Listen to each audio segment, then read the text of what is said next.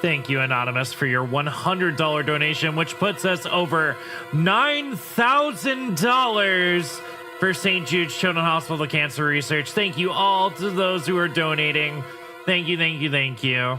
We are so close to our $10,000 goal. We are very, very close. Let's keep up that pace.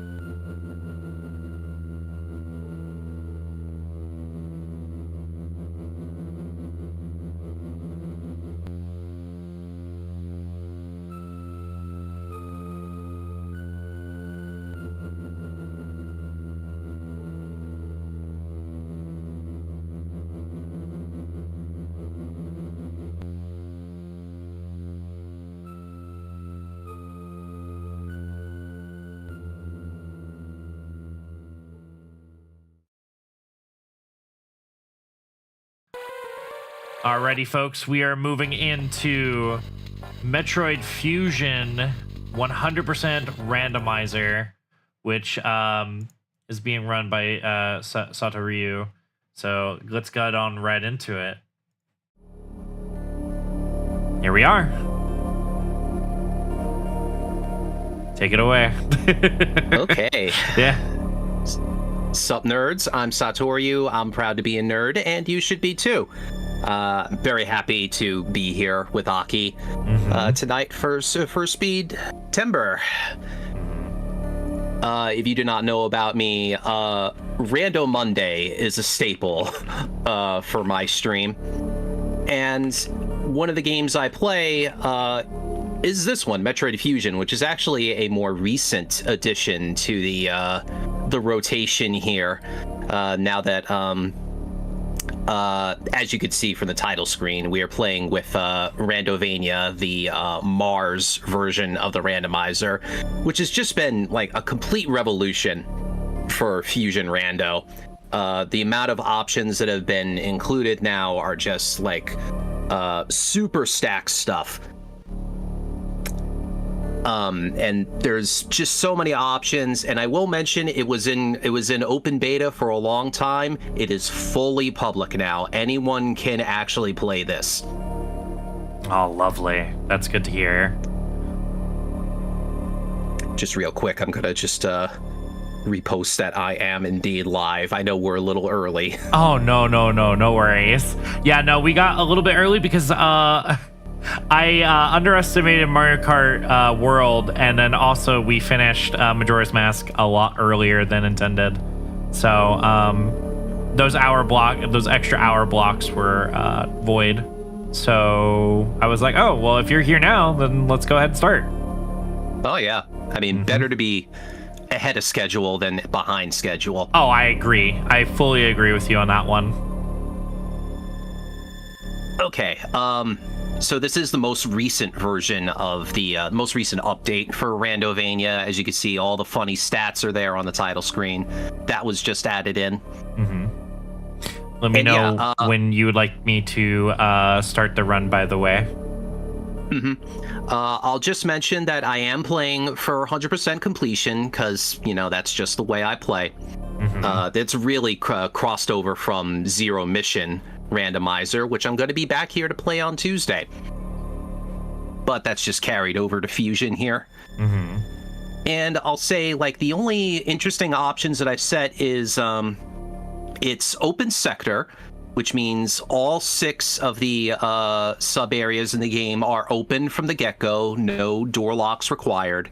And the actual goal of Mars is to find the predetermined amount of infant Metroids that are scattered around the map.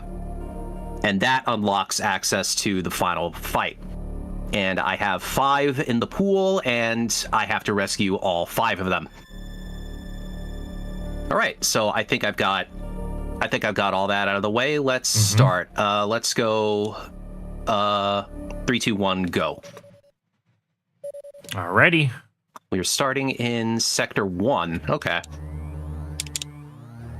Not much I can do there at the moment. I am starting with absolutely nothing. You are blue goo. Oh, I am quite blue today. Very blue. I mean, it fits for our color scheme, actually, for SPD. Actually, you do have the SPD color scheme. You have pink in there, too. Was that randomized, or did you do that on intentionally? Nope, that is random. That is really well. Just that a is funny coincidence. Very big coincidence there. That's funny. So obviously, when the game starts out, everything hits like a truck. So don't mind me just killing these grubs just to make sure I'm okay here. So we're coming up to a thing that could be a bit of a dead end here. If there is no progression here, then we kind of have to move on. Which it is progression. This is the level 1 lock in its vanilla spot. Go figure. we can say the thing. Is this even randomized? No. Maybe. I don't know. We will see. I do want to briefly mention a little bit about the game. For most people, 2D Metroids, if you're playing Metroid Return of Samus or Super Metroid, you'll notice that on some ledges that Satoryu can grab and pull Samus up. Similar to Zero Mission, you have a item that you can get called Power Grip. This just gives you to by default. Ooh. Oh, okay, Speed Booster. Speed Booster Star. That's fancy. Okay. That is some fancy stuff. Let's see what we can do with that. But since we're not going to talk too much about story, basically, Samus was on a mission with some of the Galactic Federation, where they discovered the X parasite, and some of it got on her suit and tried to kill her, which sucks. And then they used what little left of the Metroid DNA and tried to heal her with it. And then she technically became part Metroid. So, something like that. It's been a while.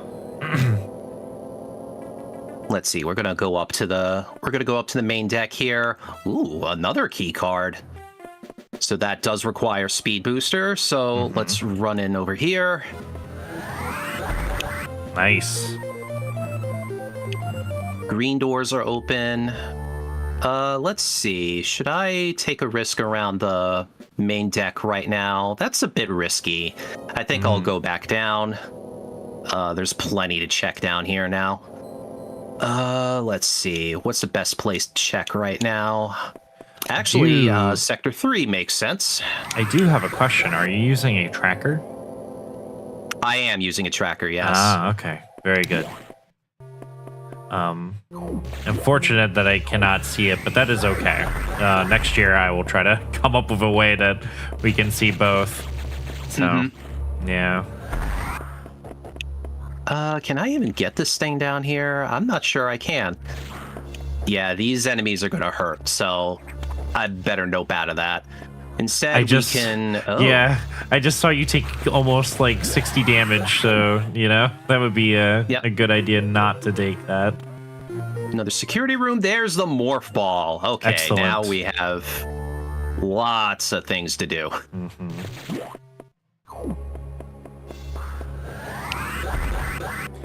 Jump on out of here. Starting with Speed Booster is one of the most interesting starts for any sort of Metroid run.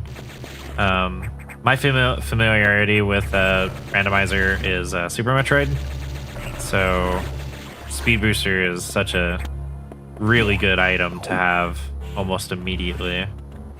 Oh yeah. Let's see. I am going to safety save here. That would be a good idea. I will be saving a lot. Actually, I think staying in Sector 3 probably isn't the best idea. I don't think there's much I can do without bombs, so... I appreciate that, Brony. I think I could do plenty of the main deck now. I think we're pretty safe. Morph Ball will definitely get me most of the places I need to go. Excuse me. Oh, another thing for most recent version of Mars, new item locations like this were added. There are about 5 or 6 different locations, like there in the quarantine bay. And I did not compensate for E. No, I did compensate for E. But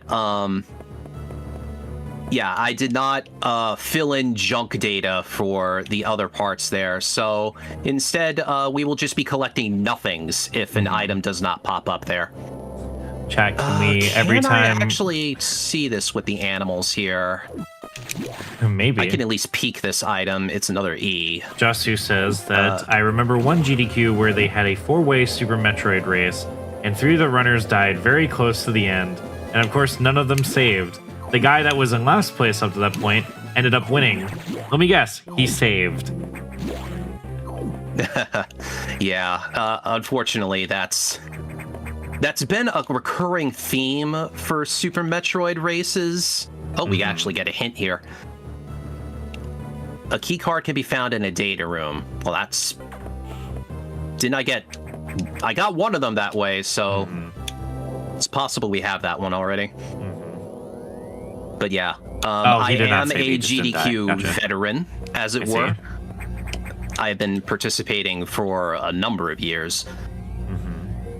All the way back to 2011 here. Okay, here we get some of the hints for where the Metroids are.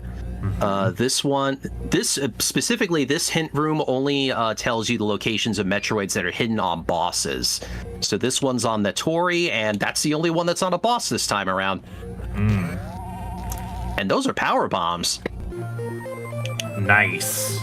Very, very good. Also, chat, could we make a habit of when we see a energy tank that we all just say E?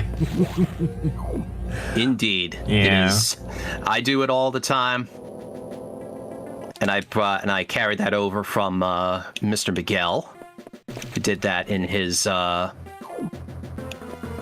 Actually, we can power bomb this. But yeah, Mr. Miguel was the first person I saw do that in one of his Prime 2 runs at a GDQ.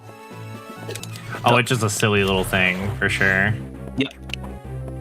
Now, I wanted to hear your opinion about this because this recent ROM hack came out. There's a baby. Hey, baby.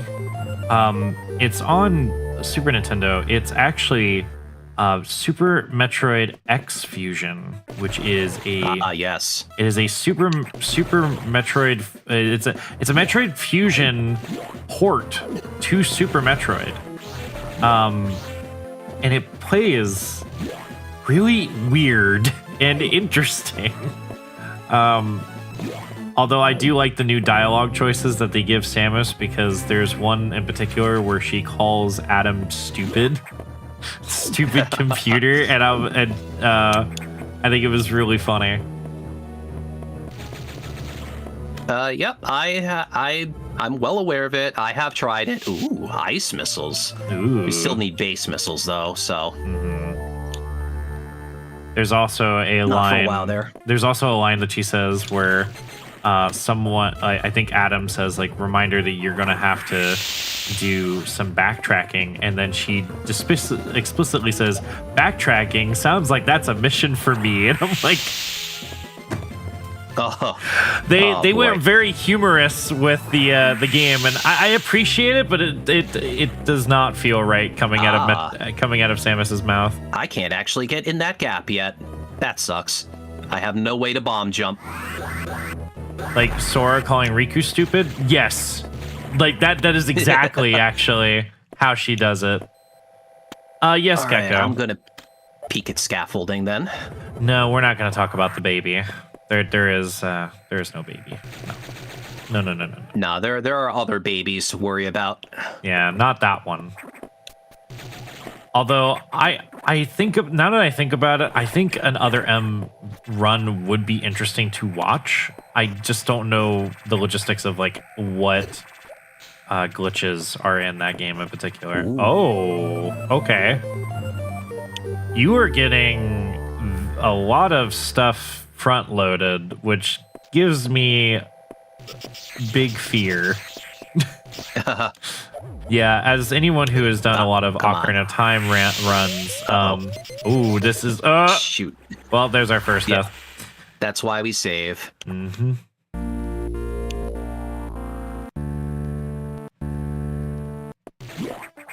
Alrighty, I think it's gonna be really tough to go over there, so Ice Beam would be nice to have, but I think I'll actually nope out of that for now. Would you like me to write notes down for you, or do you have a good enough memory?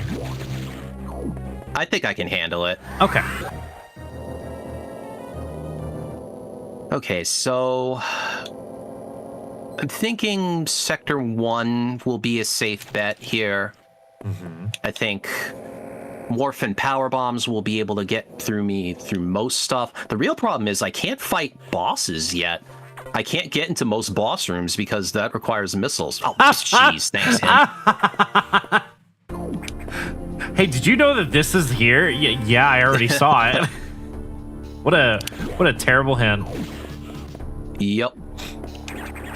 But yeah, no, getting a little front-loaded here is scary, mostly because I've ran a bunch of Zelda games, randomizers before, and much like these games, getting front-loaded means that you're gonna have a lot of like obscure items later down the line. But oh yeah, the nice thing, the nice thing about Metroid games is that if you know how to like do wall jumps and clips and stuff like that, you'll be fine. You don't need to worry about that.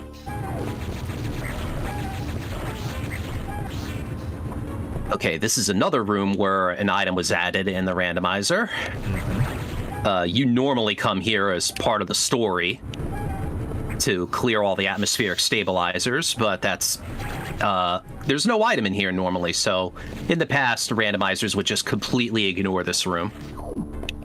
Even though it's just on the way here. Let's dip down here to the wall jump tutorial room.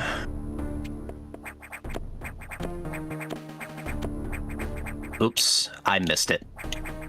Wow. Come on. Where's my timing? Okay, a few more power bombs. It's good for now. Hey, Joe. Good to have that.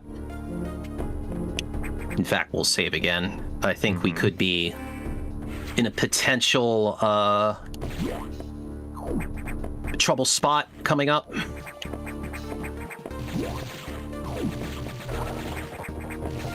Let's dodge the rhinos.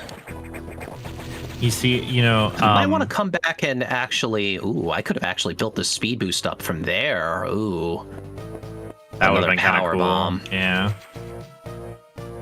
I wish I had planned this because, funny enough, Sato reached out to me very last minute to ask if they can include some Metroid randomizers. And yes, I was like really hyped because I was like, oh, good, we have Metroid. Because I had reached out to somebody to do Metroid Dread, and unfortunately they got a family member of theirs got really, really sick. So they've been taking care of their family member during this time. That's unfortunate. Yeah, it's a very unfortunate circumstance.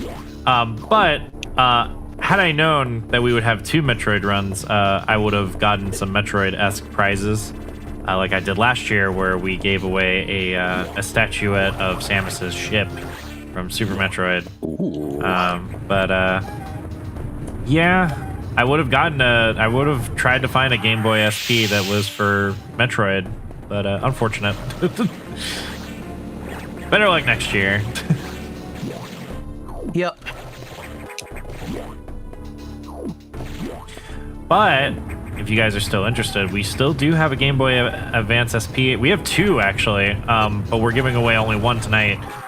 We are giving away the Kirby Game Boy Advance SP, which has a really lovely ISP screen. It has a USB-C charging, and all of the buttons light up. Like when I booted it up, I was like flashbanged initially with how much color that came. But thankfully, that's customizable. So if you want to turn the lights off, you can. And we're gonna shine spark up here. Heck yeah. Could be in a potential point of no return spot coming up here. Let's see, because this way is a one-way here.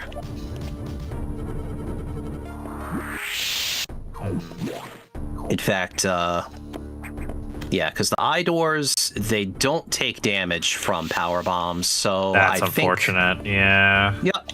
We can peek what this item is up here. Can't really get it yet. Okay, so that's unfortunate. Yeah. So we're going to soft reset here. So that's that okay. Sector 1 was kind of a bust. So, well. We might have places to check, though. There's a couple more, yeah, but the game might actually force us to do that ice beam check, which will be very tough, but I believe in you. It's possible, but there are plenty of other options There, here. yeah, there's a lot to go from. Like, I have... Let's see, most of the sectors are going to be pretty well open right now.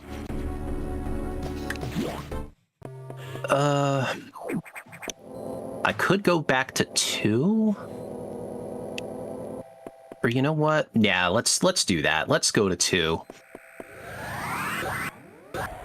Power bombs, I should have everything I need there.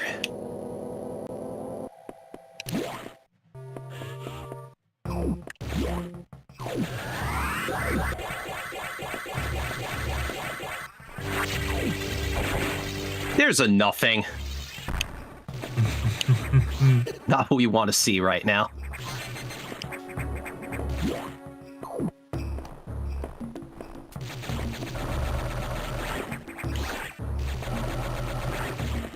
Indeed, a whole lot of nothing.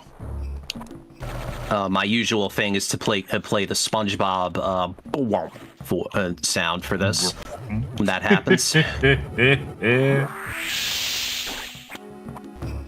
That's a good Power sound bomb in effect. here, just another missile tank.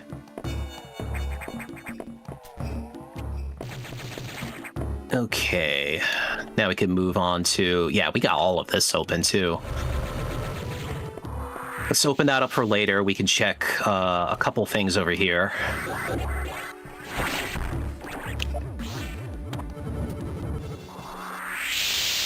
That's better. High jump. Ooh.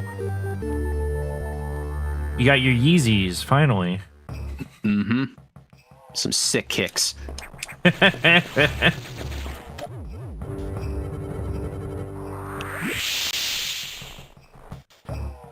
But yeah, importantly, Spring Ball is gonna solve a lot of my problems here. Oh, I don't need to do that. Whatever. Another power bomb tank. Wow, they're giving you a lot of power bombs to use. Mm-hmm.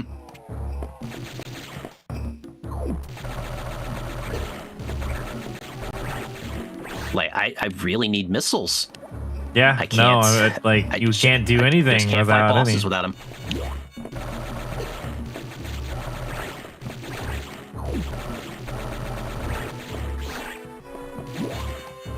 The amount of mashing I to was kill hoping these Speed guys. Boost would kick in there. Yeah.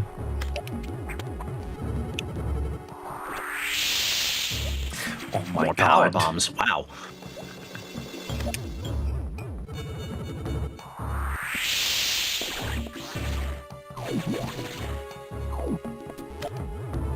It always so slow having to rely on power bombs for breaking everything. Yeah. Not even gonna bother with Ripper Tower yet. I know I can't do anything there. We can check the fish tank here with high jump. Can get both of these items. You've gotten Oh, here's so... a little trick. Oh, what? Oh, Let me oh. get rid of this fish, and now we could do a little underwater bomb jumping.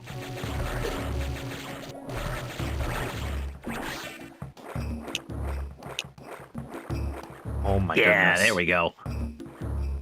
I totally Wow. don't need to do that for this, but that's more of a flex. Because we got power bombs, we could just raise the pillars. You've gotten so many like missile tank capacity upgrades and not any missiles, which is just insane. I know. General on. Tank, thank you so much for the 3 months. Thank you, thank you, thank you. This is always the problem side for me. I'm so much better doing it from the right than going to the right.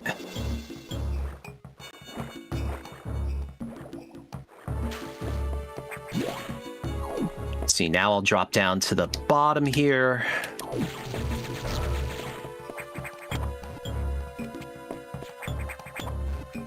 Pit stop at this one. You know, I've always See if I been could get a kinda- red X for this. I've always been kind Nah, of you're moving curious. too fast, I think. Yeah, this thing's so bulky. That's better. Dang. Still a missile tank and not missile launcher. Where could it be? Good question. The one thing that like bothers me about Samus's suit in this game is that it's not as bulky or heavy as like her normal suit. So like, why does she slow down in water still? Yeah. That doesn't make any sense to me. Oh, hello. Space jump. Okay. Okay, that gets me around a little bit easier, but still doesn't really help me kill things better. We're gonna get every like useful movement thing before we get any of our missiles. I'm calling it now. Feels that way. Yeah, it really does feel that way. Like,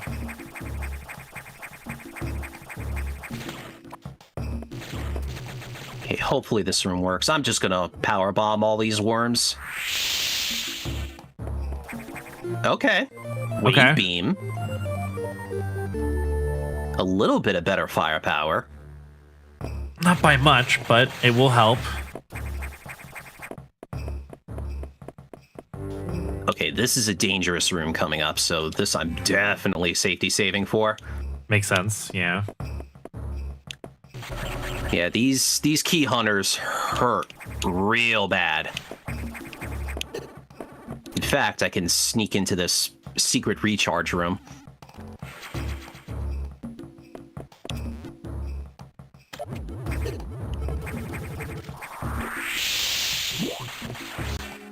That's better. Kill you things too. Just a hole in the wall right there. Dang. Wow. Wow, that is incredible. I mean, the sector wasn't a total bust, but it's not giving me what I want here.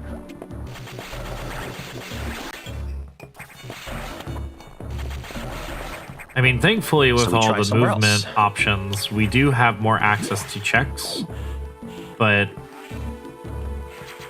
the lack of being able to kill any of the bosses kind of prevents us from moving to certain areas. Mm-hmm.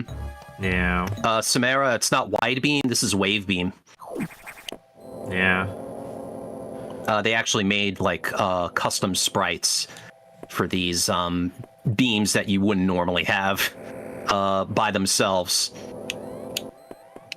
Because, you know, Metroid Fusion is a very linear game compared to other yeah. Metroids. So wave beam is normally the last thing you get. I think if We're gonna take a little damage here. Ow.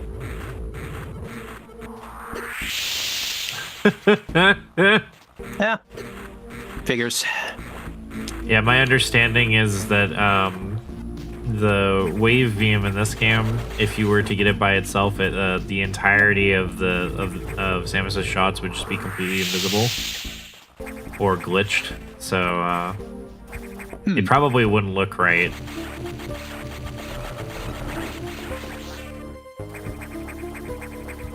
Oh my god, please, game.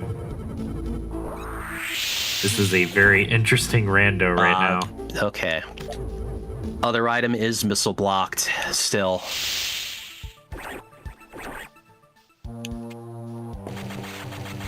Man.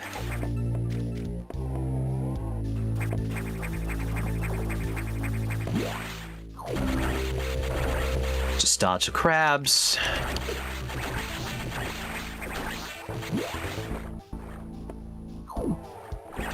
You know what? I'm gonna power bomb this big fish. It hurts. The linearity is probably my least favorite part of Fusion, yet it's still one of my favorite games. Or favorites of Metroid. I still need to sit down and actually play this. I did play Dread, and from my understanding, this plays like a like a precursor to Dread, so I probably will like it. Yeah, Dread is like, it combines, like, it obviously has like story beats from this game, but if you played Samus Returns on the 3DS, that's definitely where the building blocks of the gameplay came from. Gotcha. Yeah, I played Zero Mission during my subathon, and I was liking it up until one point where I had to ball spark a couple times, and that was really annoying. Because they're tough to get into. Zero Mission is my favorite. The ball sparking did not like work at all like Dread, and that annoyed me. Like, because the only way to like stop a shine spark was at a ledge. Or like a ramp.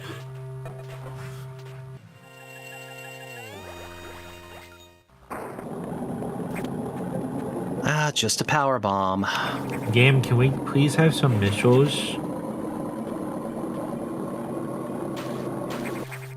Dread is a direct successor to Fusion, yes. Is Metroid 5. I think all of the 2D Fusion Metroids... is Metroid 4, Dread is Metroid 5. Yeah, I think all of the 2D Metroids are direct sequels of each other. E.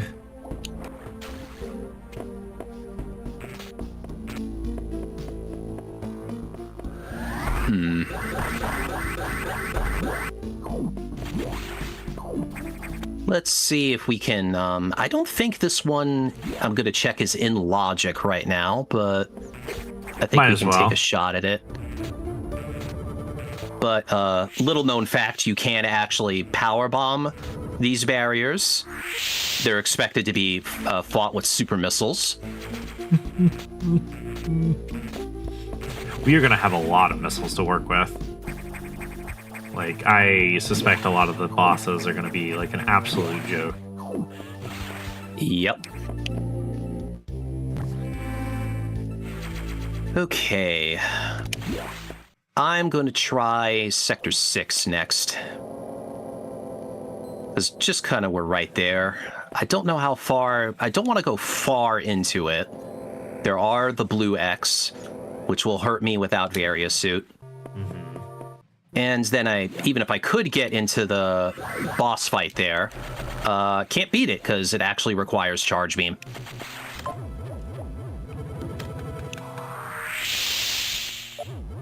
Another one of you.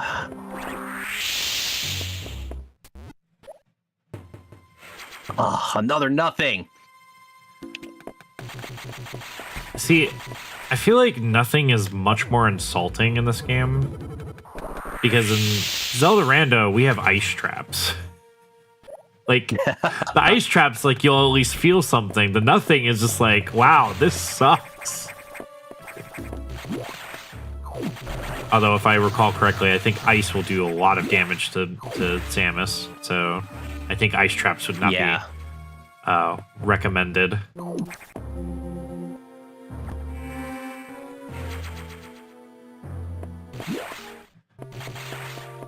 Okay, then. Let's try going back up to... let's go back to the main deck. There's a little bit more I can do there now. Now I can check the animals. Well, while you do that, you can actually save them. I excuse myself for a minute. I'm going to go get myself a drink. Okay. I will man the fort then.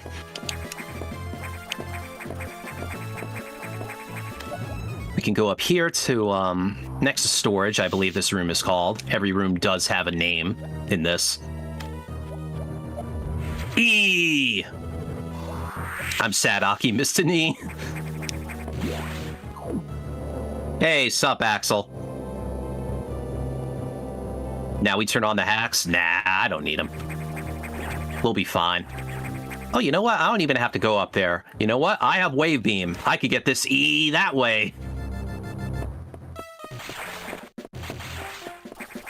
So, yep, Wave Beam completely breaks that puzzle. And now we get to save the animals, which is also an item check in this.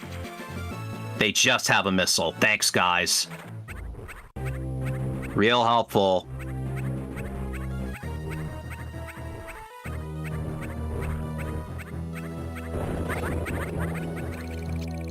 This is why we don't save them.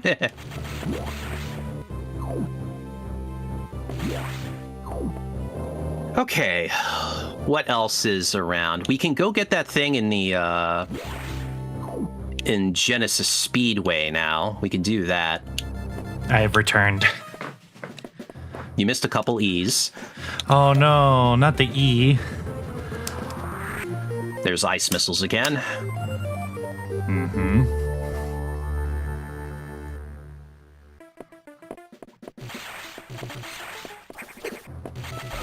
Oh, I missed 2 of them. Yeah, eventually these things I can... Yeah, eventually we can kind of pick them off from afar before they clam up.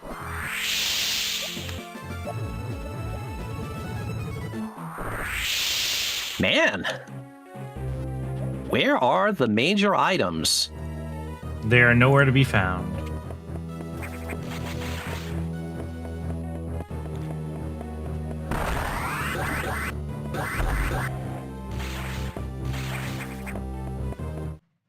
Should I try scaffolding again? We have a $200 donation from Anonymous. Thank you so much for your donation. Ooh, very nice red ship. I like that. It's very pretty.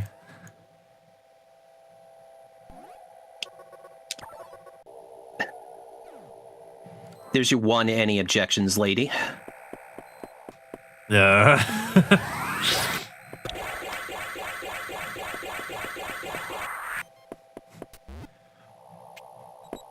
So yeah, these space pirates still hurt, so we're definitely gonna play it safe here.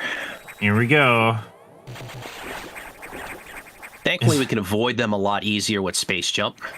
Is the red ship St. Jude's themed? Unintentional, but Samus is the colors of SPD, and the ship is St. Jude's colored.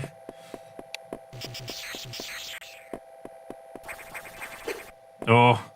Jump over me, thank you. Let's peek what that is. Level 4 lock. Huh. What is going on with this rando? All right, I'm gonna take another hit.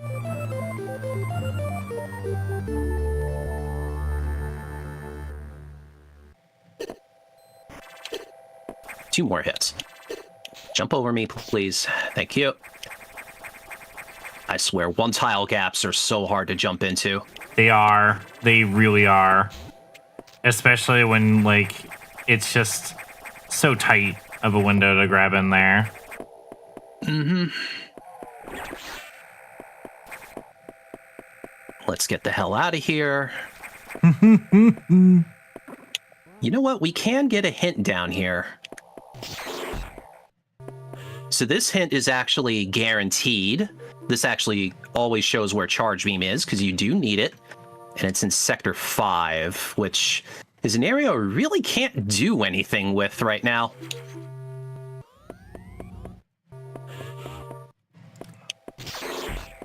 Interesting. So normally I have to fight the spider boss Yakuza for that, but because I have wave beam, I could just nope right past that. Actually, let me do this. Warp to start. That's another rando feature here.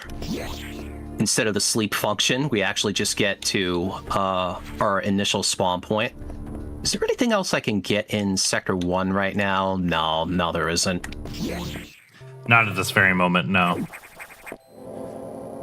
Would bosses beat any item checks? Potentially. They could. Yeah. They could, but the problem is I can't actually get into any of them yet. Because all the eye doors in the game require either charge beam or missiles to get into. I could try a logic thing there. No, that's not going to work. We would also need, like, we still do need, like, a little bit of missile compatibility, but thankfully we got, like, a good bunch of them. So if we didn't get any of them, we would only have the standard five missiles, and that's not a lot to deal with some of these. I know, right? Oh my god. You're gonna have 100 missiles before you get missiles. Probably. Yeah, it's looking like that right now. Ah, that's a hard speed keep.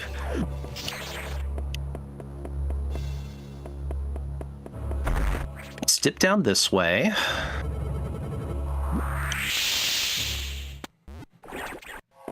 What's in here? Another power bomb tank.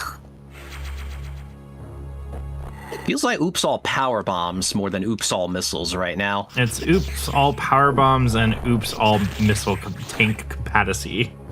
Yep, And that's oops it. all tanks.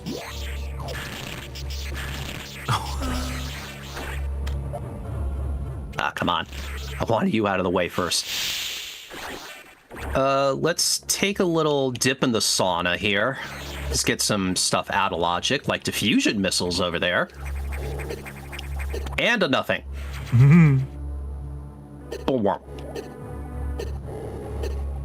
So when we do get missiles, they're gonna hit Pretty hard. pretty hard. Yeah.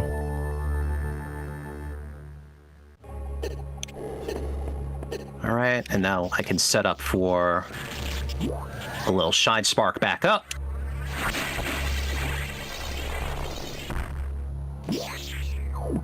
Yeah, Charm. Now we get to say hello to our friend Bob.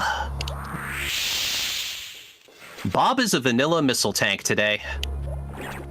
That missile tank has the name because it's the one item that normally can't be avoided. In a 1% run, there's no way around it. But I think nowadays is a very complicated way to get there. You ready for it, There is a way to get to Bob Skip now. I think it requires a tricky shine spark. E.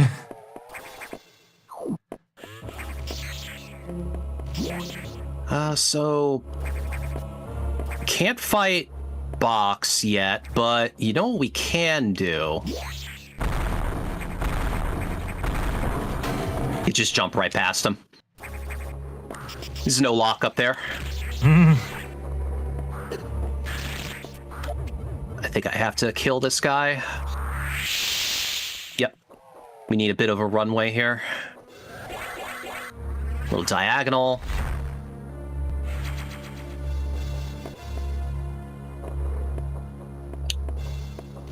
I like this fellow. I think shoot. I'll call him Bob. Moments later, Bob gets dismembered. Oh no. Oh no.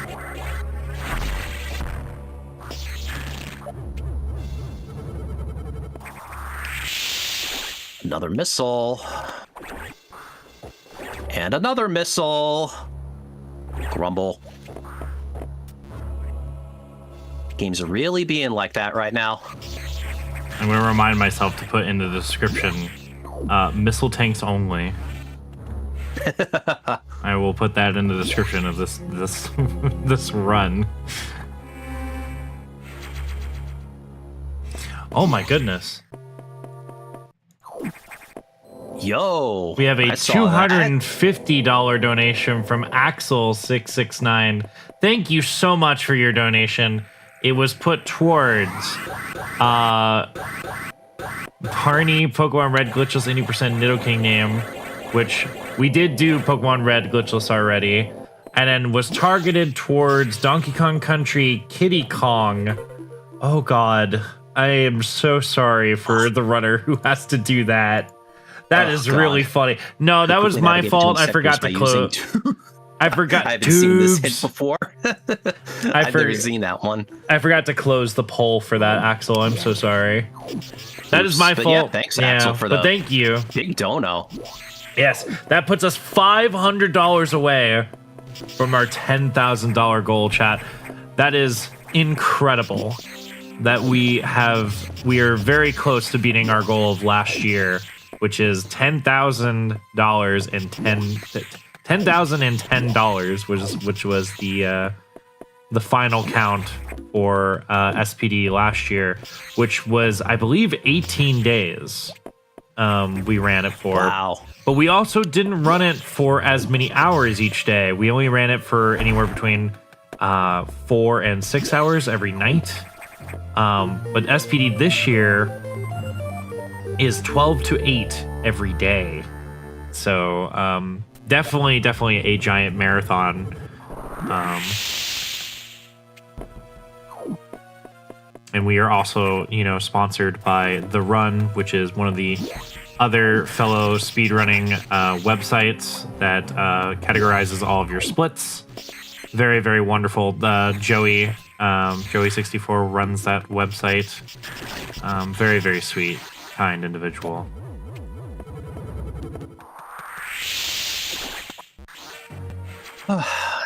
And another bus down here. Another power bomb. Good job. Yeah, I mean, did find super missiles there, but still, yeah, we can't use them though. Yeah, where the hell is the missile launcher? Well, so let's warp to start again. Okay, let's take a little inventory here. TikTok has informed me that the missile is very EP.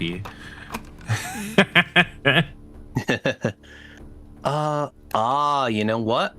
I have Ice Beam, so I can go to Ripper Tower now in Sector 2. That might work. That's really my only lead at the moment.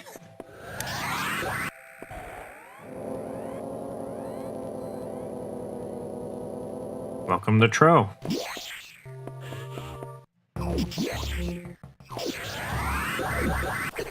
Ah.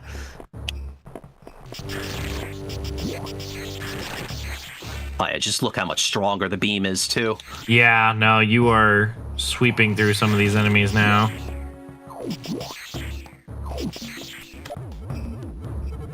This will make this area a little, like, progressing and, like, moving around a little bit more smoother, but, yeah, we definitely do need those... Oh, hello, E. Alright, chat, get ready. I hate it when this happens. We'll get there. Hi, Deco. Just gotta shoot that pretty far away. That should be better. Yeah, that's better. E. But that's not all. Oh, that's huge. That's really huge. We pretty much can go anywhere now. Okay, the way you opens up. The way you so said that much right now reminded me of the Mega Man X anime, where Mega Man grabs Pharaoh Man stealing his power, and he goes, now I've got your power now, and then Pharaoh Man punches him. Now I've got your power. But yeah, no, Screw Attack will definitely open up quite a bit of spots. That also with Space Jump and a bunch of... I dropped...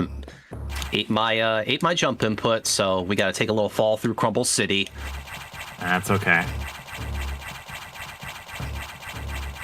You know, it is kind of ironic we are playing a Metroid game right after the release of Silksong. Yeah, right? Mm-hmm.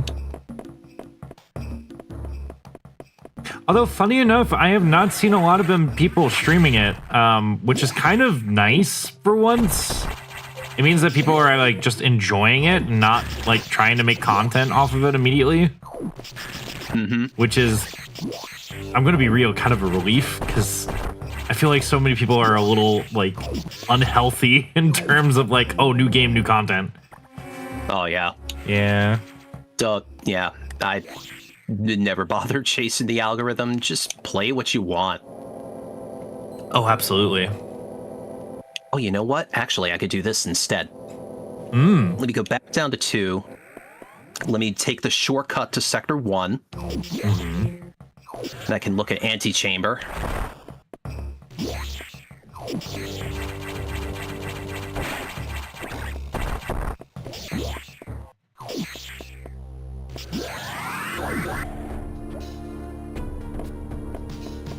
Just a missile. God. Okay. Where is the prog? Give me the prog. Now that Silksong is now out, we can finally have a new game to look forward to, Bubsy 4D. Yeah. Yeah, we could have Bubsy 4D, that's right. Can I actually backdoor Arachnus right now? Maybe. No, I couldn't kill it. I can't. I could actually kill Arachnus without missiles. Funny enough, but I can't break the core X. That's the issue. Oh yeah. So what are my other options here? Yeah, we pretty much exhausted everything in Sector 1. I think there's, well, oh god, there's the Ridley area. That's gonna suck.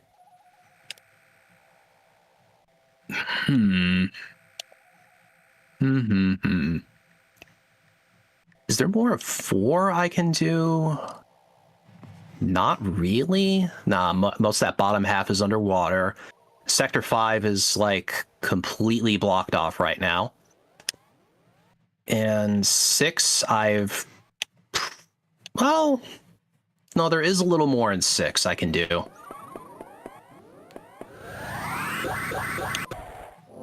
Gotta run into Sector 5 with no Varia suit. Nope. No. I ain't doing it. I also think that would be out of logic. Indeed. I have done a Fire Temple run. Actually, I know another thing I could do. Let's oh no, I can't go that way, but after this I will go back to 4. There is something that opened up with that level 4 lock. Oh, true. You're right. Oh wait, I can get into 5 this way. Ooh. I can take the shortcut to 5. Can say hi to Magic Box, which oddly enough does not have progression right now. Wow. In past versions of the randomizer, that room always seemed to have something good. Not this time though. Unfortunate.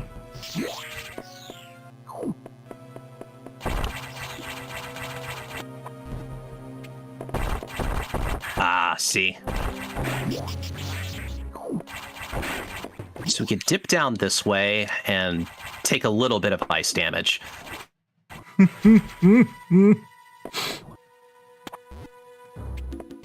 Oh my god! This is... Oh my god, this is... Yeah, this is This is a so nasty... bad. This is a very nasty randomizer. I think I'm just gonna almost impressed how again. bad this is. Except that's at least like 12 now? Or maybe more. I don't know if it's counting my resets, but yeah, it feels bad. Yeah.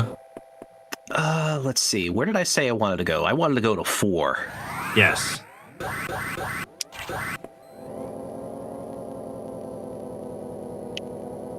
I am All bait, no bite. taking on the data room.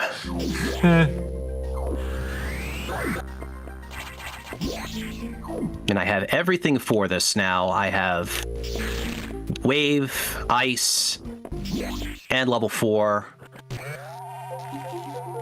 Come on. Level 3. Oh god. I get all key cards before I get missiles. Oh, this seed is so silly. It's playing with your heartstrings a little. Yeah. Jeez. Okay, well, 5 it is. Oh, actually, we get another hint here. With that key card, we get new hints. Diffusion missile, I have it.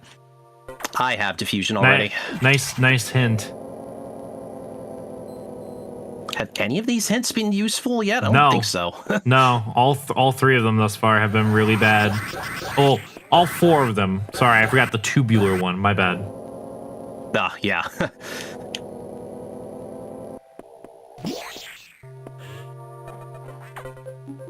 Charge beam, but that one's always by default. We always get the charge beam hint. Right. So that's why I didn't count that one. Sector 1. Which I think... I don't think that does we don't anything have wide for me beam quite yet. Ah, that's big.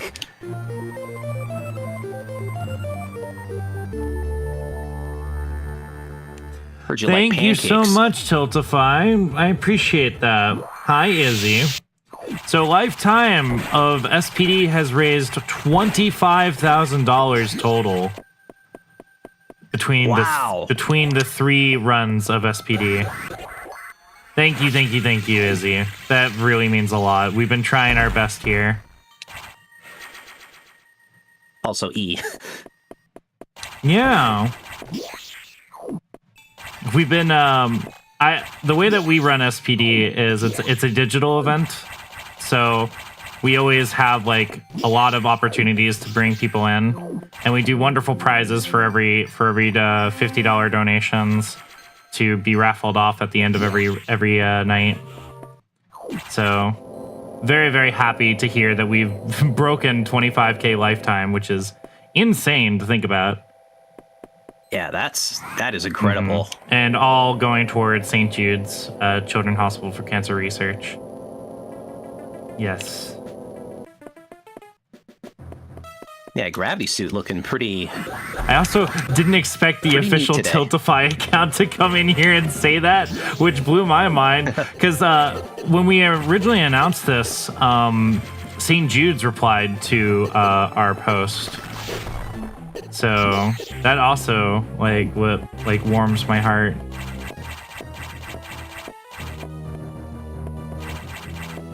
Forgot that gravity suit does not give you cold resistance. So I just took a little bit of a, not a hell run, but I guess what's the ice equivalent of a hell run? Dante's Inferno?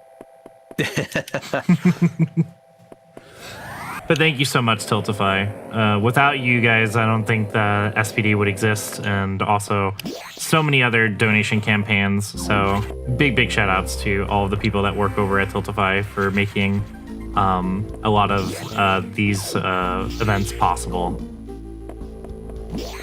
And thank you for stopping by.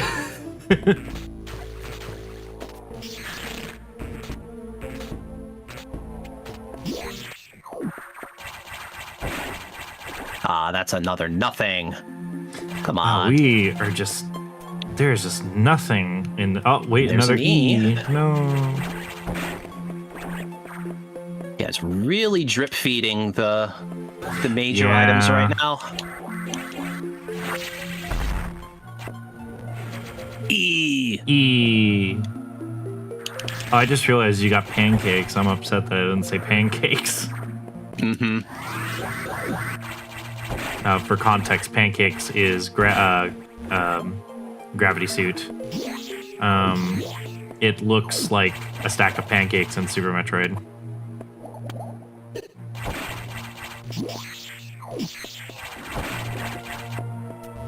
There's plenty to do underwater here right now. Just gotta hope something pops up. Yeah, you have a lot of checks, but we're starting to hit to the wire here with some of the options we have. Let's see, I think I could get that other item this way. Gotta loop around backwards.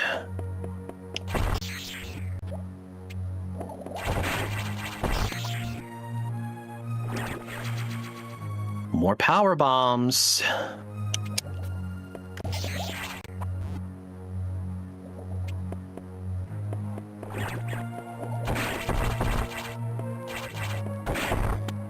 Why go down that way? That way's slow. We could go in here. Just a missile. Naturally. Can I actually see my missile count right now? 145. Oh my goodness. Oh, I can't even do... Can I do this room right now? No, I should be... Actually, this I'm unfamiliar with. Yeah. Can I powerbomb these guys? No, I can't. No. I can't hurt them. I gotta come back here.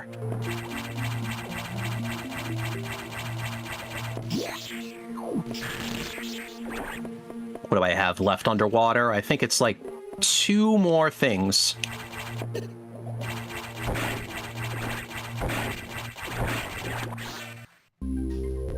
E. Okay, all that's left is the firing range. Another E. Shock trooper, what? Oh my god.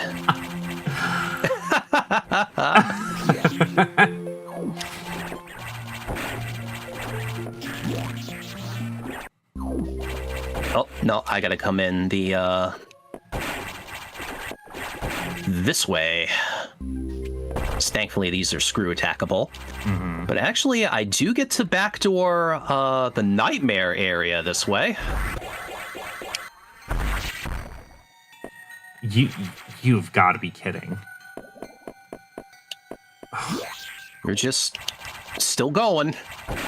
Well, the nice thing is that all the bosses will absolutely be like destroyed on the spot. So like, oh, okay, Charge beam. That works. Actually, that gets me some bosses. It lets me fight some of them. Not very well, but we can do it. Yeah.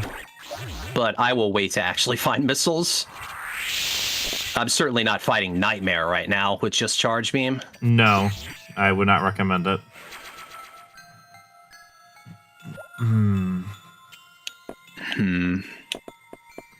Actually, let me... Might be a good idea to safety save here, because Yeah. I want to see if I can get the item in front of Nightmare. Mm-hmm. I want to. I don't remember if I'm locked into that or not. True. You should donate to charity. Absolutely.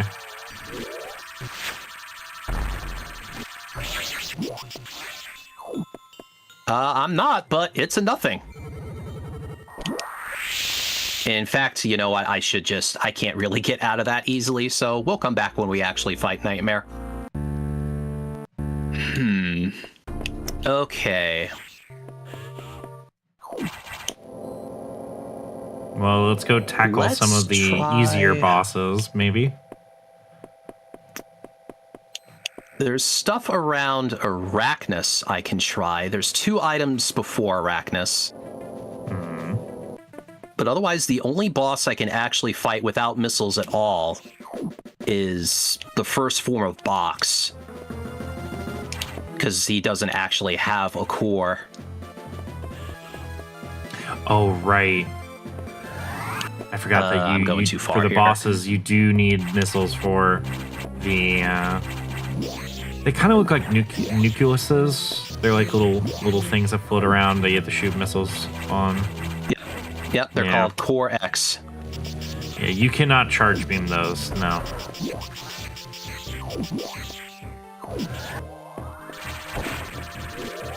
Oh, come on. Oh, such horrible RNG with the eye doors.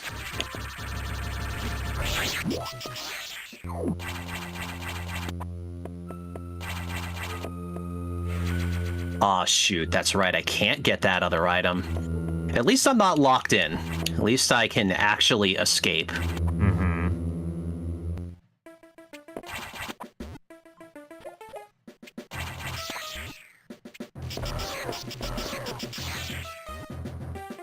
Let's see. I mean, I could try Box. Not particularly fun with just Charge Beam. Yeah. Have I seen this hint?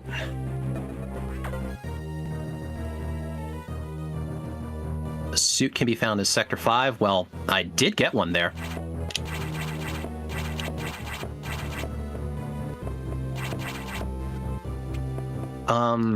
Okay, it's either I gamble on Box or I go to the Ridley area. The riddles. Which I can safely do. Mm-hmm.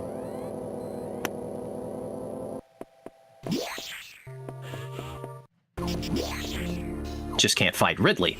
No. Alright, we'll take a little of damage. Oh, not the purple gunk.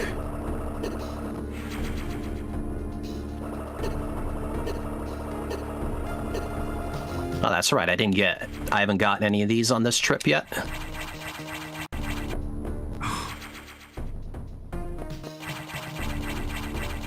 Man, an hour without missiles. This is maybe a new low. Has this ever happened to you? I've had bad shit happen to me, but this This is pretty bad. Maybe not exactly like this. Yeah, no, I would say this is pretty bad. All right, down I go.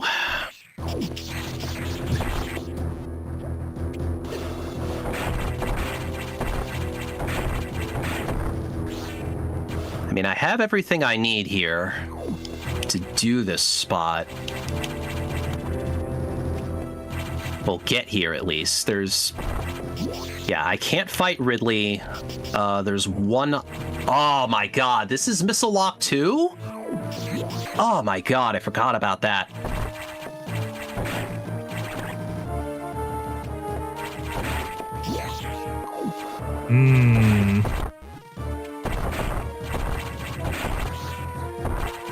Well, while... And I know that one other item in Sector 1 was nothing, right? Mm-hmm. Yes, it was a nothing. Just a reminder to everyone that we are doing a charity event for St. Jude's Children's Hospital to Cancer Research. If you would like to donate, you could do !donate. We are raffling off a Kirby Game Boy Advance SP later tonight for anybody who donates $50 or higher. All donations go directly to St. Jude's Children's Hospital to Cancer Research. So please consider donating. We are $500 away from our second extended goal, from our main goal of 5,000. So if we can get the goal extended again, that would be very, very funny and awesome. So is this the last of the 50 prize pool? No. We have several prizes still to give away. The last day, in fact, has like a lot of prizes to be given out, but there will always be a prize given out every night for this event. I just started off the event with 2 prizes given out instead of 1. What else can be done right now? Let me think about anything else in a boss arena. I don't think you can get to Zazabi Speedway yet. Oh no, they're all $50 donation raffles, Gecko. I was going to do 100, but I decided against it. The Ceres item isn't any good. Mm-hmm. Oh, you know what? Did I not have Charge Beam when I went down to the bottom of Sector 4? I don't think so, no. Yeah, maybe I should try that.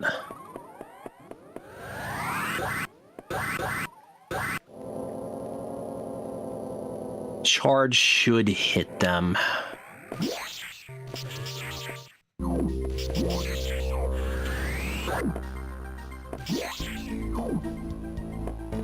God, what a long trek this is going to be.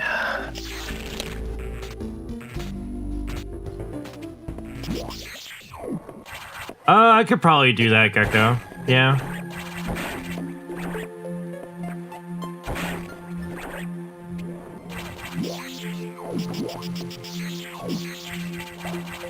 Not that way. Come on.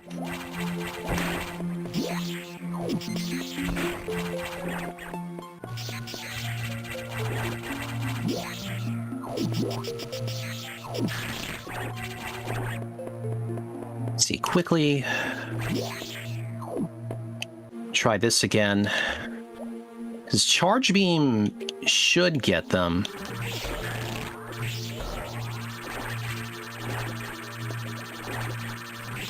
Yeah, it does. Alright, please. Please let this be it.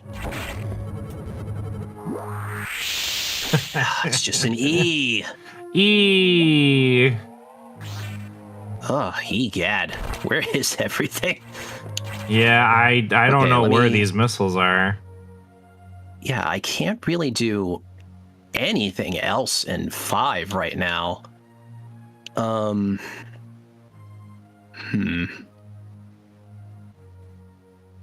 can I? Wait a minute. You know what? I might be able to do something in 5. Wait a minute. Well, let's give it a try.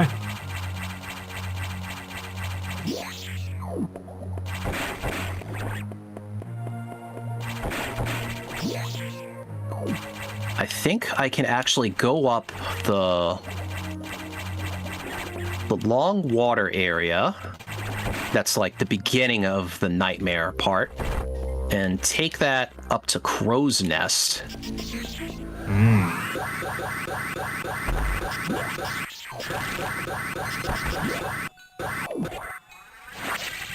Because normally you're blocked going back up by pit blocks, but with Screw Attack, there is a path. And this is all avoiding the ultra cold areas of 5.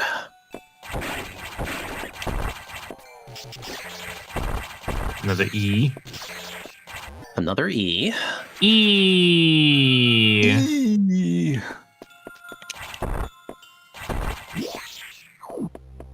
See, in the shortcut to 3, there is a missile.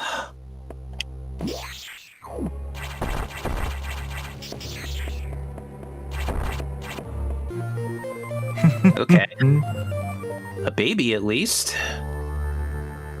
Let me quickly reload this room because there is a speed boost item here. Another E. E Wow. squared. Is there anything else I can do in 3? I guess know. I'm here. I should try fighting Box. Yeah, no, maybe.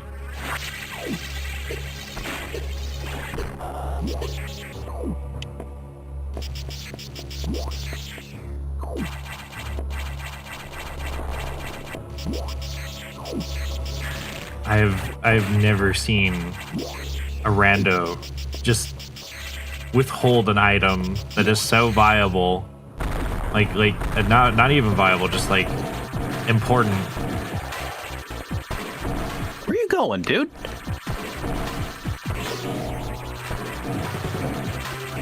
It's shy.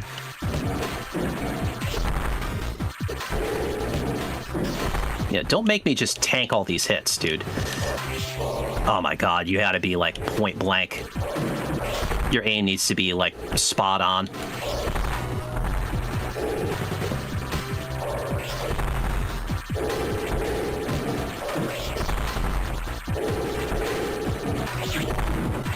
Okay, Vital, eventually yes. I'll get it. I'll get it.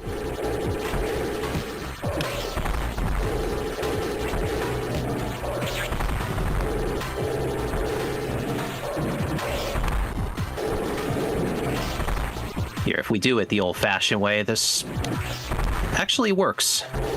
This does work a little bit. Just do a little back and forth. Yeah, we got him. Okay. Please let your data room be something. Oh.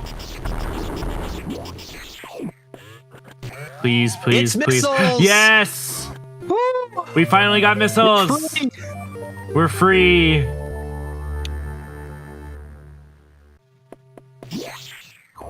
Oh my god. An hour and 10 for missiles. That's a Absurd. new low. That is definitely a new low.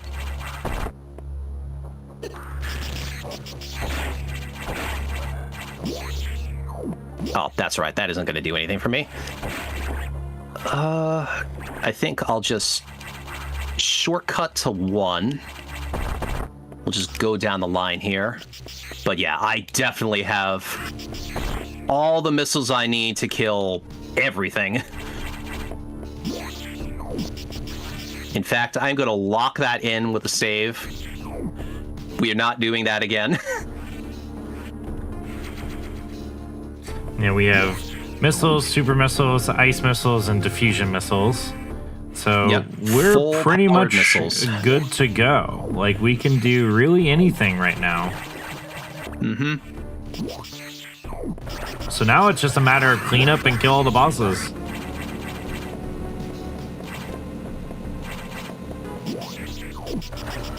And just wanted to say, you have been handling this very beautifully. Great work. Thank you. I guess we could say we're in go mode, yeah. Technically. I think there's 2 other things we still need, but my memory... My suit is the only big one right now. Yeah. My memory is a little foggy on this game. Again, I've never played it personally, but I've seen a lot of people play it before. So I know the story Let's bits. go down to Ridley. Oh, really? Interesting. Let's get this out of the way. That's fair.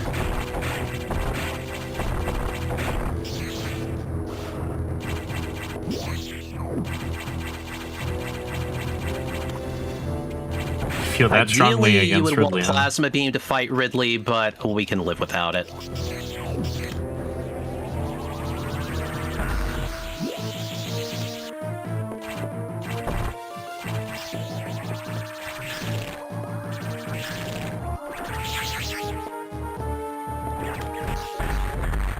Okay, here's a gold pirate. We're going to do a funny thing. Turn around, and it does damage. Because you're only supposed to hurt these things from the back, but it's only checking Samus's facing direction. Interesting. Hey, Plasma Beam, there we go. Oh, okay, well that was convenient. It's the only beam I'm missing. Wide beam at this point. Yep. Yes. Which I think we got a hint for it a while ago. I just don't remember the sector it was in. Yeah. Oh, well, there it is. Oh, never mind. There it is. Wow. Me and my big mouth. I was like, didn't we get a hint for it a while? Nice. Yeah.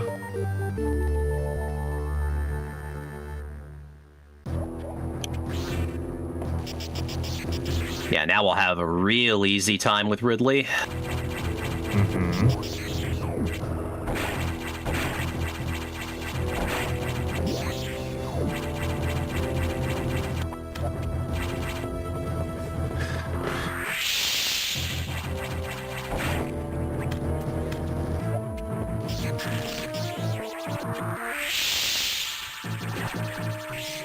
One more gold pirate. Still not one-shotting them, because wide beam does make a bit of difference there. Come on. Oh, there we go. There I got the good stack with Plasma Beam.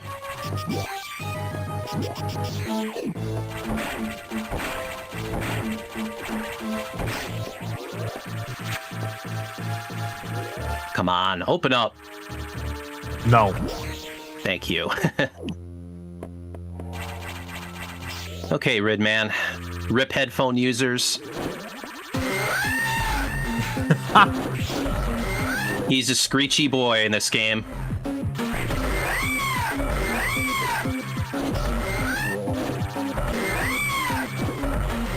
I think he also has the same sound effect in Zero Mission, too. Maybe not as loud. I think they did turn it down a little bit. All right, finally we get to fight a Core X.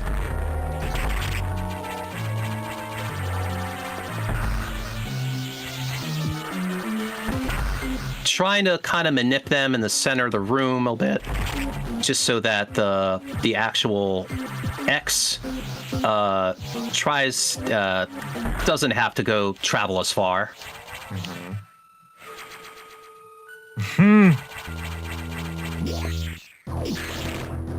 He does have the same sound as Zero Mission, you're right. I don't remember it being that loud, though, but... nah. Yeah, I think it is not. a little toned down.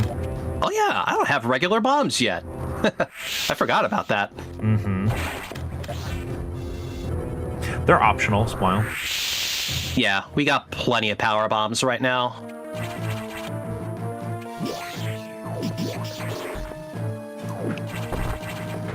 We can break all the blocks, we can do all the jumps with Spring Ball. Yeah, we don't really need bombs. But we're still gonna get them.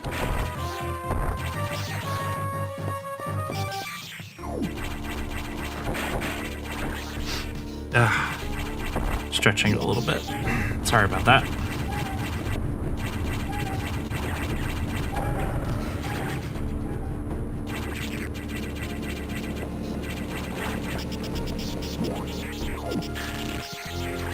Do we really need more? Well, to be fair, it is 100%, but... Yeah, it's 100%. Do we really need any more?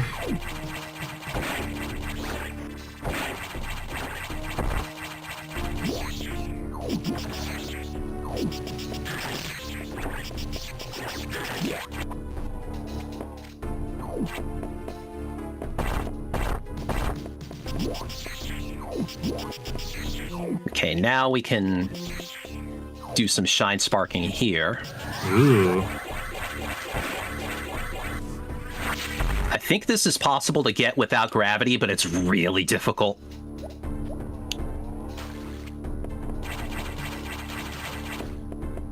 But that's not all. Now we gotta do... Oh, you know what? Before I do the other shine spark, we should clear the, we should clear this up. Figures I missed the first shot. Okay, now that that's open, now we can do the shine spark, because there's an item in the boss room.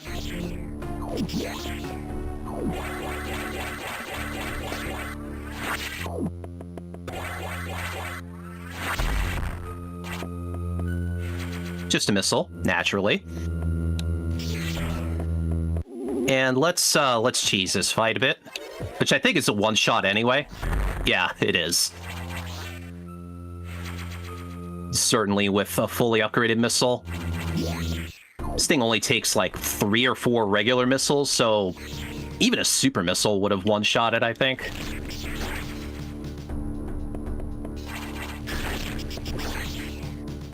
Yeah, I think at this point we are just so overpowered that most enemies will die upon impact for any sort of weaponry we do have now. Mm-hmm.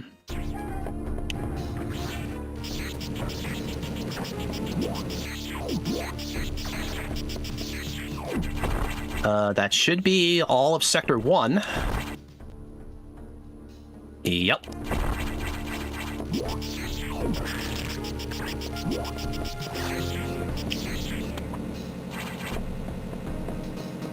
Now let's go through the, you know what? No, let's go back to the main deck.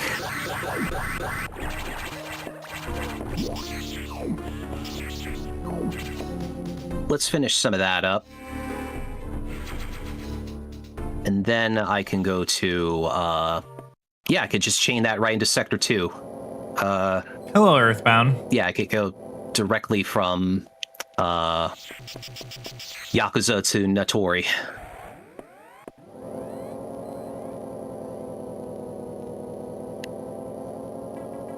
Just that little bit of routing you could do on the fly.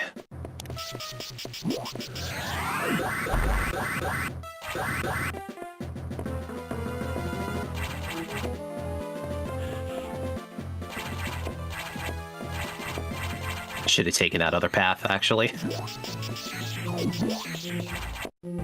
Okay, but now I can actually go to... Oh no, I can't go this way. To Arachnus, I do have to go up the front door.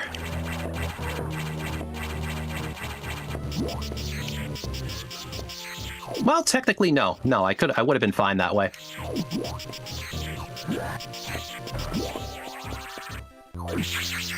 That's right, I broke that and it was still, I I broke that before and didn't undo.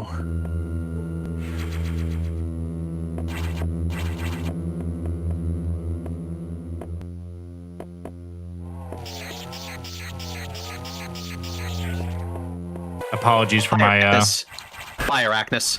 I was gonna say apologies for my commentary. I'm currently eating, so I don't want to make too much noise. Oh no, by all means.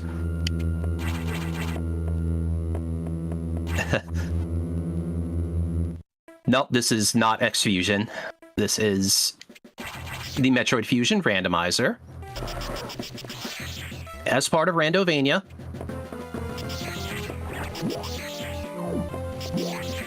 Which features many other Metroid games in its library.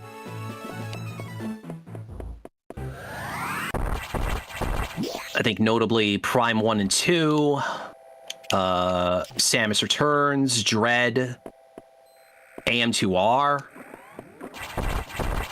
and oddly Cave Story is in there too. Oh, you know what? I can backdoor Yakuza now. Because I got the other 2 items in scaffolding. Yep.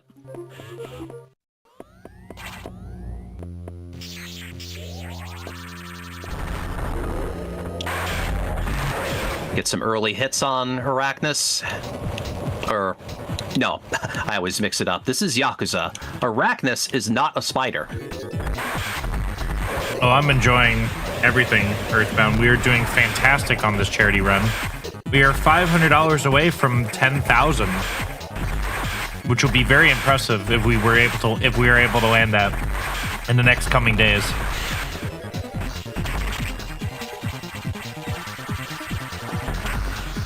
Yeah, there is a lot of ketchup on the floor. Ugh. Creepy.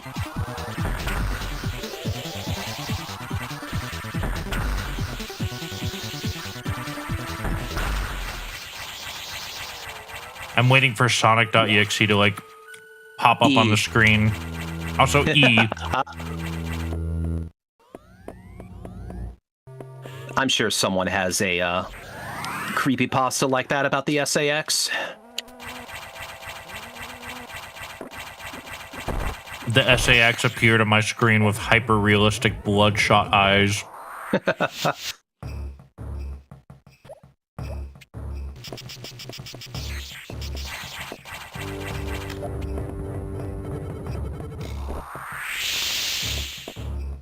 Oh yeah, a girl needs a re.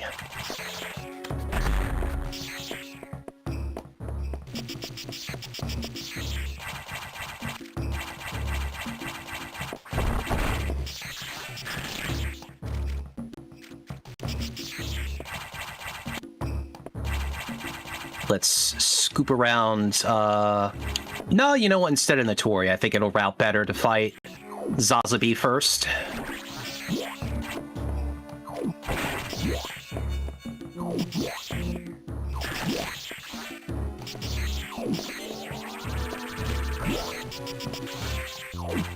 Finally, some good RNG on that. Okay, the one thing I don't know about is if this boss is if I get caught in its mouth, I don't know if you can get out without regular bombs. So I'll try to avoid that as much as possible. I hope power bombs can just break you out. That would be a good idea. But we'll be patient. Also, the way that you said finally some good RNG sounded like Gordon Ramsay saying finally some good food.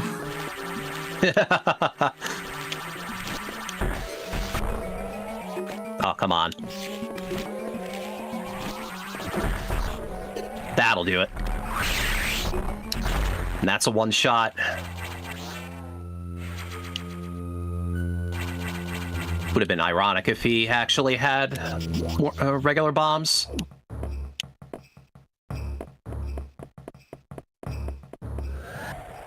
Okay, welcome to Zazabi Speedway. I hope you learned how to do your Shine Spark puzzles.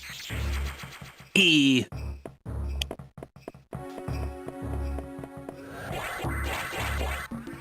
So we just got a big ol' zigzag here.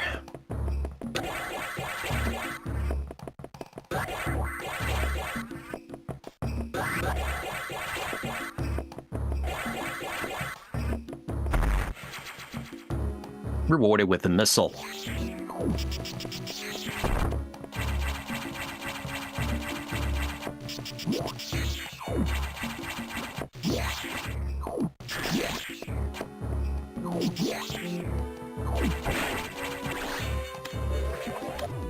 Now I can climb back up, fight the other boss in here, Natori.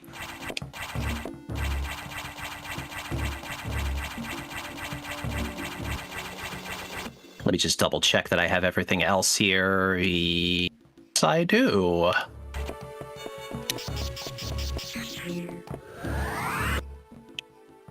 Yeah, this way.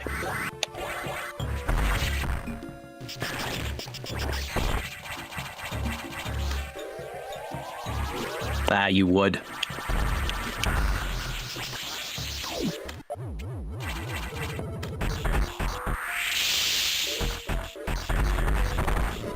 Pretty much just missile spam. I certainly got the hardware.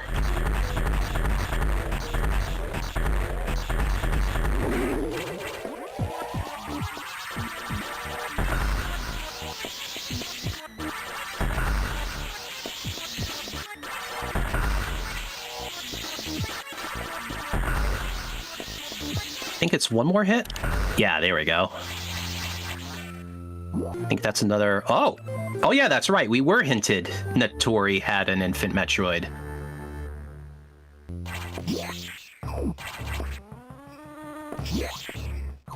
Samus being a good mother and finding her children.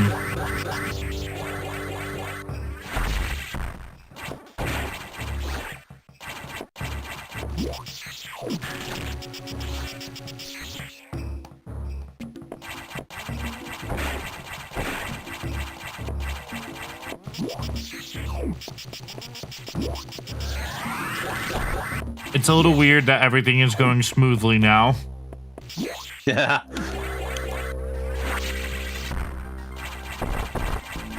Everything's done underwater, right? So, yeah, we'll just go this way.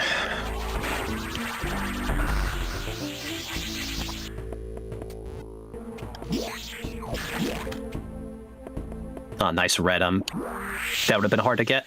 Oh, maybe I could have got it that way. Oh, well. Instead, we're just here to fight Ceres. Oh, yeah, there's that one item that's missile locked, but thankfully that's right after Ceres. So that works out well.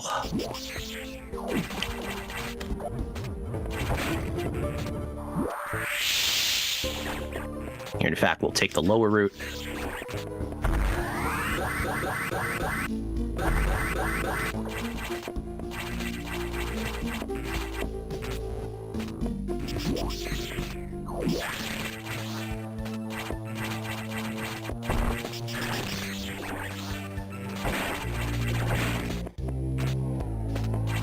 Okay. Scoop up here. Ceres does have the best boss music. And Yakuza, yeah. They have like such a good track.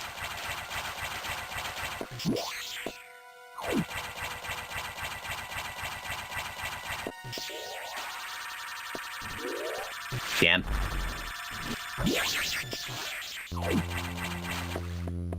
Okay. Let's see if the damage works out properly. We can two-shot.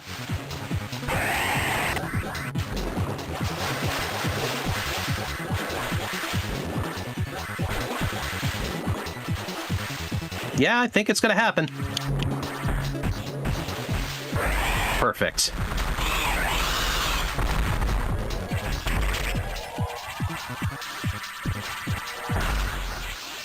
Two-shot the core as well. There's the bombs. Hiding on the big rainbow eel. Practically useless right now, but yeah. Yep.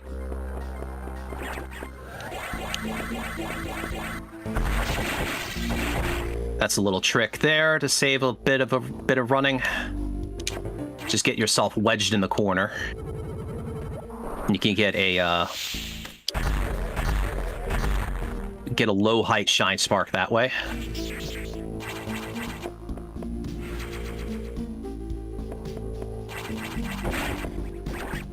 And that once again, that should be everything in 4. Yup.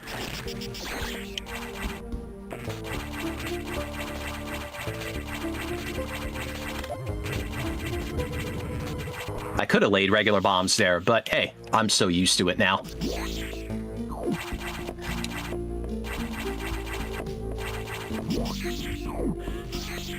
Haven't saved in a while. Better do that.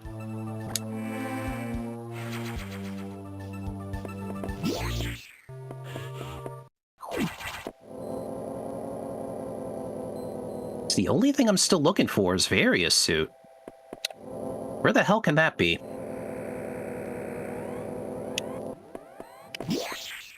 I certainly have plenty to see over here.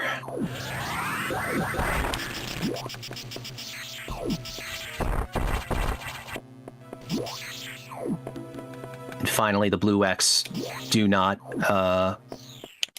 cause me any concern anymore. I know you were calling them blue, but then I saw them as red, so it looked Yeah. wrong. E. You could also call them Ice X.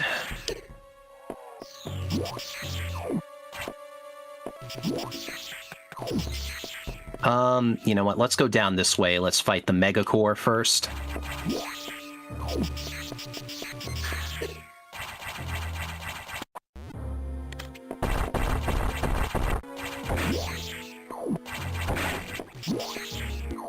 Yeah, we'll I think back to wearing it will be fine. Oh man, what a combo.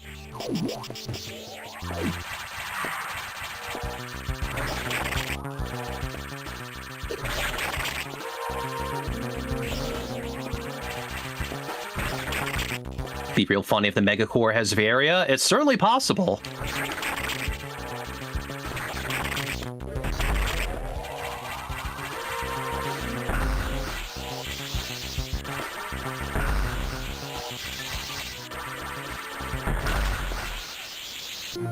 It did. Ain't that I like a how dink? I like how we called this like a couple times now, where certain things have certain things. That's really funny. Yeah, let's see what Gravity Suit looks like. It's very green. You look like mucus. Ugh.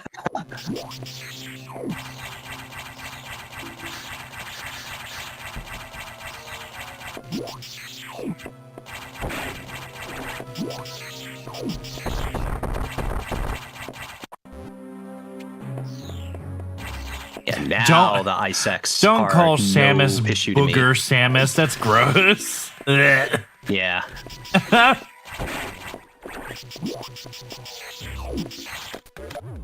Actually, why am I even going this way? We don't need to go this way. We need to keep going all the way up. Yeah, we got all that stuff down there.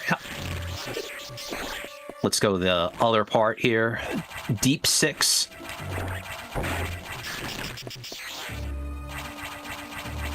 Yo, sup, Goggle?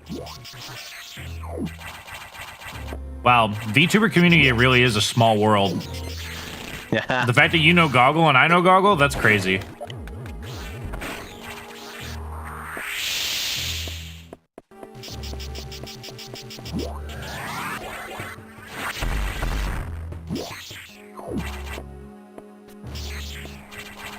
Okay, these, for clarity here, these little markings on the floor, this is a rando feature. These show you which way these things go. It ties into all the, like, blocks like this, being, visible. It's Interesting. an option you can turn off. E. I used to have, like, such problems doing that puzzle as a kid. But now I actually understand how it works.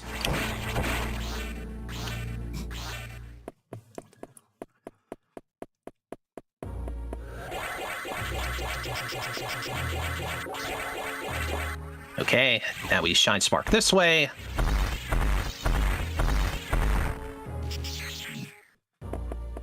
Got another E waiting for me.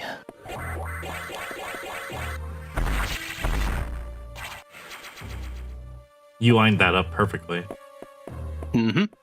That took some learning to do. E. Oh, we only have one more E left. Now I'm sad. Where can it be?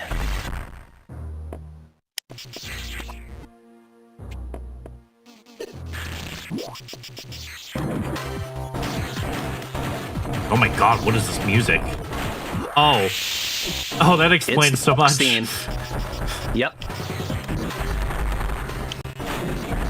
Box has been taken over by an X-parasite, so we affectionately call him Xbox.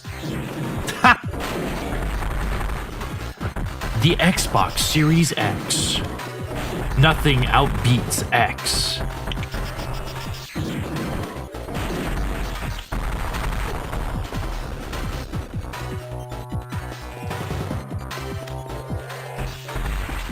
This boss sucks to fight without gravity suit. I bet.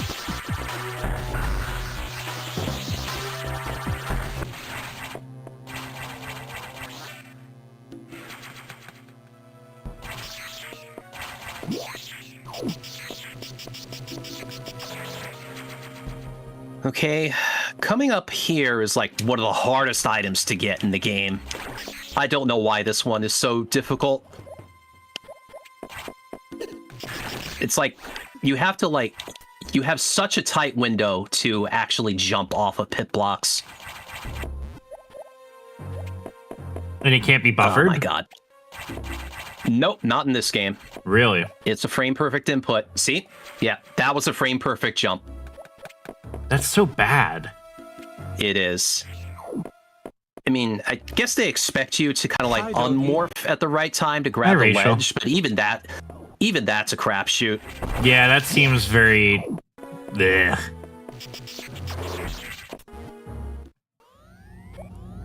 Okay. Let's see. I'm gonna try a skip here. Yeah. So this way I don't have to go up all the way to Sector 1. Could just get the missile in space and drop on down. Alrighty, well, looks like we are getting into the final stretch of this rando. Reminder that we are doing a charity event for St. Jude Children's Hospital Cancer Research. If you would like to donate, do !donate. There will be a link there for you to click on and donate towards. All of our donations go directly to St. Jude Children's Hospital Cancer Research, as well as anyone who donates $50 or higher will be entered into our raffle tonight. We are raffling off a Kirby Game Boy Advance SP. It has a new IPS screen. It has USB-C charging, and it lights up. It's very, very pretty. So please consider donating. We are $500 away from our $10,000 goal. So it would really, really mean a lot if you donate.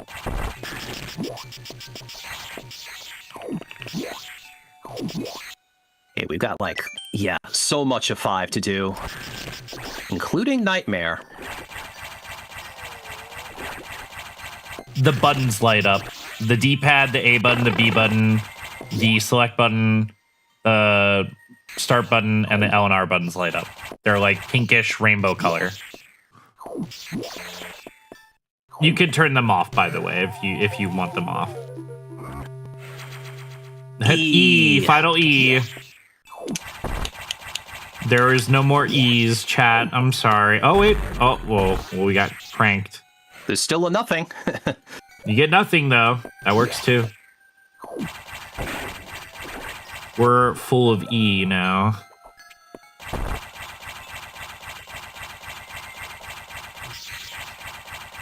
And just when you just haven't had enough power bombs.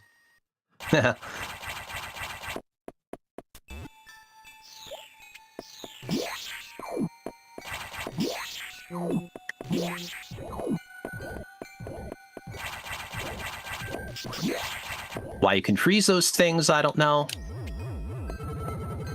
I don't think you could have frozen them in Super Metroid. Yeah, I do not remember. Yeah, that's a little strange. can't say that opportunity comes up too often. No, because there's not that many. Yeah. I do not play much of the Super Metroid randomizer by itself, but what I do play is SMZ3. So I'm sure I could do Super Rando if I really wanted to. Mm-hmm.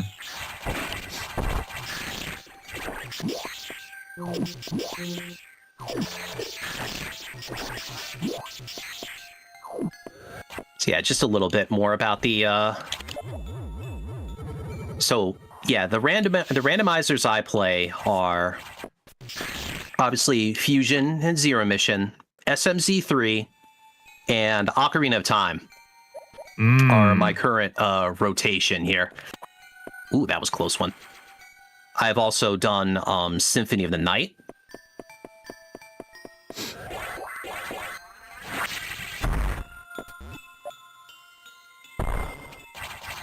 And yeah, so in terms of randomizers, Fusion is a very recent addition because this version of the randomizer, I guess the open beta has only been around for like what, not even a year.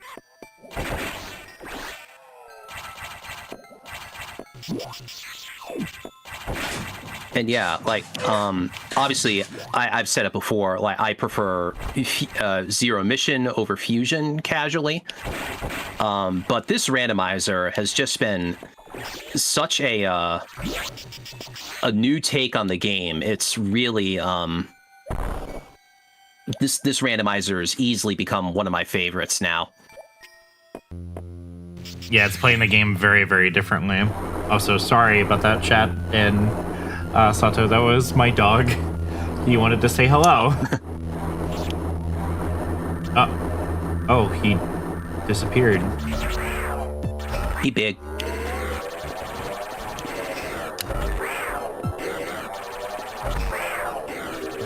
Oh, it's bleeding. Yeah, Nightmare's pretty gross. Ugh.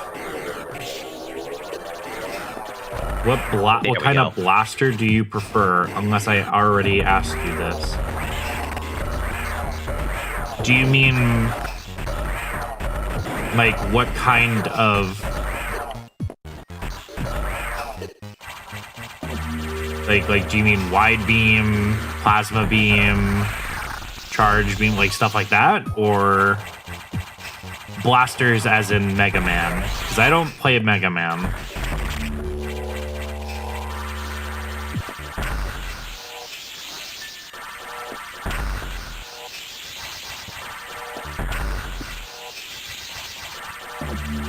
Oh, definitely wave beam.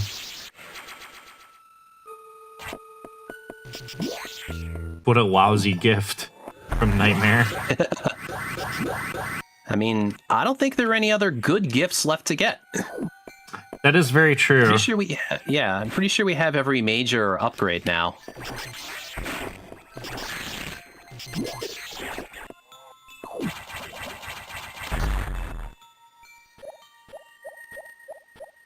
Navigating this room without the hint blocks on is a fun thing to learn at first.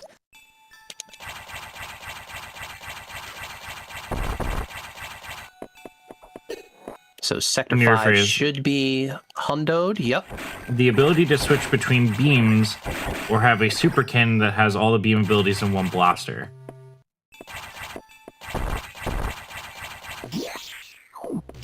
It's nice to have the option. Yeah, I mean, like, I prefer being able to turn on and turn off the beams. But that's a 2D thing, not a Prime thing. Well, no, oh well, Prime you switch to them. They're not combined into each other, I guess. Yeah, and you can't Prime turn them 1 and off. 2 don't have stacking. And you can't turn them off. Also,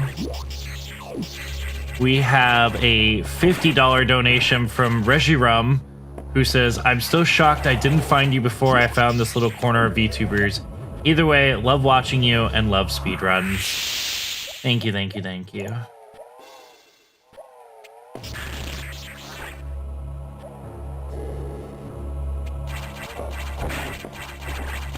There's the final baby. Oh no, we got one more. One more. What was the last one then? I thought we had. Maybe I passed by one before, or I thought I said we had one remaining already. I heard the last baby Metroid is up. Mother Brain's. Never mind. The baby.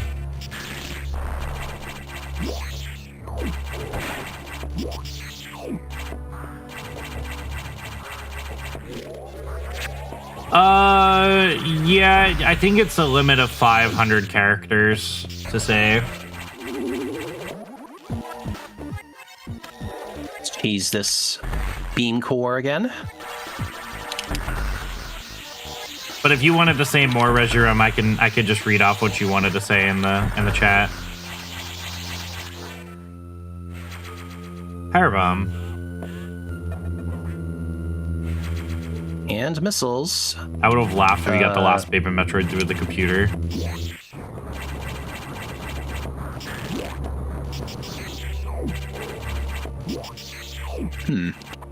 If that is my max count, we are one missile away. Well, we can always check the map to see if there's anything else. We have all the power bombs, so it's one missile, one baby.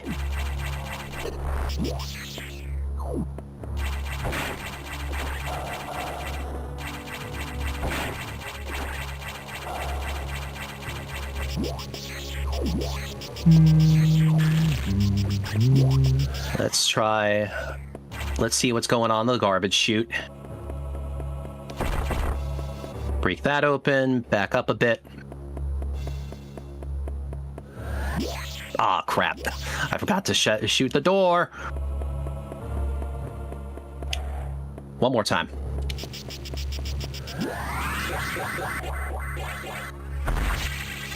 There's the final baby. There's something really funny about Samus like launching right into the baby Metroid. Oh, I saw your other last missile too. Yep. This should be everything. I think we'll do one more quick map check to make sure. Oh, does map completion not count? Interesting. Map? Nope. No, I'm just looking to see wow. if there are any other items. We can also check on our totals. It looks about right. That's all good. Yeah. That's all good.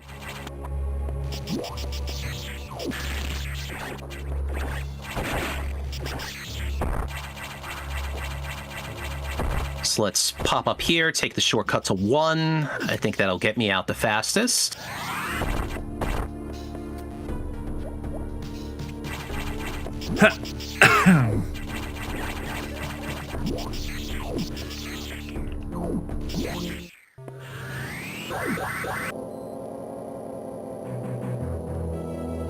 Yep, music changed, so that's how we know we have all the babies as well.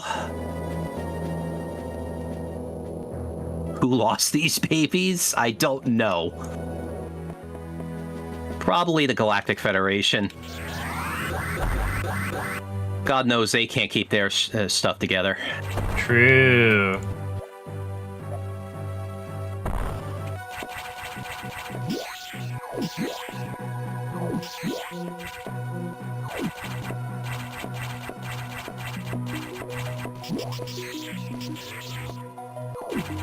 So we're going to quickly run up here, and we're going to fight the SAX.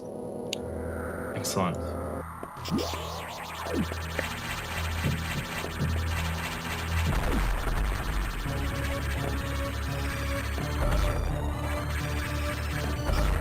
We're just going to do a little back and forth here.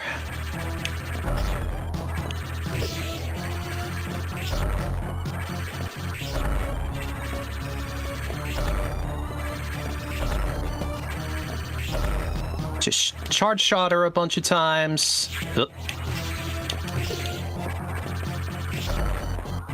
Come on. I'm not keeping count well. There we go. And now when she mutates, this will be really easy. It should be dead in 2 shots. Yep. No, my saxophone. What did you do? Yeah. And she Why would you turns do into this? the beam core for Ice Beam, which we already have, of course. I think it's just 7 diffusion missiles will get rid of her.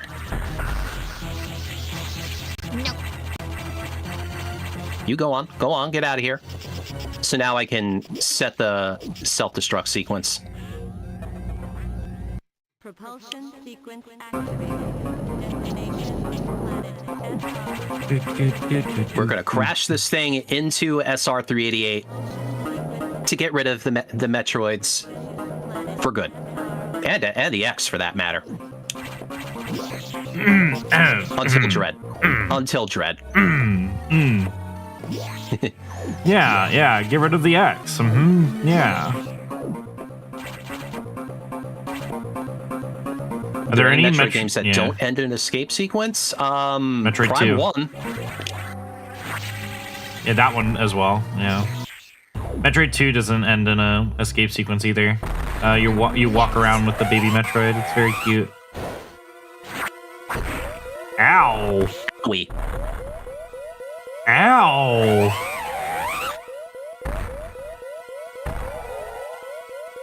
Oh, look. The SAX is turning face.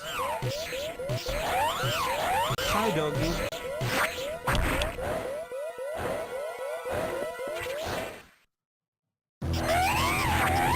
Now you're super powerful. Color's a bit of a downgrade, though. Yeah. Ah. It's hard to keep that mash. When does time happen, Yeah, by we're the gonna way? take a couple of hits. Okay, as soon as we get in the ship, it will be time. Okay. Just let the animals pilot this thing in. Not kidding about that. That's real. And time. 153.59. I can't believe, despite that slow start, I actually finished under estimate. That is insane. Was it under? What was my estimate? Did I estimate 2 hours? You estimated Oh, 2 boy. hours, yes. Okay, yeah, man. So, yeah, I mean, yeah, just what a What a slow run. start. Yep. What an adventure. But yeah, trust me, not all seeds are like that. No, clearly I've had not. They are plenty of always them this that way. are much nicer than that. I think that's a But first yeah. for you, right? Or like, I'm not sure, because I mean, I've had some. There's been some bad seeds, just not Yeah. that particular flavor of bad. Baby seed. I mean, all seeds are baby seeds in this game. correct, because you have to go collect all the 5 babies. Yeah. So, at least I hope I was able to show off a bit of what the Metroid Fusion Rando is like now. Again, it is freely available to everyone with Randovania. If you're interested, please go try it out for yourself, and don't worry about all the other stuff. It is highly customizable, so you can play exactly the way you want. If you want to make things even easier than how I had it, you can. If you're a masochist and want to make them extremely difficult, you can.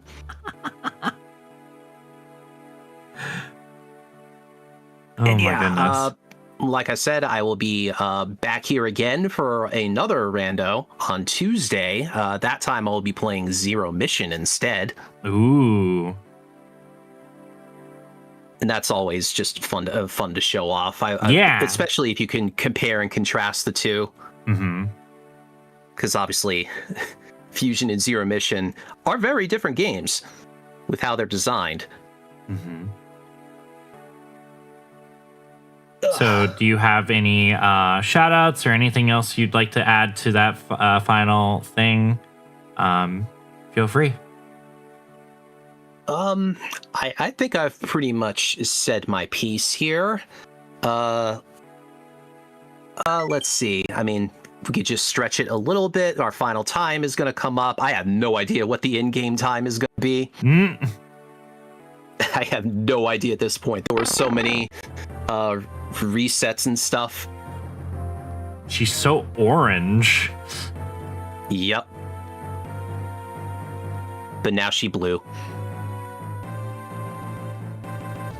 And again, that's just, again, confirmation. We got everything. And now we're 29? I guess that's okay. Again, definitely on the slow side, but... But yeah, that's all I got. Again, Aki, thanks for letting me contribute today. Of course, yeah. Thank you for joining.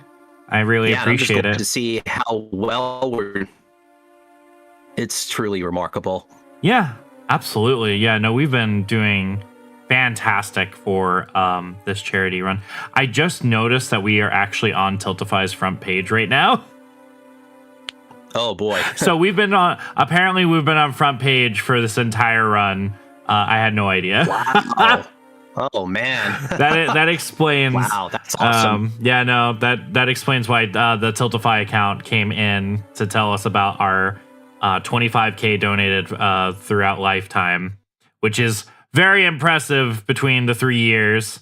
Very, very good. Yeah, holy crap. For basically a more or less solo event with just one person organizing it and then having a bunch of people join in to share off and showcase their respective games. Yeah, it's essentially like a mini GDQ, which very happy about. But anyways, Sato, thank you so much for joining me here. I am excited to have you for Zero Mission later in this week. I think that's going to be really, really fun to see. Nope. And oh yeah, later down in the night, or like right after this, I mean, we're going to be doing Snowboard Kids 1 and 2. That's going to be interesting to watch. So, anything else you'd like to add real quick, or is that it? I guess just follow me on Twitch. Absolutely. Hold on, let me get you that real quick. Is it Satoryu, or is there any underscores or anything? It's Satoryu GDQ. GDQ. Okay. Good, I got it. Cool, excellent. Yeah, go give them a follow. Go check them out. Make sure to support our fellow runners and challenge runners as well. So, anyways, we will set up Snowboard Kids 1 and 2 in just a moment. So don't go anywhere, and we'll be right back. Bye bye. See ya.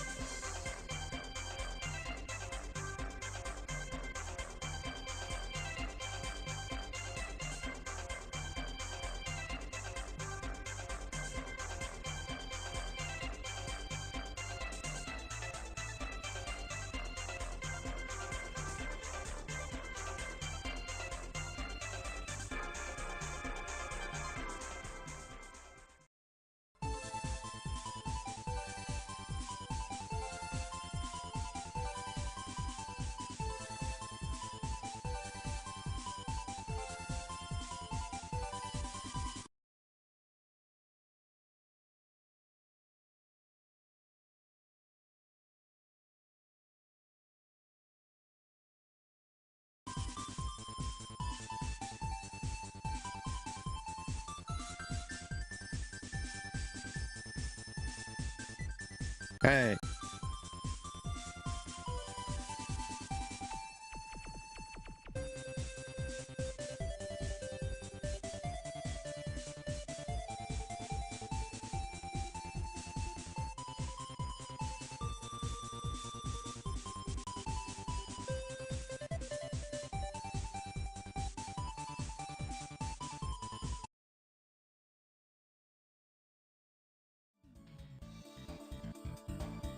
Hello, everybody. We have here Snowboard Kids, new game plus by ArianaFan420. Go ahead and take it over. Hey, thank you, everyone. Good morning from Australia. I realize it's not morning everywhere, though, right? Welcome to Snowboard Kids. Snowboard Kids 1, you've got a back-to-back today. Snowboard Kids 1 followed by Snowboard Kids 2. You're in for a real treat. If you haven't played Snowboard Kids 1 before, it's brutal. It's really just a brutal game. It's Nintendo 64, out in like 1997. Yeah, you're in for a treat. I'm gonna get this set up. So before I really get into like the mechanics of the game, I'm gonna do a quick bit of RNG manipulation. So this game's like similar to like Mario Kart. It has like item boxes where you go through the items, you essentially get like a random item. But luckily I can do a little bit of manipulation. So the first thing I'm going to do here is I'm going to paint my board 7 times. I know it sounds very random, but this essentially like progresses one of the memory addresses into like the position that I want it. So it means that I can manipulate the first race. So I'm going to do this 7 times. 1, 2, 3, 4, 5, 6, 7. All right. We have 7 additional really coats of paint. Yeah, don't know why that works, but just very glad that it does. So I'm going to be doing all 9 races in order with the starboard. So this is NG plus. There's like 2 main categories for Snowboard Kids. The first one is 80%, which is just like playing the game like normally, which is like my favorite category. And this is NG plus, which is my most hated category. So yeah, you guys will be, I may rage a little bit in this, but I'll try not to. Give me just a second to update the titles real quick, and we will be good to go. Sweet. I'll count you in to start the timer if you're on. Absolutely. Give me just 1 second. Yeah, no worries. But yeah, so this game is like hard. I think that's the best way to describe it. It's from that era of like old school Nintendo games where the game is just mean. It's a mean game. If you get like a bad string of events, I'll lose like 30 seconds through like no fault of my own. So yeah, it's really just a brutal one. Would you say that Snowboard Kids 2 is just as brutal, McGyna? I would definitely agree. Yeah, it's really punishing. I mean, if you have one bad level, it's like, all right, you're losing 20, 30 seconds. But if that happens 2 or 3 times in an entire run for any percent or 100, it's like, all right, we're losing multiple minutes now. Yeah, there's definitely a few like mechanics changes which they put in Snowboard Kids 2 to make it a little bit less like frustrating. So for example, there's an item which like gives you invisibility, which protects from enemy items, right? But you cannot use it if you are jumping, if you're in the air, or if you're loading up a boost, which is obviously like in a speedrun is like it happens quite a lot. So like, it's pretty brutal out there. I see people in the chat are talking about my Gibbs icon. Yes, I am the real Gibbs. It's from NCIS, correct? Yeah, exactly. Yeah. That's me. All right, I am ready to go whenever you are. So all right, I'm gonna count you in then. Let's go. Right. 3, 2, 1, go. I have splits as well on my screen so I can see how my pace is going. So this first race, I know what item is in every box, so that's gonna help quite a bit. But after that, I don't really know what's going on, so we go back to just full randomness. All right, pretty good start. I'm gonna get this box, which has nothing in it for me, just to prep the next boxes. Do a little trick here for the crowd. All right. So yeah, see that's like the boost jump there when you see me like do a bit of a boost. So I like hold the crouch here, but when I crouch, I can't move or use any items, so it's a little bit dangerous. All right, there's gonna be a fan in this box. There we go. All right, that's a good first lap. We take that.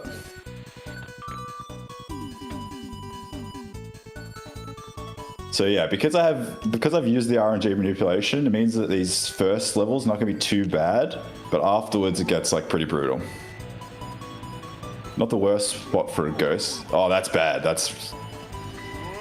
We've lost the good RNG already. As you can see, these ghosts really slow me down. They're kind of like blue shells in Mario Kart, but way worse.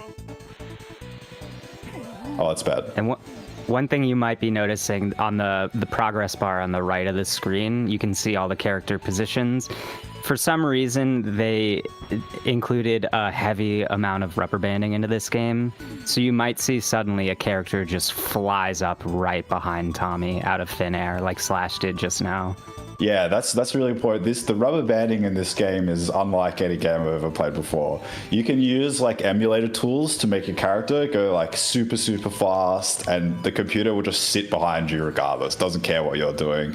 Even in a world record pace run, the computer just sits behind you in second place, just chilling, ready to shoot you the moment you make like a little mistake. So it's very similar to like Majora's Mask Goron Racing. Yes, yeah, that is a good example, actually. Yeah, that's very awful. But there's like 9 races of it, and it's just consistently brutal. Oh, God. Yeah. 9? I can only handle like 2. yeah, so it's... You have far more strength than I do. This is probably, worst game to speedrun, I'd say. And some of these races are like 5 laps. I think the last one in this is like 9, isn't it? Yeah, you got a 9-lapper at the end. Luckily, that one's kind of short. And what's really dangerous is anywhere I can like fall down if I get attacked at a bad spot. Which luckily the 9-lap like level doesn't really have too much of that. There we got a good block there. That's good. So yeah, as many blocks like that as I can get. So obviously I use the item to protect from the bad one. And I've got my last fan for the last lap. Yeah, all right, we're doing all right. This pace is all right. This is playable at the moment. This is the type of game that if you're like trying to speedrun for like world record paces, you're just going to be resetting all the time. Like I've got like thousands of resets. But unfortunately, we don't have that option today. Oh, like across the different categories, like thousands in each. It's like... See, like the computer's right behind me here. Luckily, he got hit by that too. But we're alright.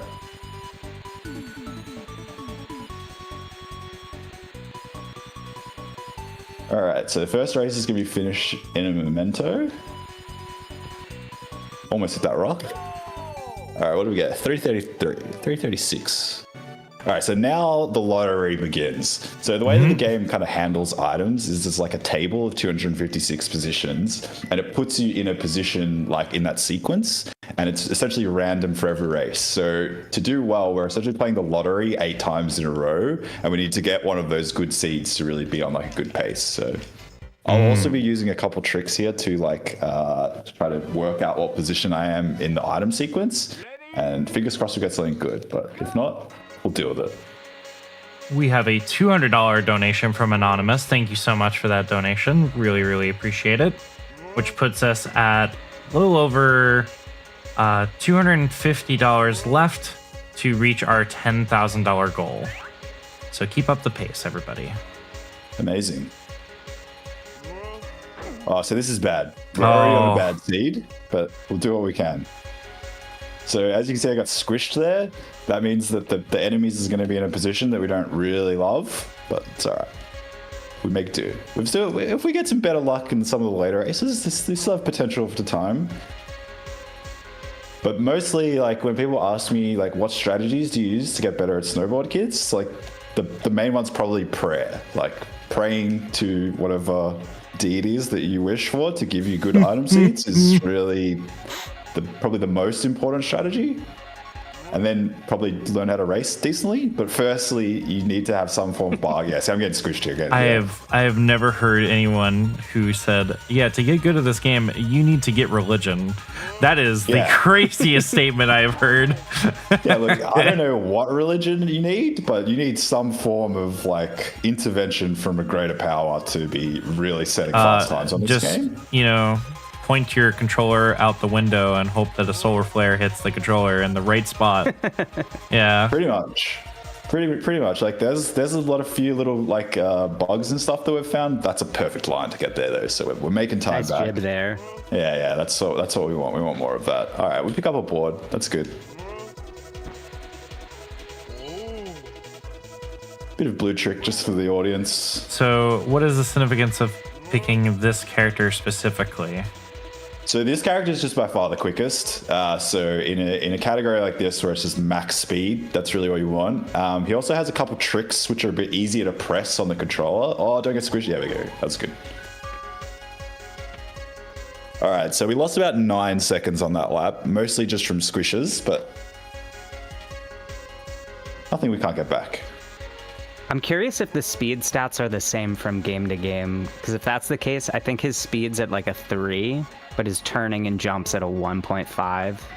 Yeah, Whereas most other characters are like, 1.5, 2 speed, but with better turning.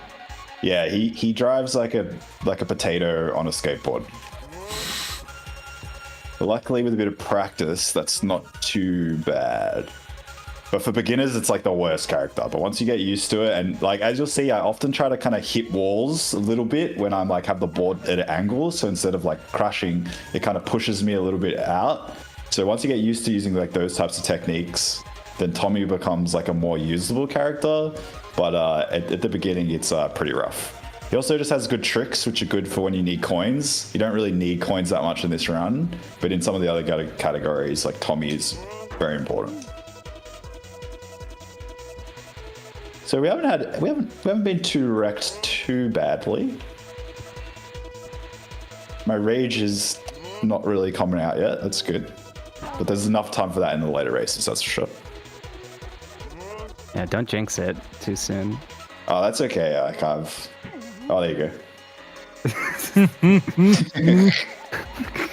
Oh, there's a ghost. Oh, I thought for a second it wasn't going on me.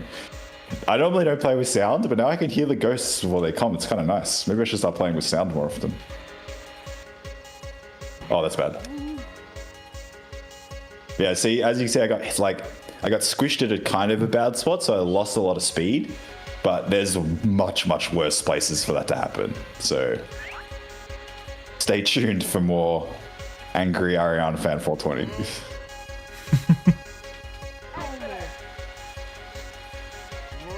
Now, is that like your motto, or is that just something on the fly that happens very often with this game?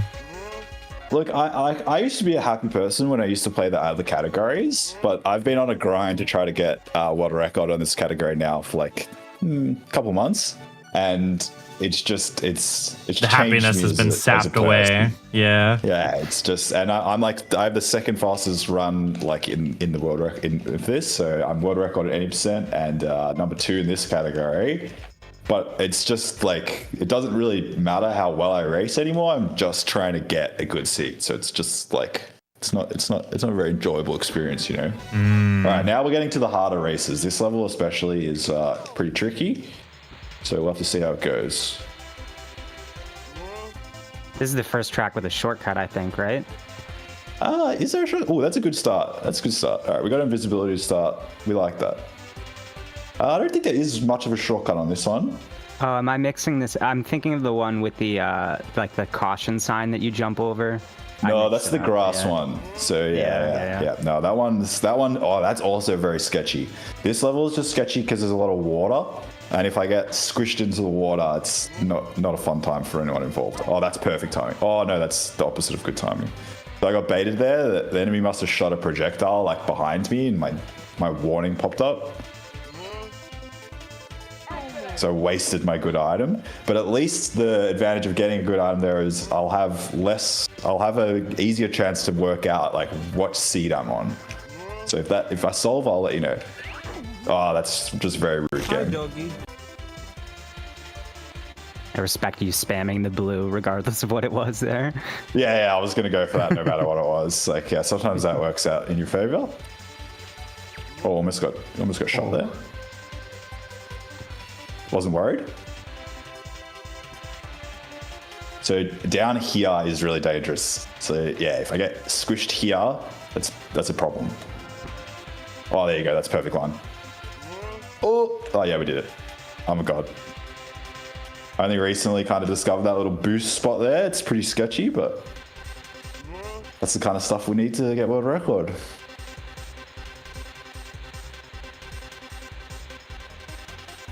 So what character do you use for Snowboard Kids 2? You don't use Tommy, do you? I do not. I use Linda instead. She's down half a point on speed, but has much better turning and jump. If anyone is interested in, or is masochistic enough, you could try and beat some of the world records if you just play it as Tommy. Yeah. There's definitely room in both Snowboard Kids 1 and Snowboard Kids 2 to pick up world records, and also to discover a lot of things. I think that's a big part of why I like the game. It's not like it hasn't been decompiled like some of the other popular Nintendo 64 games have been. So yeah, like McGyna and I have both made a few little discoveries about how like items work, about little things about weird physics and stuff like that. Mm-hmm. So it's quite enjoyable to be a bit of like an explorer, which is something I like about the game. But it is very masochistic. But if you don't like the masochistic aspect of it, you could probably just do like one lap records. Oh, that almost hit me. Sounds like to me like this game is very much being pioneered by a couple individuals because it sounds very niche. Yeah, it's a pretty niche game. We've had quite a few new people kind of like join the community lately, which is awesome. So and it's good. We've had a few people join that are like speedrunners of other games. So like they know their stuff. Like, but it's just the game is weird. Like there's no acceleration or anything, right? Like I don't hold forward or anything like that. Oh, that was pro as hell. Nice. There you go. That's what we love to see. So if I didn't land that jump like a couple frames, if I landed that jump a couple frames later, I wouldn't have enough time to actually block that squish. So then it's just, and potentially it creates like a chain event of just absolute like bad stuff. I was going to say a bad word, but I didn't.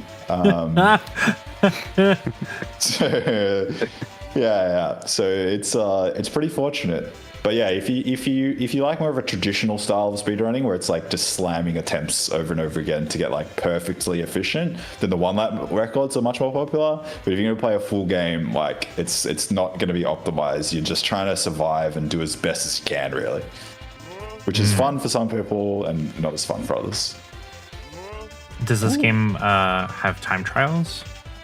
Yeah. So the time trials are like the one lap records. Yeah. I personally don't like time trials. I don't think that I'm that good of like a racer. I'm good at like I've managed to discover how the items work, so I have some cheeky strategies and stuff like that. Yeah. And I'm just like willing to just spam attempts over and over and over again, like other people would just give up. That was definitely me with F-Zero X on the N64. I was doing time trials for that like for a while. Ooh, that was a clean little jump. Oh, that penguin tried to attack me. You guys see that? Penguins be crazy. I've been hit by those penguins a lot. Like they're not cool. Is there any like RNG with the patterns they take? I guess there is. Like they're definitely not that consistent. I don't actually know what ties the RNG. It's probably based on like the time address, which manages most of the RNG in the game. But thankfully, they're not really a problem. Also, because if you just jump, if you're like, you can hit them as long as you're not on the ground when you hit them. So they're pretty easy to deal with. But it's just one of those things that like I don't think about enough, and then like it ruins a good run by getting destroyed by a penguin. Same with these rocks up here. I'm real scared by these rocks. I think in the last marathon I played it, I actually got hit by a rock, and it was embarrassing. You went right through one. Yeah, again, the physics only counts if it hits me when I'm on the ground. So as long as I'm in the air, it's usually pretty safe. They do some weird stuff though. Sometimes it looks like you don't get hit and you get hit. Sometimes it looks like you definitely got hit like that and you do. Oh, we got another boost here? Oh, there you go. There's a level in SBK 2 where there's a similar instance with like the boulders, but instead they're like chocolate chips raining down from the sky. And I've always been worried about those hitting me in the air. I'm gonna have to test your theory in that game now. Yeah, Snowboard Kids 2 looks way cooler. Like, I think that's like whenever I watch I'm like, this game looks sick. Like, all right, we're up to the next, what I consider is the hardest level. Maybe not the hardest to win, but the hardest to get a good time on, because like where you have a chain event of just bad happening, this is the worst level for it to happen on. So. prayer to the Lord. You.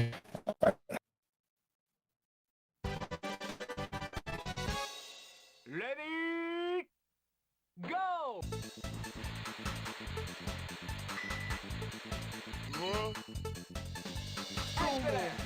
Ooh.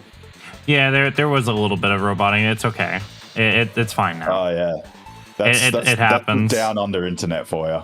Yeah. Sorry, guys. I did swap the region to where Ariana is Kangaroo located. probably run over my internet or something. So.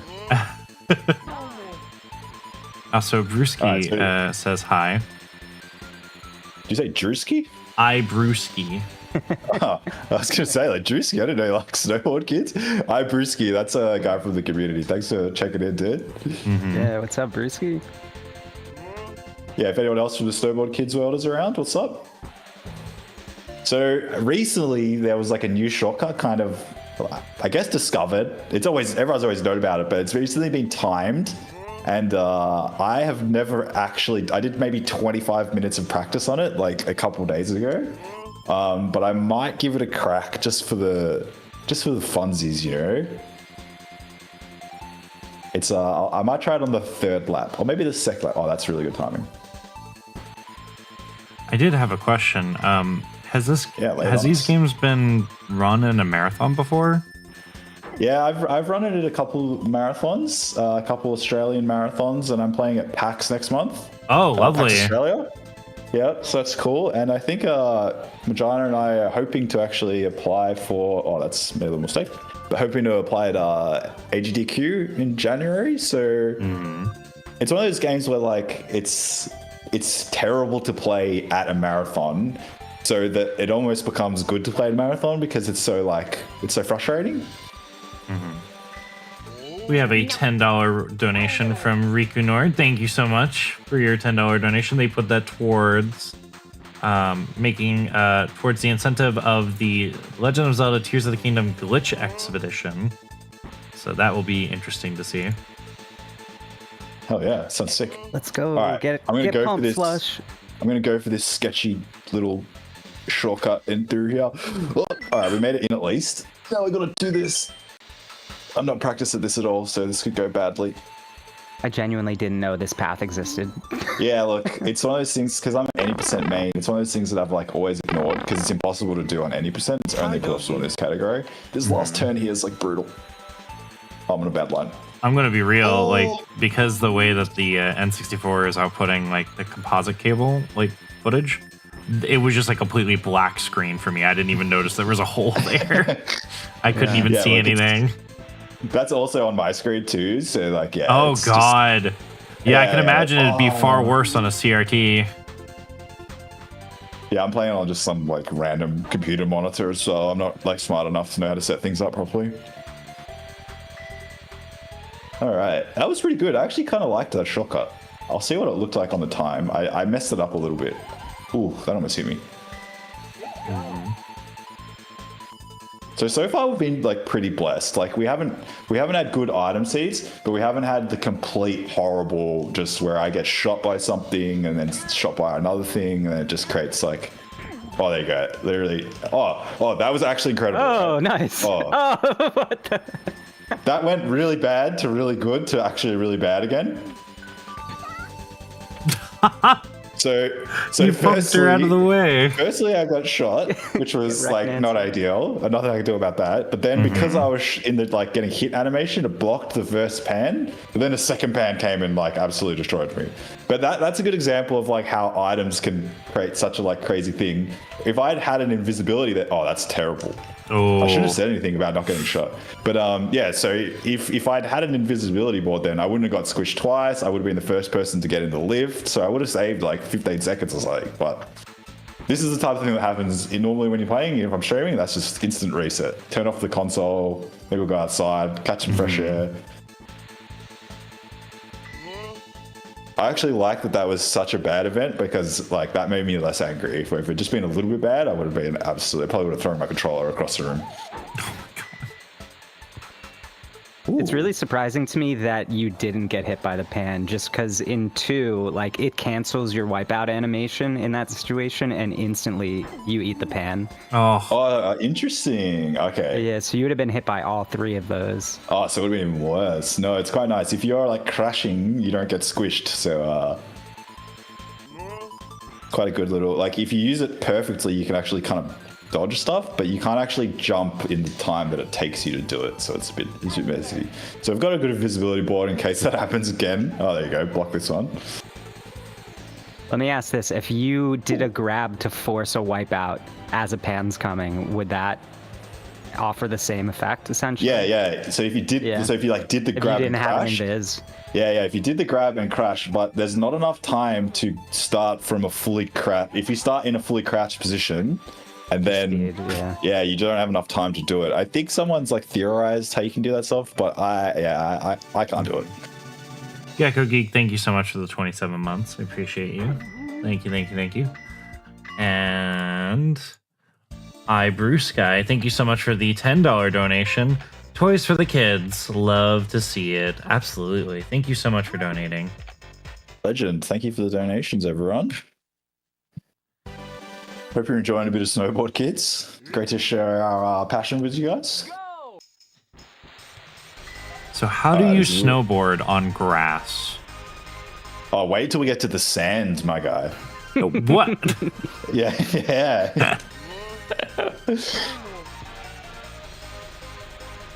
And on the Snowboard Kids is like a space level. Number 2 is like a space level and stuff, right? There's an underwater level. Yeah. There's all sorts of weird ones.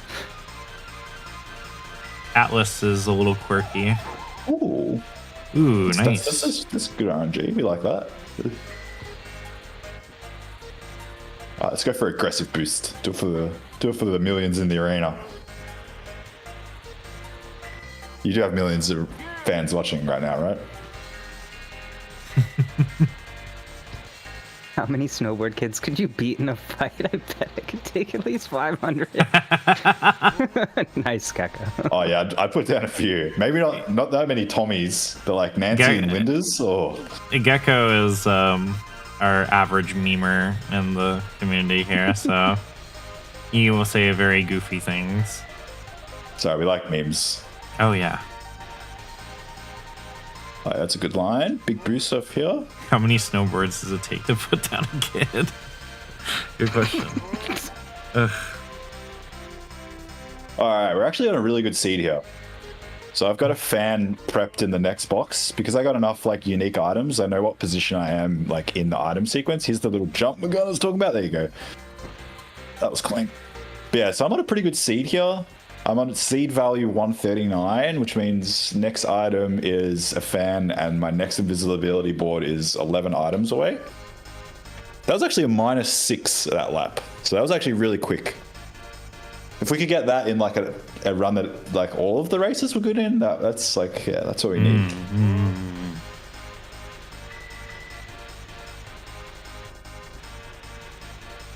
Oh yeah, that's all right. But as you see, I kind of bounce off that wall. So there's like some walls are kind of soft and other walls are hard. If I hit a soft wall with the right angle, I won't crash and I'll like kind of bounce off it a little bit. But if I touch a hard wall at all, I'll just instantly get bonked and lose speed. So that's bad news, bears. I don't know what's going on with the computers right now. They're probably battling each other, but they've been quite kind to us at the moment. Oh, there you go. Yeah, they must be infighting with red items right now because they're not moving too fast either.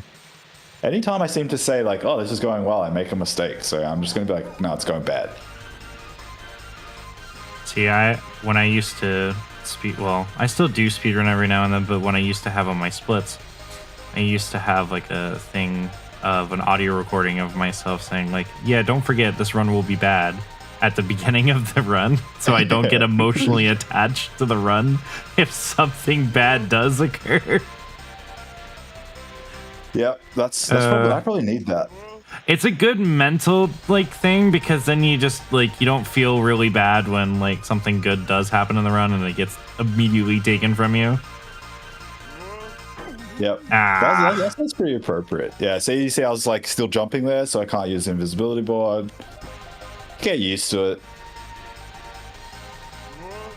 All right, here we go. A little jump again. If I miss this jump, it's like it's very problematic. I might have to like pretend that my internet's lagging again and just leave. Oh, okay. Delete my Twitch channel. Like, so, Delete everything. Just start a whole new life. Change my identity. Move with the country. You know. Yep.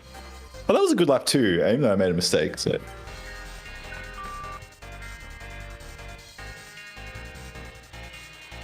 Run never happened.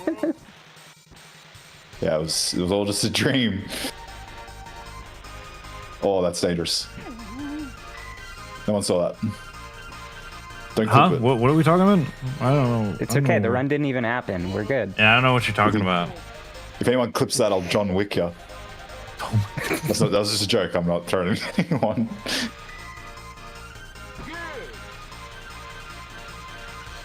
Alright, so far we're doing pretty good. Also, I go right in this level. Everyone else in the community is obsessed with the left path. See, there's like a little path there on the left. But the left is quicker, but I'm not convinced. We have a $250 donation from Anonymous, which puts us at $10,000 total for St. Jude's Children's Hospital Cancer Research. We have reached our 10,000 goal for everything for SPD. Congratulations, everyone. We've done it. Hell yeah. Thanks to everyone for the donations. Absolutely. Thank you so much. That's like well past the initial goal, right? Like an additional 5,000. Yeah, let's go. Holy. Yeah, we always start with 5,000 as our base goal, and we continue to go up. All right, so we've had a few more ghosts on this level. The ghosts are just they're just not a fun time for anyone involved, really. All right. Lucky he got bonked there. Oh, but we blocked the man. That was good. That was actually good. All right, now I'm gonna use this. A little push from Linda too. Nice. Oh, that's terrifying. Oh no, oh wait, no, I got a fan note. Oh, bad news.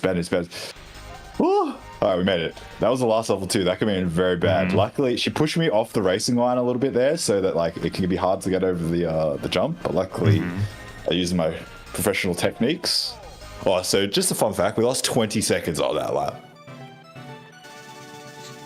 but we made it through. Power of RNG. That's what's important. To be honest, I reckon I lost 10 seconds there just from being bad. I think I'm a bit nervous. You know, on the mainstream, millions in the arena. All right, now we're on Disneyland. This is my favorite level. I've played this level more than any other level. And a big part of why I love this level is there's very little RNG. The enemy actually doesn't get that many items, so it mostly just comes down to my skill, you know? Well, we start off with a good item. That's always nice to see.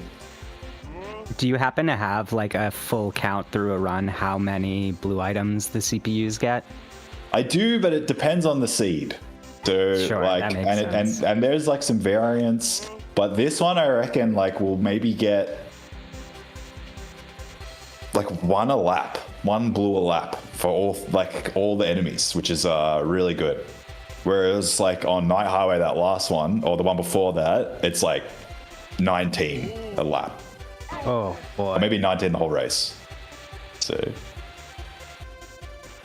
So with each ghost costing like approximately 2 to 3 seconds, and there could be like over 10 ghosts, that's easy, like 30 seconds. I'm gonna try this skip right now. All right, if this works. No, it didn't work. If you time that perfectly, you can jump over that teacup, but it's very difficult with this board. I'd risk it just for the... It's called a Boingo skip, invented by my friend Josh. We'll give it another go on the next lap. But yeah, so coming up here is like the one place where it seems like one of the enemies will get a blue box. So up here I have a chance of getting squished or ghost. Hopefully squished because I got a board. We got another couple seconds. It looks like we might be in the clear though. All right, good RNG on this one.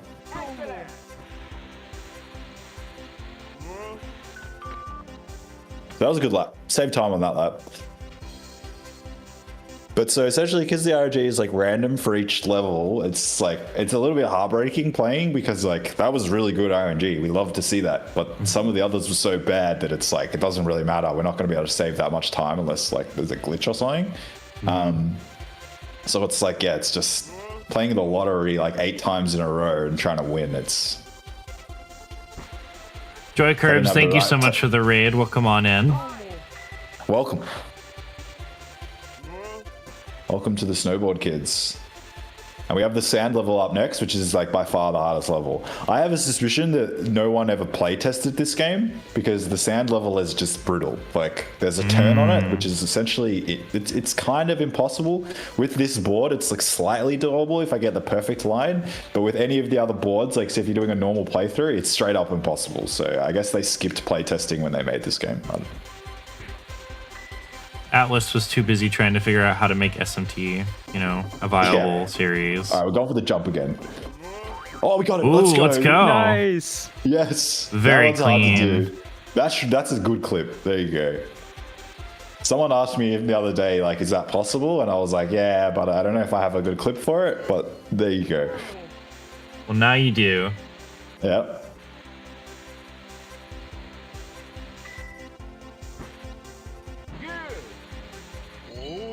Oh. All right. Also, this game's pretty goated for the soundtrack. I can't really listen to it because it gives me PTSD now. But like a lot of people that come to my stream are like, "Oh, I love the music in this game." So there's some bangers out there. Just to let everybody know, I've extended the goal from our second extension of 10,000 to our third, which is 12,500. So let's try to get it. We might as well. Let's do it. There's some pretty sick prizes. So Yeah, no, like every night we do like a raffle. On the last day we'll have like a bunch all at once. ooh. So there's a lot of my favorites are definitely going to be the Wind Waker one that will be given away during Tot's run, which I believe is Nice. tomorrow. Is it a full Wind Waker run? It is a Wind Waker HD run, any percent, I think. I might be wrong about Yeah, the that. last marathon I was at, someone did like a Wind Waker run and they went for like 8 hours, like overnight. I Oh. think they started at 11 p.m. and finished at 7 a.m. Was It's it pretty a awesome. was it a randomizer? I can't really remember. I'm not that good at Wind Waker. But it was The cool. seventh. I was The just- seventh. Okay, so in 2 days. Nice. We also have What a do you reckon? Twilight. We also have a Twilight Princess all dungeons run too, which is very exciting. Yeah. I like a bit of Twilly P. So far, I think we've had one ghost, right? McGyna? That's it. So that's why I like this level a lot. And we might get one more. Hopefully we get squished or we get a pancake that I can block. There seems to be like a little like in this stage. It seems like you can get like a really big, large gap between you and the CPUs. Yeah, So, that is actually a good point. Yeah, you do get a larger gap in this level. This section here can be really hard with a slower board. Like, I'm just gonna use this in case I get lucky. But yeah, so we had two blue items hit me then, which is pretty good. So that Disneyland was fast. That was like pretty much even with where the splits are at. So now we're going to the secret levels. Ooh. You got turned Nice. into a snowman. Oh no. I'm guessing that level is really good too, just because of the fact it's so windy. Even if a character gets close to you, there's really a low chance that any projectiles are gonna go around the walls and connect with you. Yeah, exactly. Yeah, that's a good point. All right, now this is the level I gotta lock in a little bit for because this one's brutal. Also, I think I've got the boost jump every start, so that's pretty good. All right, we're gonna get lots of boxes here to try to solve ASAP. All right, hand is good. Board is also good, but I'm gonna get rid of it ASAP to try to get a fan. Also, if we see a parachute in the red slot, we cry.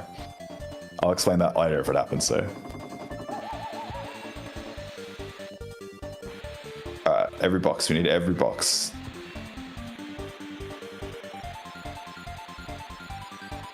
Alright, here we go. Come on. Be nice to me, game. That's not nice. All right, 7 away. Okay. All right, that's good. So, oh, that's bad. Oh, that's really bad. Oh no. oh no. Get out. That's all right. That's all right. Can you wiggle out of those? Yeah, but To it get doesn't out help that faster. much. Yeah. Luckily, I solved the items before, so now I can still count. But I'm going to fall right here. This is notoriously the worst turn in the level. Yeah, that's brutal. I'm going to squish everyone just so the computer doesn't get too far ahead of me. It's nice to get him back a little bit. All right, 6 items away to the first fan. Oh, parachute. That's bad. Parachute. So if we get a parachute in red, that means that if I'd gotten a blue box, I would have gotten a fan. So that's a bit unfortunate, but luckily I should have enough ready for later. Yeah, see, this is what I mean, where if you're closer to the enemies, you can get quite unfortunate with what's going on, but it's all right. Oh, he got ghosted there. Eat it. You wish. Oh, don't shoot me. Nah, that was my fault. I could have blocked that. That is the second time you have kicked her to the side. She doesn't deserve it, you know? I have some bad intentions towards a lot of these Snowboard characters for how often that they've like just messed me around. So anytime that I can blow them up or like hurt them is a win for me. Okay, so we Least should be favorite prepped. character. Definitely Tommy. I hate Tommy. Whenever I have to race Tommy, he always messes me up. All right, this should be a fan. All right, there we go. Now I can cheese the turn. But the next fan is like 30 items away, so I'm not getting that. So the third one will just have to be skill. Maybe I'll save the fan for the last lap. We'll see how we feel. There's a ghost. I also don't like Slash. Slash always seems to be like in that computer number 3 position, which is the one that often is like attacking you and getting a lot of the boxes. So yeah, I'm not a fan of Slash either. Oh, well, that means I don't have to use the fan. No, it doesn't. I lied.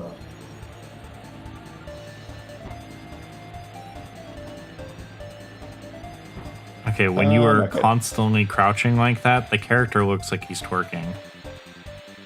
Oh, true.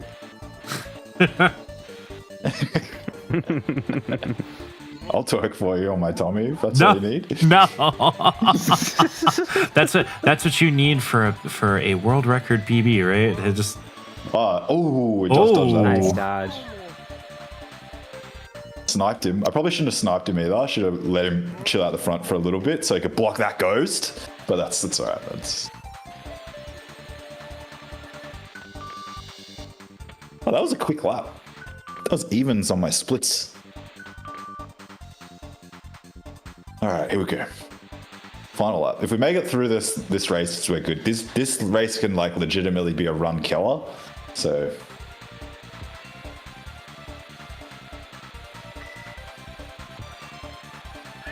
Chuck a rock down just for funsies. So I can't get a fan anymore. I know the position I'm in the sequence. Potentially if I dropped into second, I could try to like snag an item. Oh, that's... Yeah, there you go. As you can see, when this happens, it's just horrible. Also, now I'm going to be reversed, but that's all right. I got the skills.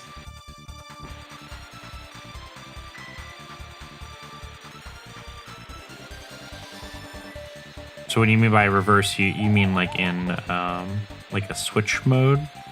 Yeah. Luckily, this board like can be used in like both directions, but some of the other boards, if you get reversed like this, or like switched like you said, then you actually can't like race. You got to turn around. It's bad. Oh, that sounds awful. The only reason why I'm saying switch is because I'm so used to Tony Hawk Pro Skate. Oh, that's unfortunate. Great spot for a welcome sign in game. Yeah. Welcome to the pit. All right, let's hope I can win this. We need a little bit of good fortune here now. I think we'll be all right. That ghost is paying dividends. But it's gonna be a dash to the end. I think I'll pop out ahead, so that's good. But if I get hit here, then I'm going to be... Oh, that's not ideal. I'm going to deny this box, even though I already have a good item. That's all right. That's a bit fortunate. Oh, everyone's right behind me. Just for some extra scariness. Whoa. Oh, luckily the enemy didn't have a board. Otherwise, we would brick this run. We survived. And we only lost like 23 seconds. So, like in other racers, specifically like Mario Kart and F-Zero, is the usage of practicing straights in this like very, very resourceful, or does it matter if you turn left or right? Do you like lose acceleration? A little bit. So this game's like less like directional orientated than like a game like Mario Kart is for sure. But it's also like because of the items, you need to find lines that also like get the items and stuff like that. So I'd say it's that's definitely a thing, especially in like one lap records, like on the time trials. But on these like full game races, there's just so much RNG that like you save like a quarter of a second from having a quick line, but if you get ghosted instead of not ghosted, it doesn't make a difference. It doesn't make much of a difference, yeah. Yeah, so I think it's more like if you watch a lot of the other Snowboard Kids 1 streamers, each of our top streamers, we really have like our own kind of style, and it's like if you show me a video or just a quick lap of any of the top 5 players, I'll be able to tell you who it is based on the type of lines that they take. So there's not really like an agreed upon best. It's kind of like finding a style that suits you. So I play very differently than the number 2 person, and the number 3 person plays very differently than the both of us as well. It's really about like trying to find a style that suits you and just trying to survive. It's less about being like optimized and really just trying to make it to the end. Like this is the type of game that, oh, that was pro as I jumped over that thing. If you like play this, like it takes a while to be able to actually win the races until you get used to it. Makes sense. So yeah. Whereas like Mario Kart, it's like frame perfectly optimized. It's like, yeah. Ooh, also, Shiba Risu, thank you so much for giving that tier 1 sub to Frosty Klondike. Thank you so much. Oh, we got the aggressive boost just then. Oh, we got 2 of them. Let's go. I'm gonna fan here.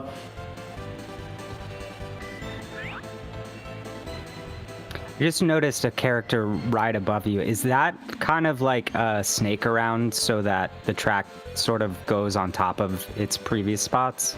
Yeah, there's a little bit of that happens. Oh, that was an incredible run. Why don't I get that RNG when I'm doing like proper runs? The game hates me.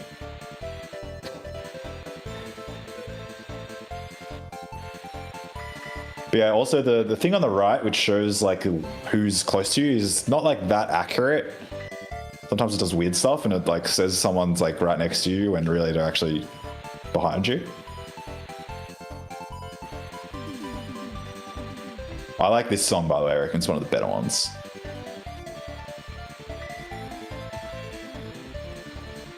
Also, like fun fact, so when the game is like playing, there's like an address, like a time address, which is like ticking really fast. It's like going from like 1 to 256, like in a matter of like a frame and a half. And when you pause the game, it stops that. And then when you like reset, that's the address which like derives the RNG. But for some reason on this level, it does not stop when you pause. It's like the only level that does that. Have no idea why it does that. Don't really understand. Yeah, like, that's very. That's helpful, but that's very weird.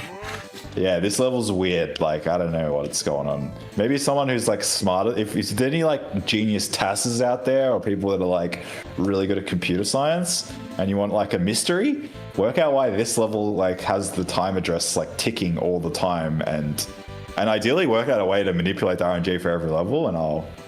Oh, see, we got the umbrella. That's it's actually a parachute. I call it an umbrella, but it's definitely a parachute. But that means that if I'd gotten a blue box instead of that red box then, I would have gotten a fan. So, a bit unlucky, but not much you can do about that. Maybe we can get Kaz Emanuel to look at this game and be like, there's some weird ass shit going on here.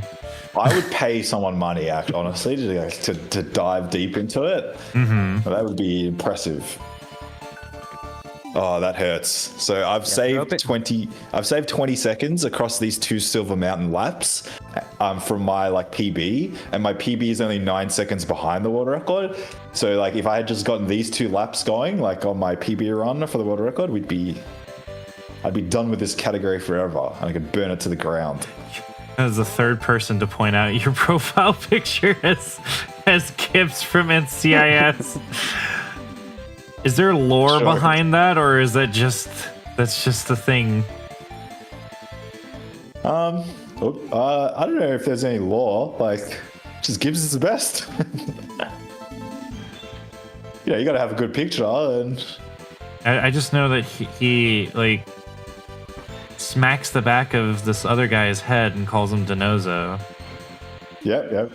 And who else? I actually watched an episode of NCIS last night. That's all I know. Gibbs isn't even in it anymore. And what? There's Ducky. He's like the medical dude. Yeah. Abby. There's also that guy. Abby. Yeah, I know who Abby is. Yeah. Yeah. There's like 30 seasons of that show. I just remember there was an episode where I forget if it was CIA or if it was CIS or NCIS where Tony Hawk's in it.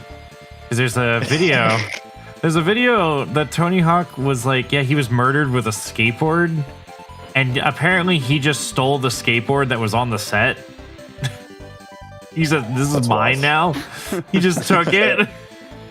And then there's a video it's kind of like it's not an autobiography, but it's like a little like tour of his like office and everything. He's like, oh yeah, that's a skateboard from this one set that I took. I'm not giving it back. So you guys are American. Yes. Is it actually an NCIS? I feel like surely not, right? That's just a fictional thing that they've created for a TV show, right? I mean, there is like things of like private investigators and like companies like that, yes, but I don't think it's sure called... the Navy. I guess the Navy have some form of like policing, but I don't think it's called NCIS. No, I would lose my mind if I was somewhere in the NCIS popped up. All right, we're up to the last level now, guys. Mm-hmm. This is the 9-lapper. So and this level can be pretty brutal. So we're racing against the ninja here on the right, Shunobin, and he's just brutal. He's rude. All right, so I gotta get this first red box, otherwise he'll get the red box and shoot me in the back. So it's a nice little bit of tech if you're learning Snowboard Kids. Make sure he's got that first box there, or you just cop it. Also, I'm about to get crashed. No, I did it all right. Yeah, so I have no money here. I'll show you guys just for learning. If you hit a thing like that, if you hit an item box, I'll just crash. So cool little mechanic that they put in the game, which I think they removed in Snowboard Kids 2. Yeah, they did. Oh, now I'm in a queue. I made it. Sorry. Yeah, and That's the 2 third time. you can ride through them normally. It just nothing happens. You can still deny, the opponent behind you from getting an item with that, which is pretty useful at times. So it looks like someone in the chat said NCS is real.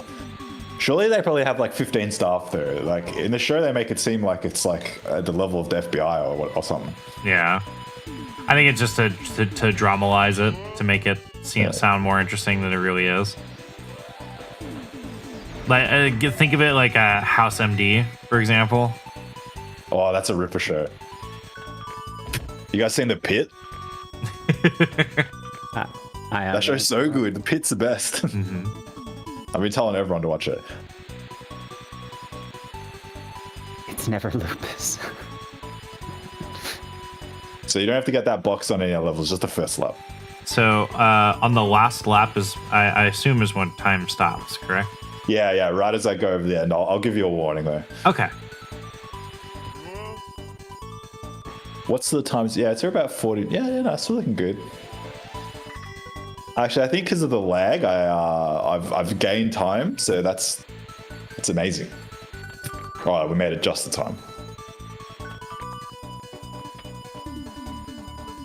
Yeah, it's a good thing that you are doing a local recording and or your own splits, because right. the split that I have will probably be like a few seconds off. No, that's all right. We'll that's time. I count that as a time save. Okay. Oh no, we got an umbrella. I mean parachute, but unfortunate. All right, I'm gonna booby trap the gate. I don't normally do this. Rude. Oh. Oh, see, they both had boards. They're both like coming in hot now. Oh yeah, I make saw it, them make it, speeding make up. it. What booby trapped happened him to good, though. the other character? She was like stuck for like. I think she's upset. She's upset and she's just chilling up the back. Just Nancy, She's casual zooming. snowboard. She's zooming now. She's having a tough time every race. You're gating her at the chairlift. She's falling off the mat. I feel bad. I Yeah. should have used her for the last I feel race, like you were instead. actually just straight up bullying her. Yeah, she deserves it. Oh. Oh no, he's who really deserves it. See how often? Oh, and he just ghosted me backwards. No, I'm coming for him. I'm coming.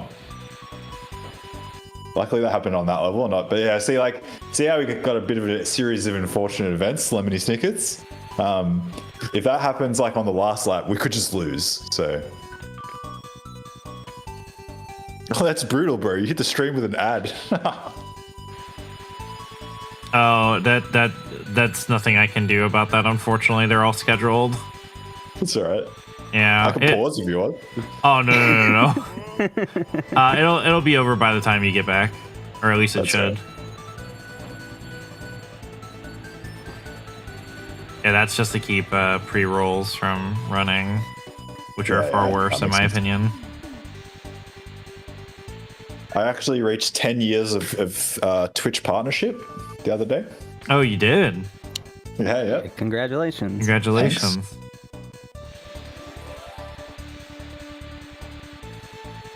I can't pretty good tell. time. I can't tell if this is a bit or not.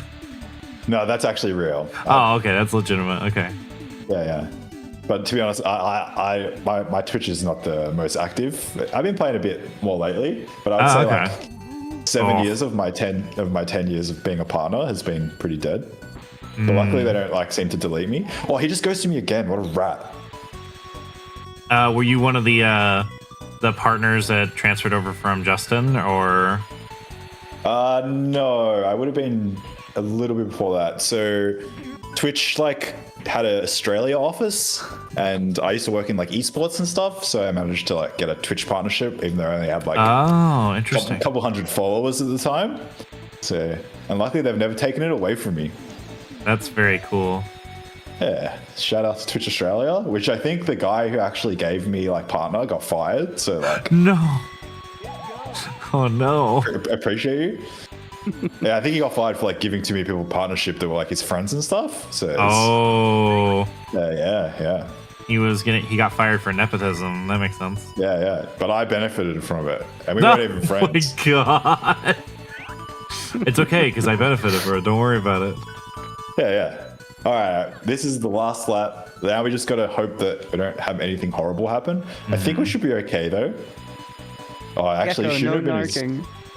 Yeah, wait, don't knock on me. What the hell? Don't make me go to kick. Oh my god, just no. joking. Please don't. I play like a lot of RuneScape, so I watch a bit of the kick streams. It's nice having no ads, but other than that, I'm a Twitch fanboy. All right, you're about to time pretty soon. Once I hit over here, and time.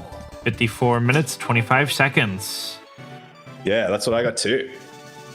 Nice job. Good run. Let's go. What's that on the leaderboard? Let's have a look. I'll look it up. Let's have a look. So a 54.25 is number 7 in the world. That's not too bad for a marathon. We'll take that for sure. Yeah. Alrighty, there you go. There's Snowboard Kids 1 for you. Thanks to everyone for watching. Hope it was enjoyable. I mean, feel like you we've probably didn't inspired get everyone. mad, so like, Hey, yeah, that's true. I didn't even break anything. that's a benefit. Yeah. Let's go. And now you guys got the amazingness of Snowboard Kids 2. Oh yeah. Well, someone said an Australian word in the chat. I'm not going to repeat it because we get banned. But There's sometimes I am glad that I do not have Twitch chat on the screen. Because I well, had usually I stream to like I often have like 3 viewers, so I'm often just like staring at the chat, like waiting for someone to say something. Like, please, I won't be watching. Yeah, the way that I have learned to stream is I just pretend that I'm doing a let's play and I just keep talking, and then I only engage unless somebody else talks. Yeah, but have you ever feel like just talking to yourself on stream is like bad for your mental health? Mm-hmm. Because I feel like it's not ideal whenever I'm just sitting there and then like people walk past, like, have you just been talking to yourself for like 6-hour stream? Like, yep, pretty much. Letting the inner monologue run. Sometimes I like chatting to the people. They're like, hey, buy viewers like on this website. Like, yeah, thanks, dude. Not buying any viewers, but appreciate you stopping by to make my viewer count go from 0 to 1 for a little bit. Alrighty, well, we're gonna switch over to Snowboard's Kids 2. Just give us a brief second to set that up real quick, and we'll be right back.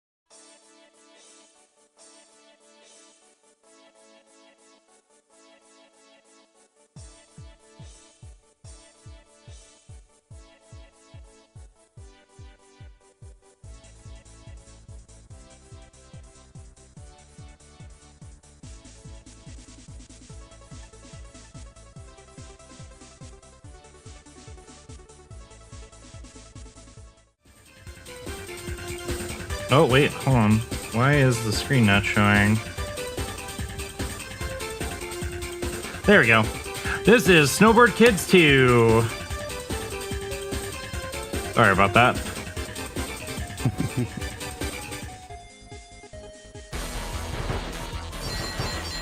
All right. We are ready to go whenever you are. Okay, cool. Welcome in, everybody. I'm McGyna. You can call me James if you'd prefer that. We're doing Snowboard Kids 2 any percent, and I'm not sure if the incentive, I imagine, has been met. So No, it was we'll not. probably... No? Okay, that's totally fine. I'm just going to switch my live split real quick. I think I spelled your name right on the screen, but please correct me if I didn't. I think that's correct. Okay. Good to know. I'll trust you guys. Yeah, it is. So the first thing I have to do, similar to SBK1, is kind of prep the RNG for the first race. But we don't have the benefit of being able to do the paint boards option because at the beginning of any percent, you don't have access to the board customization area. So the other way that we're going to go about it is just simply restarting the game. And I'm going to try to hit the start button during a specific frame in the starting cutscene. So on the fourth note here, 2, 3, 4. Oh, I hit it. I whiffed it. No, we whiffed it. All right, no big deal. We'll live with it. Good start. All right, so whenever you're ready, I'll Yeah, count us down. I'm ready to go. All right, 3, 2, 1, go. Here we go. All right, welcome in again, everybody. I'm Gyna. We're gonna do Snowboard Kids 2, and this game is very similar to the first one. There are a few nuances that make it slightly easier to play with. One simple example would be you can shoot one specific item backwards, which is not a mechanic in the original game. Another is you can do more than one trick in the air, so you can chain tricks into certain areas. And yeah, right now, I'll say this ahead of time. Forgive me for the consistent barrage of announcer comms. He's going to applaud us every time we do a trick, and I'm going to be doing a lot of them because in this category, we need to buy board upgrades. So starting out right now, I'm using the balance board, but as we progress, we're going to want to unlock the Trick 2 and Trick 3 board. So I'm going to be switching to those after this race is over. Even though I didn't hit the right frame at the start, it looks like we still got pretty good RNG, honestly. That looks pretty Got in blessed. vids pretty quick. I reckon that was pretty blessed. Also, you forgot to mention that Snowboard Kids 2 has the boss fights, which everyone can look forward Yes. to. Oh, a yeah. little bit. One other unique thing is, there's a story to this game. So there's a character who's shown up in town. He's basically the son of the devil. His name is Damien, and he's trying to just be friends with everybody. And nobody's giving him the time of day. So then he gets upset about that, and he tries to pull pranks on the other kids. So in between each race, there's a little cutscene where Damien's trying to, work over the other kids, and it usually fails. It's very like Tom and Jerry cartoony style situation where it never really truly goes his way. And you never actually race him until the very end on the final race, Iceland. And after that, he gets enraged and somehow comes across basically a Gundam suit that we're going to have to defeat. So there's 3 different bosses. There's a robot snowman, which I'll explain a little bit later. There's also a giant dinosaur we'll be racing. And then there's the Damien boss fight. There's also a couple mini games we're going to be doing just to help us get enough coins to buy the board upgrades later. But there's another reason why we have to do those mini games. The actual final level doesn't unlock until you beat all the mini games. So you have to complete basically every, we'll say, like, objective before you get permission to actually do the boss fight, which isn't something that's like explicitly said in the game. But there's also another benefit of doing the mini games. I think you unlock if you do a perfect newspaper delivery minigame, you unlock Coach, who's a secret character. Or no, you unlock Mr. Dog. And then if you get a certain high score on the trick game, you get Coach. Now they're only playable in battle mode, so if you were to do like versus with friends and stuff, you'll unlock these characters. But it's not really relevant for the fact that we don't get to play anyone other than Linda right now. We have a $5 donation from Slush that says, "Good luck, McGyna. It has been great seeing you push this game to its limits, and I'm praying you get amazing RNG this run." I think you just jinxed it with that, honestly. Right as I've been double ghosted. That's wild. Thank you, Slush. Good. I don't think I've been double ghosted on the last lap in a while. That wasn't too bad. I think we take that. Take that. Could have been worse. I forgot to run my live split, so I don't know what pace we're at, but we'll be fine. So now it is currently 4:21. Ooh. Yeah, that's not good. That's not good. Ideally, I'd like to, with the best RNG available to me right now, I think 3:59 is about the time you want to get. That's all right. We'll make it back. It's normal though to end up getting unlucky and have like a 4:11, 4:12, 4:13 run. We have a $25 donation from Tot, who says, "GG to Ariana Fan, and massive good luck to you, the Snowboard Kids 2 GOAT.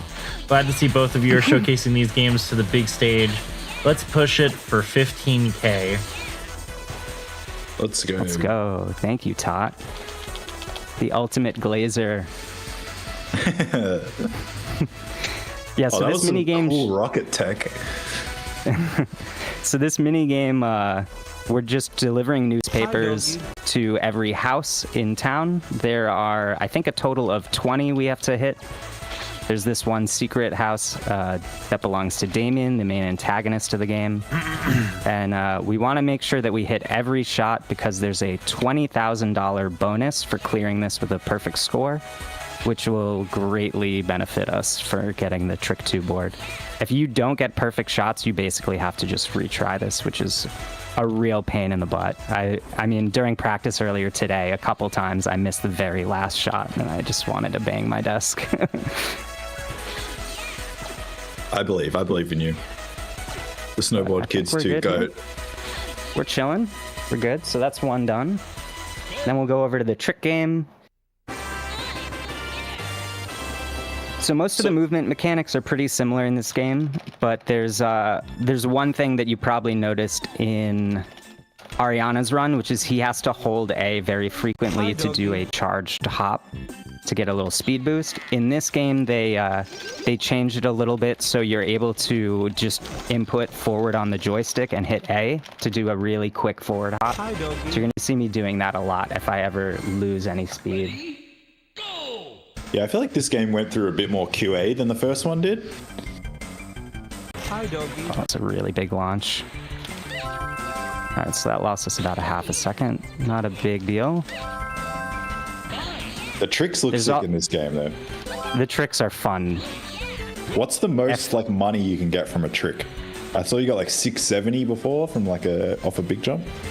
So I think the highest like grossing trick, I'm not exactly sure what it would be. Probably something around like 3-ish thousand, maybe like 3 and a few hundred. But in this particular mini game, there's a really, really big conversion between these points and coins. So like it calculates a lot higher. So like normally one of these tricks would get me like 138 or something coins. But instead for this, since it's giving us points, there's like some math that's going on behind the scenes that makes it like 2 or 5 times how much There's you a actually get. important question in the chat for you, which I think we all would like to know the answer for, but is, does her Pinocchio-esque nose help or hurt or aerodynamics? It cuts the air. It gives her definitely a speed boost. Yeah. She's the second fastest character in the game for a reason. Oh, that was sick. A little flip at the start. Yeah, that's one nice thing about this. You can, pre-cook a flip or a forward hop into that starting boost. You can also like do slight little pre-turns to, set up your line if the track isn't immediately like straight in front of you. There's like a sharp turn at the beginning. I'm just gonna place a few rocks here to try and slow down some characters. I've spent a lot of time going through these levels just like sitting behind the CPUs and watching their paths because they are very, very defined paths. They don't really deviate that much. The only instances I can think where they really do is if they're getting shot at. Oh, that was unfortunate. So like, oh, really? Oh, it was a double squisher. That's tough. I'm used to not getting anything more than like one ghost or one pan on this level.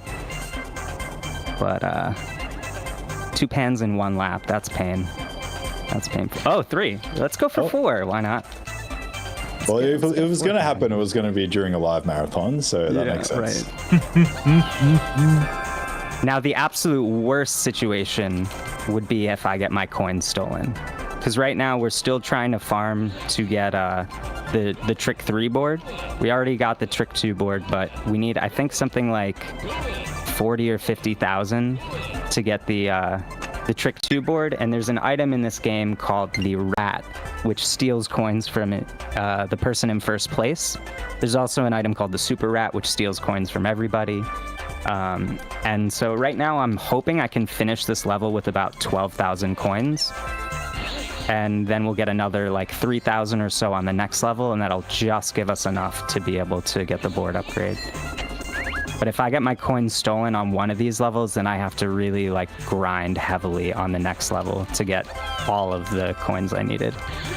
Does that mean we get even more goods? Good. Plenty more, yeah, for sure. After we get the Trick 3 board, I'll be cutting back on the tricks. We don't really need to do them that much. We're going to be focusing mostly on time. If the incentive was met, I think right now I'd be trying to go for about 14,000 coins per level up until we get to like the second boss. And you need truly godlike RNG for that to happen. It's really, really tough. I mean, just getting panned on like that waterfall jump can cause you to lose like, 800 or 900 coins. So every jump really matters. But once we get into the later levels, we really want to minimize how often we're doing tricks, because these flips are leaving me incredibly vulnerable to pans. Another little quirk about this game, so the ghosts, I noticed in the first one they go away after about 6 rotations, but in this one they go away after 10, and if you do a quick little forward hop right as it's fading away, you can get a little bit more speed, get back to max, and keep on running.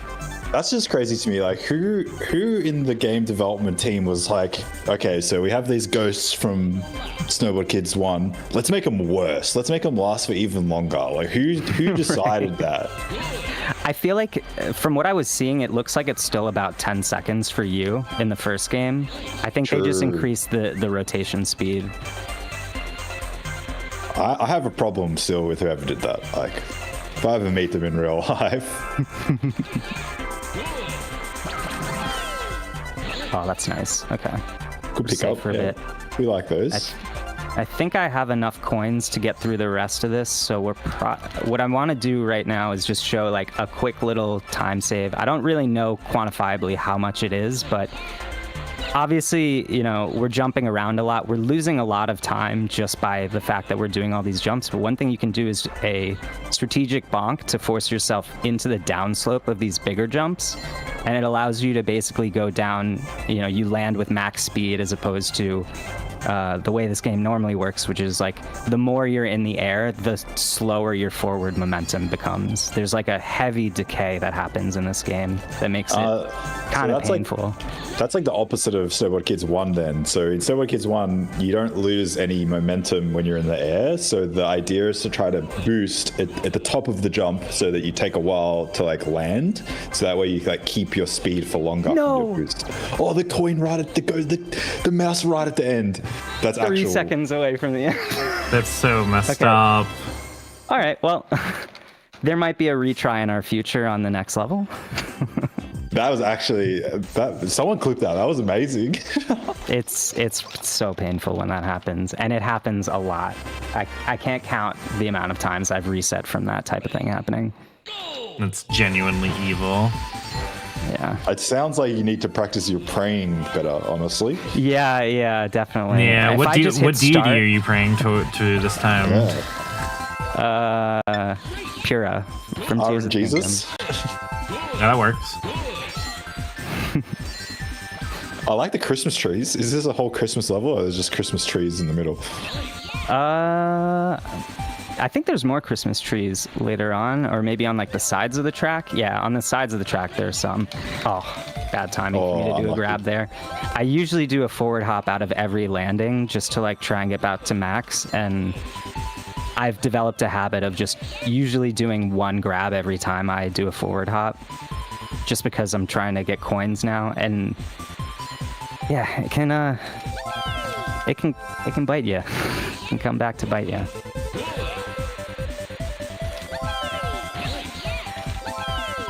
Now I was asking about the patterns of those bunnies or those penguins before when you were playing, because there's this section right up here where there's a ton of pink bunnies, and yeah, and depending on the CPUs you get in this race, and possibly the pattern of those bunnies, sometimes like 2 CPUs will hit them in the same lap, and it'll completely shift the order the CPUs are in, which can be sometimes really good, sometimes really bad. So in this level, I think everyone goes through the same amount of blue items. Let me double check, actually. I have a little spreadsheet for this.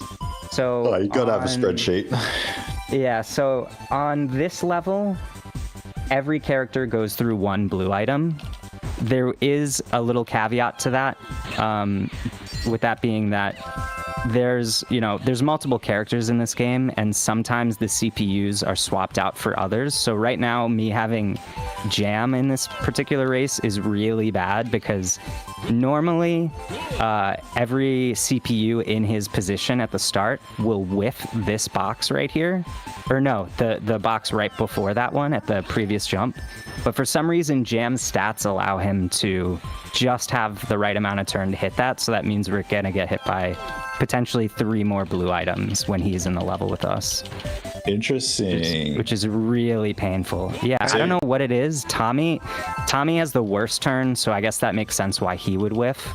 But Nancy has really good turn stats, and she also whiffs the box. But So Jam, for some reason, always hits it. Do you notice, so this is something that happens in Snowboard Kids 1, is that the computers make turns behind you that are actually impossible. Like you can't make that turn with the characters that they have and the boards that they have. But the game just I think it's part of the rubber banding. It just goes, oh yeah, we're just going to turn in a direction that's not possible. Do you reckon that happens in this one too? I don't necessarily see that. I find that their paths are pretty locked in place. I would love to be proven wrong though. It's always nice to learn new things about this game. Yeah, they do a lot of weird stuff. So you need money to get the items, right? So if you don't have, for anyone watching, if you don't have enough money and you go through a box on Snowboard Kids 1, you'll crash, but on Snowboard Kids 2, it just goes, not enough coins or something like that. But the computer doesn't actually need coins to get items. So I've used to try a few strategies where I prevent the computer from getting any coins, but they'd still just go through a box and get an item. It doesn't matter. It made me upset. Yeah, it's really painful how they have just infinite money glitch. And you can get the rat item to steal coins from them to confirm that they don't have any coins, and yet they're still picking up these items for some reason. Yeah, no, that is true as well, and so Kids 1 as well. I've also seen it before where sometimes the CPU has a really weird integer value on their coins. So you can see right now, pretty much none of my tricks are resulting in our coin value ending in anything other than 0. But sometimes when I've stolen coins from the CPUs, it'll glitch out, and I'll end up with that number being 5 or 7, which is mathematically impossible to happen in the game. Interesting. And I would tend to find that on like expert mode races where there's no coins on the map. The only way that I assumed the characters would be able to get the items was by, doing tricks, but they don't need to do that. So it's like, where are these 5-7 coins coming from? I don't get it. All right, we're in a really good spot with coins. If I get robbed again at the last second, I'm gonna be real bitter. Look, not gonna lie, I almost want to see it. Like, okay, I'll take a we ghost. take the ghost. We take a ghost. I'll take a man. ghost. I'll take a ghost. Oh, I lost count of how many rotations it's at. Right here? Yeah. Okay. I don't know if that was really worth it because I got so much height there. All right, Saved now it. we're going to the first boss fight. So in this story, on this level, Wendy has created a sentient robot snowman, and it went haywire, and we have to defeat it. So we have to hit it with a lot of bombs right now. So I'm gonna hopefully not get hit by all of these random shots that the CPU is putting out. Oh, we actually got a free runway. That's amazing. That is the best luck I could have hoped for. Blessed. My timing was slow, though. I screwed up. That's okay. There's no need to reset this one. Okay, maybe. Ooh. All right, please. Okay, thank God. Jeez, that was incredibly Huge. slow. That looked clean to me. man. If you'd said that was actually insanely fast, I don't think anyone in the chat would have known that it was slow. No, that was horrible. I am so upset with that way that went. I've worked really hard on that to have like a really clean setup. It's standing on the shoulders of giants, honestly, because there's other speedrunners, Harpoon Cannon and Bongo, that have already established really good strats. I actually forgot to switch boards, so we got to go back to the menu for a second. But I found a few little optimizations to make it just a little more consistent, and yeah, I'm sad to say we biffed that one, but it's okay. We're keeping the run going. Oh, this is my There's some- favorite level. Just Just from a visual perspective. Yeah. So the lore for this level is Wendy, the character with the glasses. She's a scientist, and so she developed a shrink ray. She pulled a Honey I Shrunk the Kids, and now we're snowboarding through basically her house, or I think like her bedroom specifically. So we're gonna see there's a giant clock that we go through here. A little bit after this, there's going to be the spot where a bunch of chocolate chips are raining down on us. Oh, I can't get that item. That stinks. And you thought the grass level was crazy. How do you feel about this one? Going under dishes right now. We're gonna board over a sink later. Caramba. I have to eat that rock now. Was that your own rock? That was my own rock. Oh, that's tough times. So that's the one drawback of like making it a habit to just spam B if a pan's coming, because the rock like holds momentum. So whenever you drop it, it kind of goes forward a little, and even if you jump, it carries that upward or downward momentum with you. And so if you get panned right as you're dropping a rock, it just sits in front of you, oftentimes like directly where your first hop will land on it. I kind of screwed up there. I should have just cut to the left and then done a hop, but I thought I could have cleared it. And now's the moment where I remember I don't need to do tricks anymore. Yeah. This isn't 100%. We don't need to to farm anymore. What are the main differences between 100% and 80%? Really, the main difference is that any percent's doing the basic storyline, which is technically normal difficulty. Once you beat any percent, once you complete the boss fights and everything, and you save game, it actually unlocks a higher difficulty. It unlocks expert mode. And at that point, you're able to redo the races with like harder, CPU intelligence, no coins on the levels. The bosses are a little faster. They attack you more, and beating each level unlocks or rather it gives you the opportunity to like buy a special board. So like that starboard that you were using last run, I would have to beat I'm not sure actually which level it is, but I would have to beat a level for that to be available in the board shop, and then I'd buy that board. Masay, thank you so much for the raid, by the way. Welcome on in, everybody, for the SPD charity event for St. Jude Children's Hospital Cancer Research. If you are interested in donating, consider donating $50 or higher to be entered into the raffle for tonight. We are raffling off a Kirby Game Boy Advance SP. Sorry to interrupt. I just wanted to thank them for the raid. No worries. That's all right. It's a fat raid, so welcome. Welcome to the Snowboard seriously, Kids. Thank you, Raiders. Welcome in. All right, this RNG is really crippling, I gotta say. Like, when I play this level usually, I mean, it's like maybe 2 ghosts are hitting you. I'm getting consistently like 2 things hitting me per lap right now. Did you do a lot of like practice where you just start a fresh run and just play it like regardless of the RNG? Or is this like kind of new to you, like just playing without having to do any resets? It's sort of new to me. I get used to the patterns after playing enough to like kind of know what to expect, but there's always instances where things go completely cattywampus on me. Like no one run is really the same. Even if I start with like similar RNG, it's like the CPUs might be infighting. They might like Tommy can hit the clock sometimes in this, and that just puts him in last place. Yeah. And him being the guy that picks up, I think, 3 items a lap. It's like a guy in last place with 3 blues could destroy the world, you know? Yeah, I noticed that even scary. like the difference between boosting at the start and not boosting at the start can have like a crazy chain effect of how it changes the RNG from the computers. Like if I'm a little bit quicker, then like the computer tries to shoot me instead of shooting like the enemy computer, and it's just like everything's completely different from like a few seconds in. I gotcha. You know, I've been wondering, because you get that forward hop and you're like instantly in first place when you do your races. I notice here I'm using a rocket, right? So I'm sitting still at the starting line. Oh, that cookie is gonna hit me. I'm sitting at the starting line, so every CPU is doing a forward hop, and I'm in last place at the very like first frame of the race. And I've been always wondering if that actually has an impact in the RNG. Yeah, it's a good question. I have to go into the emulator laboratory to probably work that out. I'd probably not.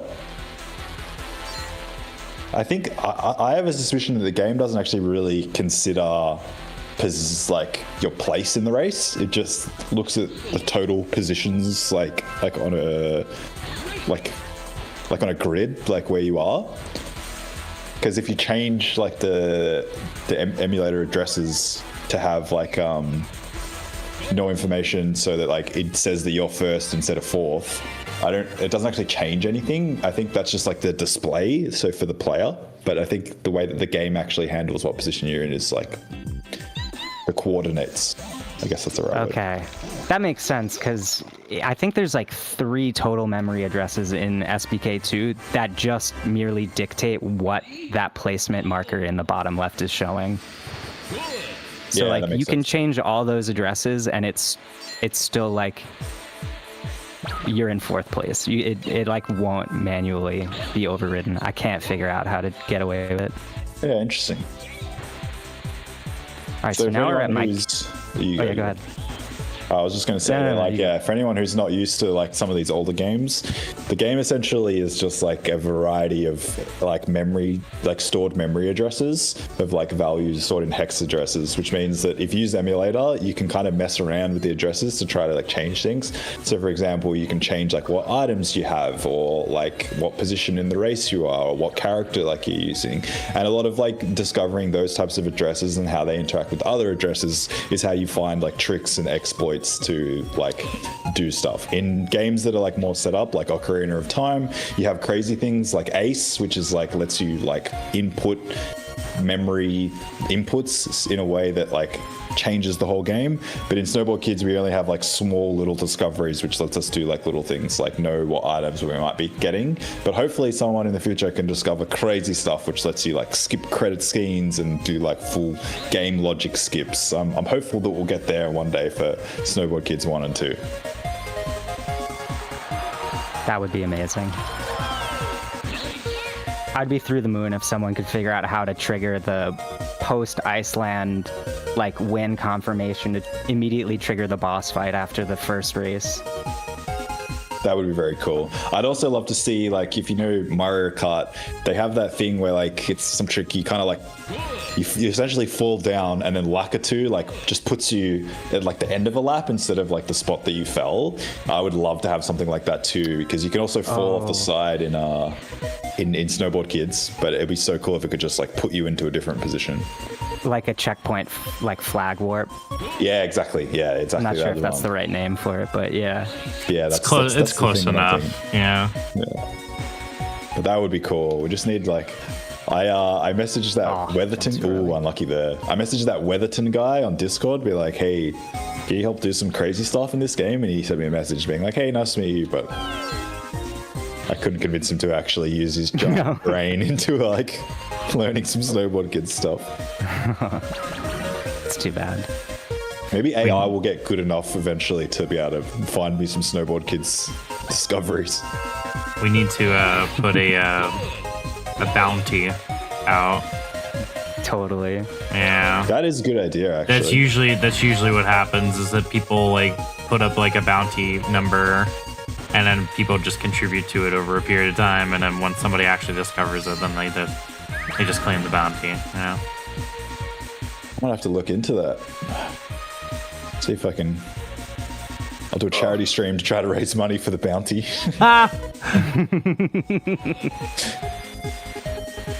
Hey guys, welcome to my Kickstarter. What's my Kickstarter? Oh, I want to raise money to raise a bounty so that somebody in the next 20 years can maybe find out how this one specific thing works. That would be pretty cool. Please find a ace setup for this game. That would be epic. SRM when? I would be very intrigued on how you would get a still reference manipulation in this. Someone in the chat just said, God, this game's soundtrack is absolutely stellar. Yeah, they're absolutely. A setup that makes all levels Linda's castle. Yeah, that would be cool. Oh, there's one mechanic that I've been doing, like, two of them really, that I've been doing heavily throughout this run that I didn't mention, that I totally should. One of them is these little, like, weird kind of empty forward hops that I'm doing. So there's a mechanic in this game that I don't think anyone knew about for a really long time. But if you simply just hold a C button, any of your C buttons, your character will do this, like, empty hop. And it's really, like, a not very useful thing for the most part. But I've been doing it since, like, the first month I've been playing, so it's become a habit now. There's, like, really only, like, 2 or 3 spots where it genuinely saves you time. But there's something about the character just constantly getting these, like, really goofy jumps that, like, it's just too satisfying to not do anymore. And the other thing is doing slope boosts. So there's these spots on the track. I don't have an example of it right now, but we'll get one in a little bit. There's often spots where there's these obtuse angles where the track is really just very slightly tilted. And depending on the angle it's at, you can do a really well-timed forward hop into it. And it essentially just, like, grants your character a really quick, like, max speed increase. So, like, any spots where, like, the trail goes slightly uphill and you see me doing a forward hop, that's the reason why I'm doing it, just to get a little bit of a speed boost. There's actually one right here that's really tricky to pull. I kind of missed it there. But there's a lot of spots where that angle applies, and you can use it to get, you know, up really steep slopes that otherwise, like, it would not make sense to get them.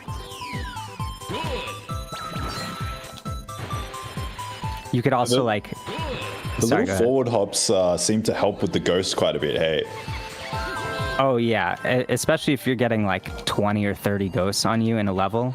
yeah. So that spot at the bottom of that waterfall where I did that forward hop would be like a perfect example of where slow boost could be used. And you can do it in like the landing sections of some jumps too. Like on Sunny Mountain, we were doing it on the very first jump in the game. We'll do another one right at the bottom of this slope here.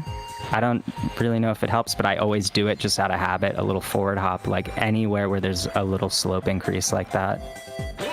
Hey, you save a frame here, you save a frame there, you get a world Yeah. record tomorrow. Oh, the fun thing about those crocodiles or gators or whatever is they were just in the perfect spot to basically make it so Slash and Tommy both at the same time crashed into one. And so now Nancy's in second, and that is really bad. That is really bad for us.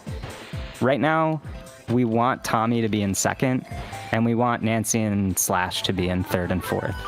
But because of that little mishap with the gators, now Tommy is probably gonna get etched out by Slash, and he's gonna end up in last place. And I think on this level, yeah, Tommy goes through 3 blues per lap. So these next 2 laps could be really painful. Somehow he actually stayed in front of Slash, so it might not be too bad here. But something that I only noticed time is will just tell. kind of nice is the lift is a bit slower in this game. So you got ghosted at the end of the lift, but because the lift took longer, it was gone by the time you got to the top. That's pretty nice. Yeah. Whereas, like, in one, the ghost will still hit me for like a couple seconds at the top. Yeah, the nice thing about the lift is I think it's exactly 10 seconds, which is the exact amount of time the ghost is. It's like perfect in this game. Nice. So Orange, when are you starting Snowboard Kids? I might play the retro achievements for both of them. Ooh, Okay. that's a good idea. Yeah, because I've been trying to like tap into that for a little bit. Mostly because like one of my other friends convinced me that like, oh, you know, some of the retro achievements aren't too bad, and like some of them are a little challenging, but might be something fun to do just to pass the time with.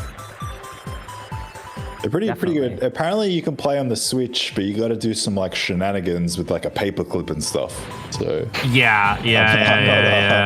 I'm not condoning that, That's but apparently the it's homebrew. Yeah. yeah. I'm not smart enough to be able to do that. So, ooh, good timing. There's the one thing that's truly beneficial in SBK2 that's not in 1. While you're in the air, if you're not doing a grab, and if you're like preparing to do a jump, you can still use your items. So Yeah, in that that's situation, if that was in totally 1, good. I would be screwed there. Yeah, you would I have thrown your just eat controller that across the pan. room probably. Yeah.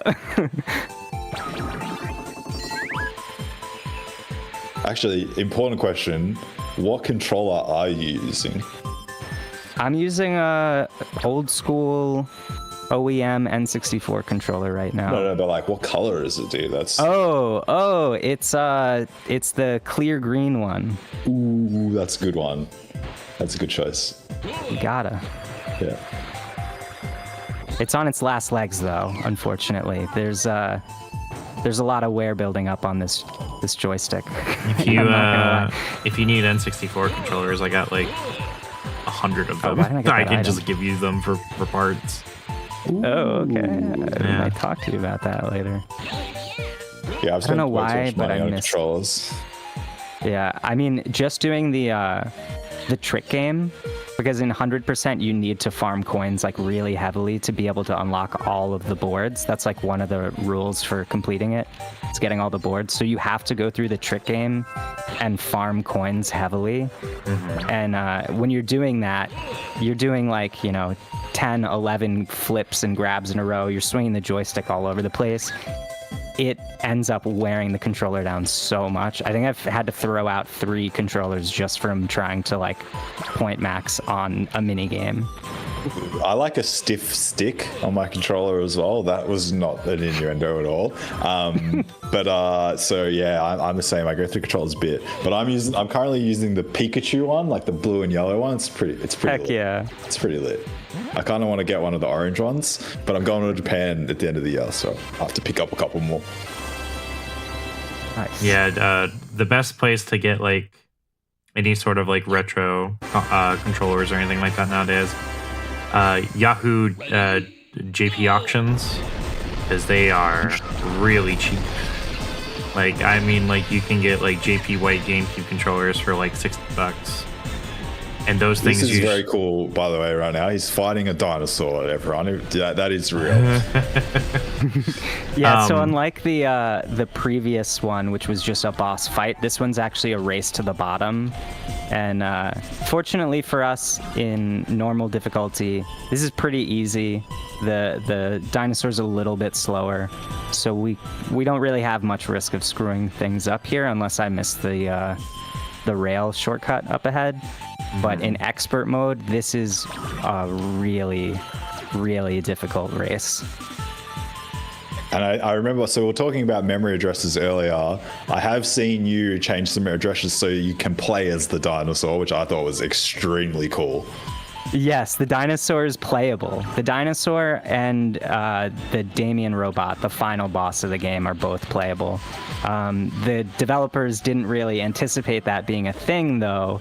So if you try to do flips and stuff, it's fine. But if you try and do a grab with those characters, the game crashes immediately. And another thing is they didn't really create a lot of animations for these characters, right? There's like a few for if you hit a character, they have like a stun animation. So like when you try to do a flip with the boss of the game, the Damien robot, what happens is he does his stun animation instead of a regular flip. Like his character still spins, but his sprite acts like he's been hit by a weapon while he's doing it. So here's our space level. Ooh. Don't ask me how they're able to breathe right now. He's got a helmet on. There's no face mask. Well, unfortunate. So maybe she's just holding her breath. I don't know. They're professional snowboarders, all right? They're capable of a lot. True. Oh, someone in the chat just said, I remember renting Snowboard Kids from Blockbuster. So true. Also, that was me too, dude. Renting Nintendo 64 games was the best. I think this and Majora's Mask were like two of the first games that I rented too. Renting Majora's Mask is brutal, though. No. Ooh. Wow, that was really close. The only reason I was almost gonna get hit by that is because of the. Oh wait, did I not get ghosted before that? I guess I was just going through it slower than usual. Ooh, What's nice block. Blockbuster?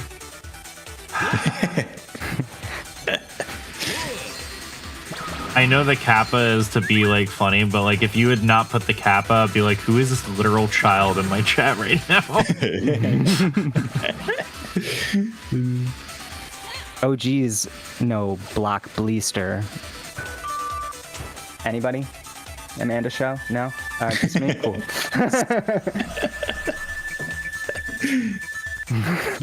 I like this space level. It looks sick. It It's really an went awesome wild level. on this game. They're like, oh yeah, so my kids one was pretty cool. Let's just crank it up to 10.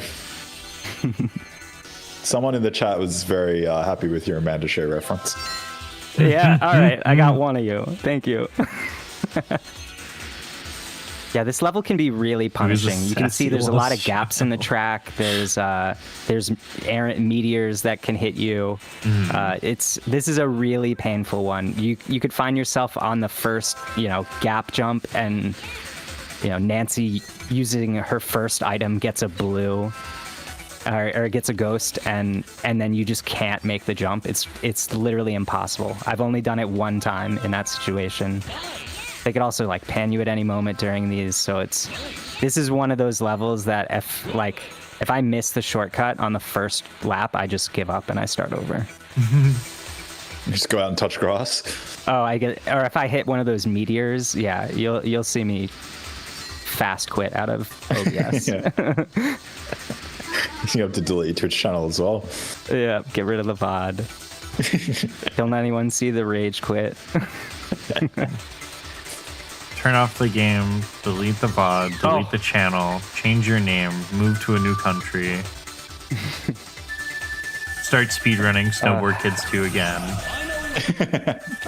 Repeat. So I made myself a... Yeah, go ahead. I was gonna say it would be fun to have a speedrunning alter ego, like have fun. Oh, like have like an alias for like speedrunning. Yeah, make a second speedrunning one.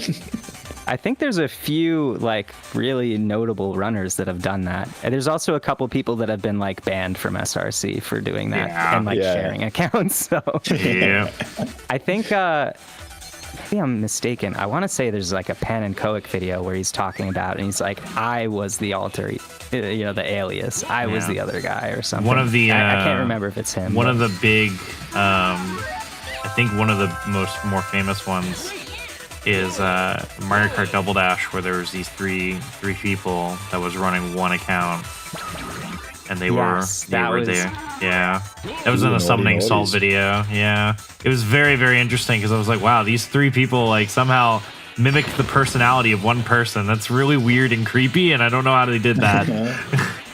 Also, Proof Call, thank you so much for the 4 months. Oh, shout out Max Blaze. I just did a Blaze Hop. You're my boy. So Blaze Hop is just a well-timed, it's not really an intentional thing you're doing, but if you time a jump just late enough, you can have like the act of you going off the jump itself like cancel your jump out in a way, so it only does half the animation. Just a fun little Easter egg there for you. There's genuinely no purpose in doing it, though. Like, you'll only usually do it accidentally. All right, we're really cruising along, I gotta say. Time flies in fun, bro. I'm not counting these ghosts and pans, and I'm finding it a lot more tolerable. Oh, I missed the lineup for that blue. That's too bad. Normally, I'd want to get that blue and hope I get a rock here, and then just place it right in front of this path here. Force Wendy to fall into the lava pit. Yeah, it is, but Wendy's a bit of a pain in the butt on this level, and we don't want her in second place. Okay, when you said keep her in the back. When you said a bit, I was fully expecting a completely different word. Yeah, because I was like, wait, what? I had to double take for a second there. That's funny. Oh, I also forgot to ask what was the ETA for this? This is a horrible spot to get hit. I'm hoping we get somewhere around 58 or lower for this. The current record that I have is a 56.44, and I don't think there's really any world that this RNG is going to allow that. But you know, a 57 or a 58, I would be totally comfortable with. If that pan went off while I was going up there, I would have been screwed. Yeah, there's nothing worse than pan on a spot where it has like upwards momentum because it's just so slow to get any speed back. Yeah. Now this is another one of those really steep jumps where you'd want to do that bonk on the wall and go down, but because I need to try and get another invis, we had to just eat that jump. Okay. Well, that's a good placement for a rock at least. Good dropped it. I found if you place the rock too close, there's this animation that the CPUs have, well, all characters have, where they magnetize to the lift itself, and in that magnetization phase, they have temporary iframes. So if you place that rock too close, your character, the character will connect to the chairlift instead, and they'll have iframes. They just won't take damage from the rock, even if they go straight through it. Yeah, I've noticed on Snowboard Kids 1 that right next to the lift, there's weird, really strange physics where the game, it looks flat, but it actually has crazy downwards momentum and drags you, like you were saying, almost magnetism towards it. Yeah. I haven't found any way to abuse that mechanic yet though, unfortunately, but maybe one day.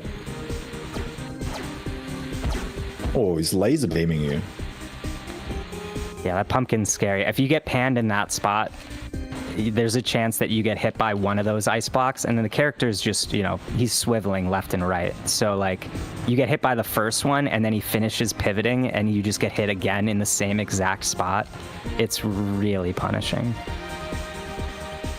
All right, I didn't have a lot of speed, so we had to do a little slope boost to get up that. Nice little shortcut. Very happy that worked out. Yeah, going back down that slope can be tough because you can see there's tons of ghosts just like randomly spawning. I have to, you know, turn around and then go through all of that to get to this little like bridge path.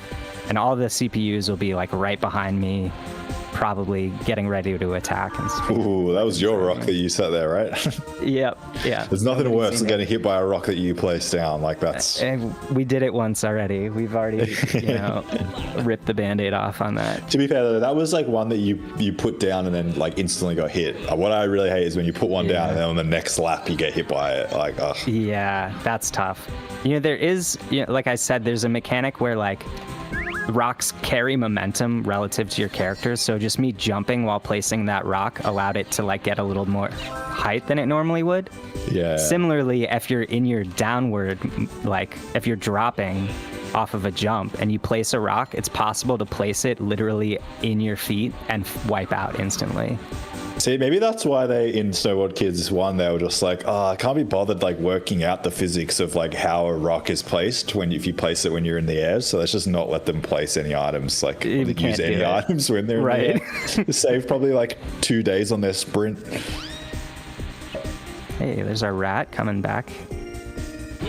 Luckily, you don't need. Oh, unlucky. You don't need coins anymore, though, right? So the rats. No, I don't. I've been in such a habit of playing 100% that like I can't stop doing tricks now at this point. It's really hard to like control myself. And who doesn't love hearing the announcers say, "Great, nice, excellent." Good. Good. Yeah. Good. At least it's not the Donkey Kong like 64, like when you finish the minigame when he goes, "Well done," and it's like really loud and obnoxious. Yeah. So are you playing on Japanese right now, or is this US? No, this is US. Is there any differences between Japanese and US besides the language? You know, I couldn't really tell you. On the leaderboard, everyone's using pretty much a US copy, so I don't really know if there's been much like deep dive into that. I mean, there's not. Wait a second. One on Japan. I forgot something, everybody. Oh. I forgot a minigame. I knew something was off. I didn't know what. Yeah, so you could see there, I didn't have Iceland available as a playable map because I forgot to do one of the minigames. Is this just a speed cross? So it's just max pace? We're just going to be spamming rockets and fans and getting to the end of this level as fast as possible. This is one of the few instances where I get to share the C hop tech that I've been doing, this like holding C up all the time. So in this specific spot, normally what you want to do is you want to jump early so you get minimal height here. And then on this one, you want to jump as late as possible so that you can get this massive amount of air and go straight into this shortcut. But if you just hold a C button while you're doing that, your character is automatically doing like a last possible frame jump, so it makes it a lot more consistent. I've been a little bit slow on some of these item activations, I'm not gonna lie. But there's not really any chance of us losing this, so I think you have to beat this. It's one of the easier mini games. The goal is just you're trying to catch the bus to school, and you have to get there before 8:30. And time moves really slow in this particular mini game, so it's really pretty easy to. I'm jealous. You get a lot more story. My Snowboard Kids 1 has like no story. There's a lot of funny cutscenes in this in between each level that like we're obviously skipping over, but you'll get a good chuckle out of some of them. If you like slapstick, you know. All right, so this is our last level. Damien's fed up with us ignoring him this whole time, and now he's come for his revenge. And he is not as stat buffed as Shinobin. Oh, geez. But he does have very good speed. Oh, I have to eat this. I really wouldn't have wanted to use that invis, but I was scared of being able to do a hop over that. So this is like the only real level where there's like a noticeable chance of losing. This is where the RNG can really be super bad. There's a spot later up ahead where there's like, you know, there's like 3 or 4 item boxes that all of the CPUs are competing to go through, and you could get hit by like, you know, multiple ghosts and multiple pans all in the last like 10 seconds of each lap, and it'll ruin the run for you. I'll do a quick prayer for you. Thank you. I did just send Damien off the track, so I think we're good for a bit. It is kind of bad having him in like the further back placement positions, because he again goes through the most items out of anybody, but he's going to be stuck infighting with Slash and Jam now, so I'm hoping we'll be okay here. Ooh, I like the shot backwards with the snowman, just in case. I would have done it a little bit more optimally. So what you can do is you can just shoot straight at the center at that chairlift and just hop over it. And then it's like you're guaranteed to hit someone that way. But because I didn't jump fast enough, hey, buddy, we're going to have to, you know, I had to switch off to the side. Well, he got out of that snowman like really fast. Yeah, he did. Oh, come on, please. All right, so this is making me a little nervous. We're not getting any blues, and we're in third now. But I did avoid a ghost, so that's good.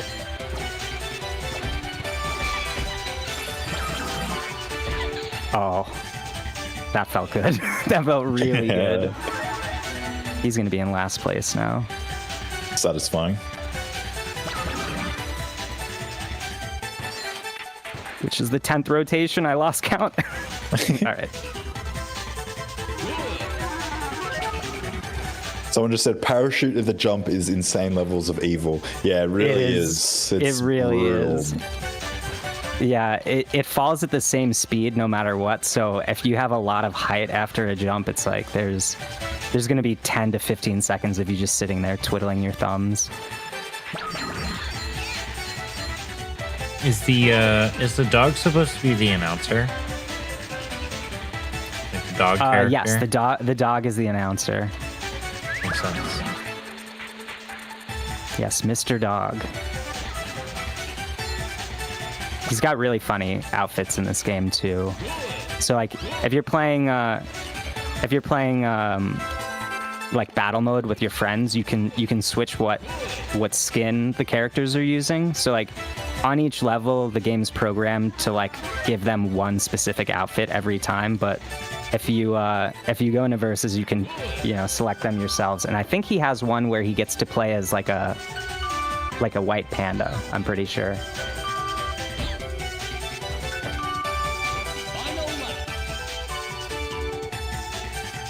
All right, last lap.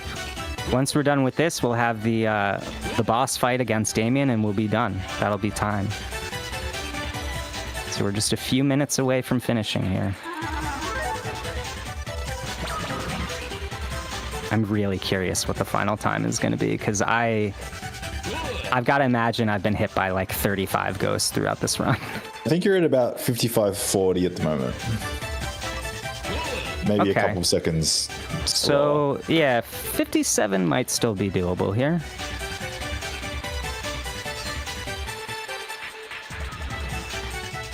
I like that little shortcut skip there. It's sick. Yeah. Yeah, fortunately, none of the CPUs in this race ever use that, too. Even in, like, hard difficulties.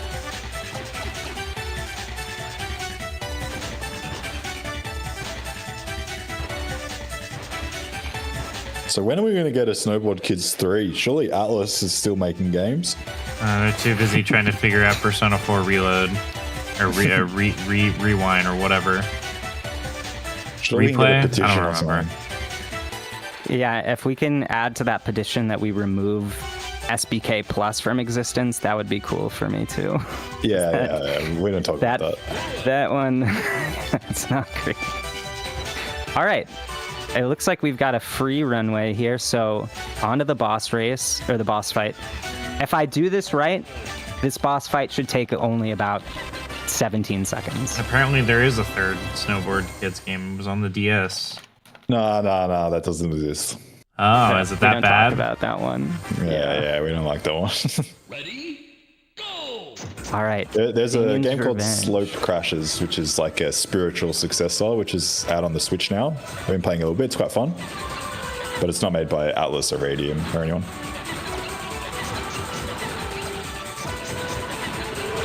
Honestly, That was sick. pretty good. I could have done that a little better.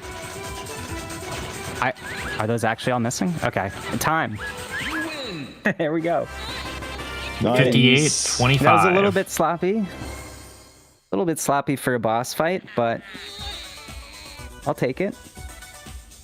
I reckon that was a solid effort. Thank you. Thank you. I was almost tempted to retry it just so we could show like a better version of it, but So what would that put you on the? Let me have a look. So that was new game 80%, right? I think a 58's like third. Number place. 3. That's a solid effort.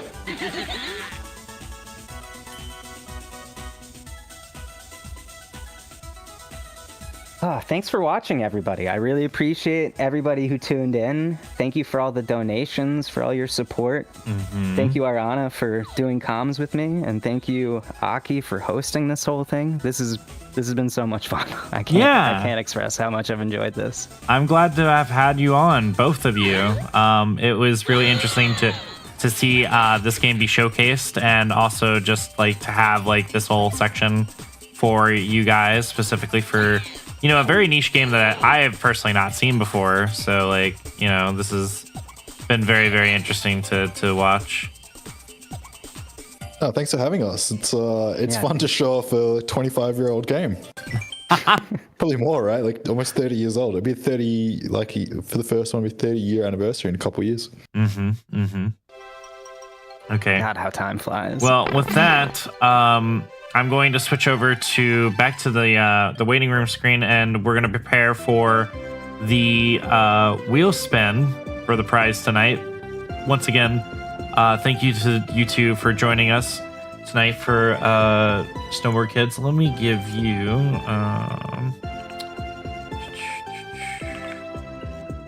There we go. I think. Hey, thanks for the shout out. There you go. Make sure you go give them a follow. Check out their stuff. We'll have the schedule for tomorrow, which will be starting off with Slush's Tears of the Kingdom 80% and 80% run with a glitch expedition potentially. And then Supreme will be doing Donkey Kong Country Trilogy. We'll have Ice Blue follow up with Zelda 2 100% all keys. And then we have Zelda Tears of the Kingdom all dungeons later in that night. So very excited for those runs, and a lot more really interesting runs towards the weekend and a little bit after as well. But we still have plenty of time and plenty of days to raise more money for charity. So let's knock out another goal. Why not? All right. Thank you guys for joining me again, and hope to see you guys again next year, or maybe talk some other time outside of the stream setting. You know? Thanks, bro. Time for some breakfast for me. Yeah, get some breakfast. Celebrate with some breakfast. Thanks, guys. All right. Bye Thanks bye. again, Andy. Thanks, everybody. Bye. All right, we're gonna get set up for the wheel spin in just a second. Hi, doggy.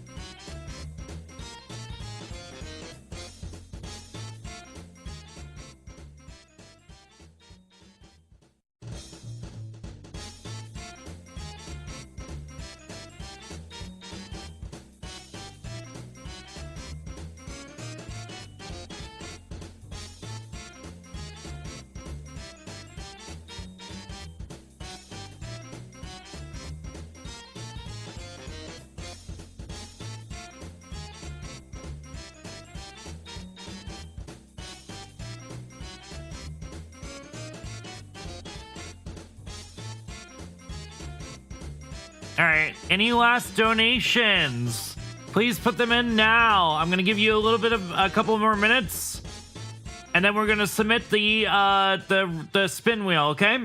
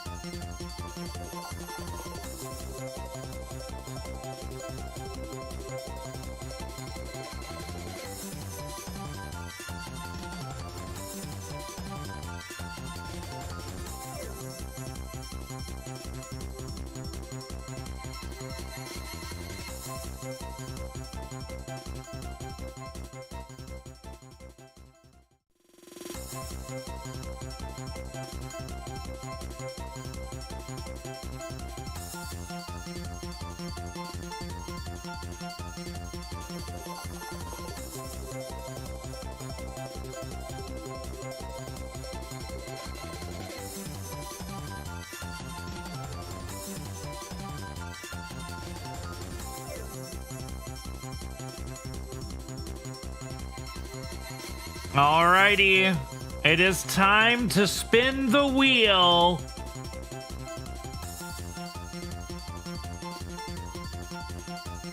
Ten, 9, 8, 7, 6, 5, 4, 3, 2, 1.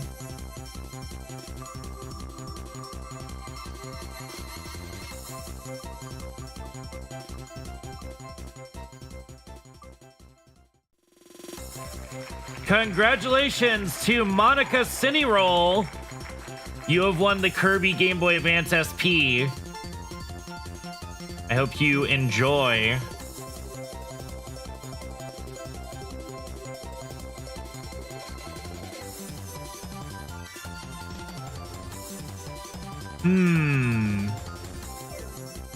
Should we throw another prize?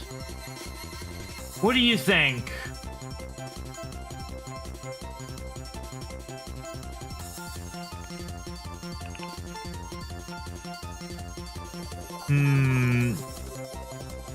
How do you guys feel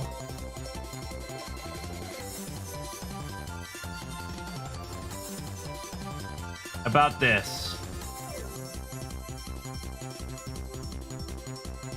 It's a Gooigi amiibo. Who wants the Gooigi amiibo?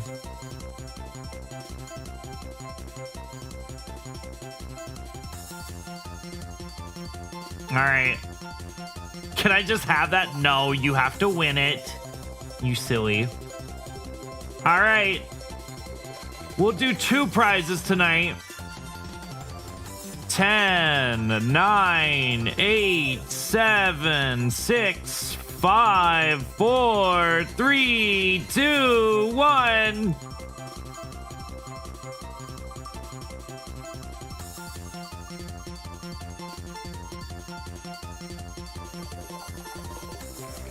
Ostrava! Congratulations, you have won the Luigi Gooigi. All right.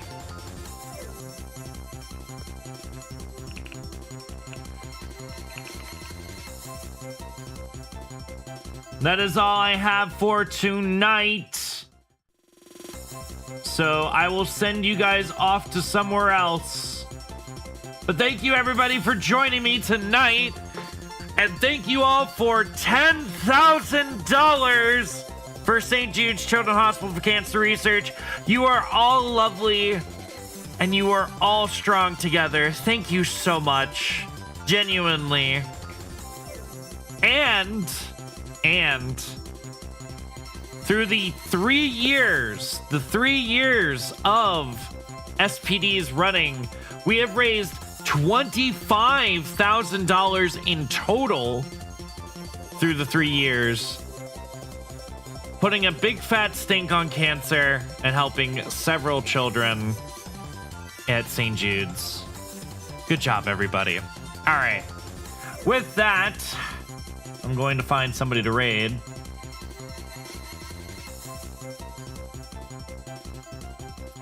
And I think I am going to send you guys to... Oh, I have an idea of who I'm going to send you guys to. Do you guys know who Firelord Brooke is? Firelord Brooke is a good friend of mine. I have not been able to raid her. It is during her subathon. She has 38 minutes left on the subathon, not when I'm done with it in the next 10 seconds. So we're going to send her some love, chat. All right, raid in to Firelord Brooke. We're going to do Oren Rave, 10K for charity. No, thank you for the lovely stream. Thank you, thank you, thank you. I will see you guys tomorrow, same time as always, for The Legend of Zelda Tears of the Kingdom 80% by Slush. So very, very excited. But thank you guys so much for the stream. I had a lovely, lovely time. I will see you guys tomorrow. Good night, everybody. Bye-bye.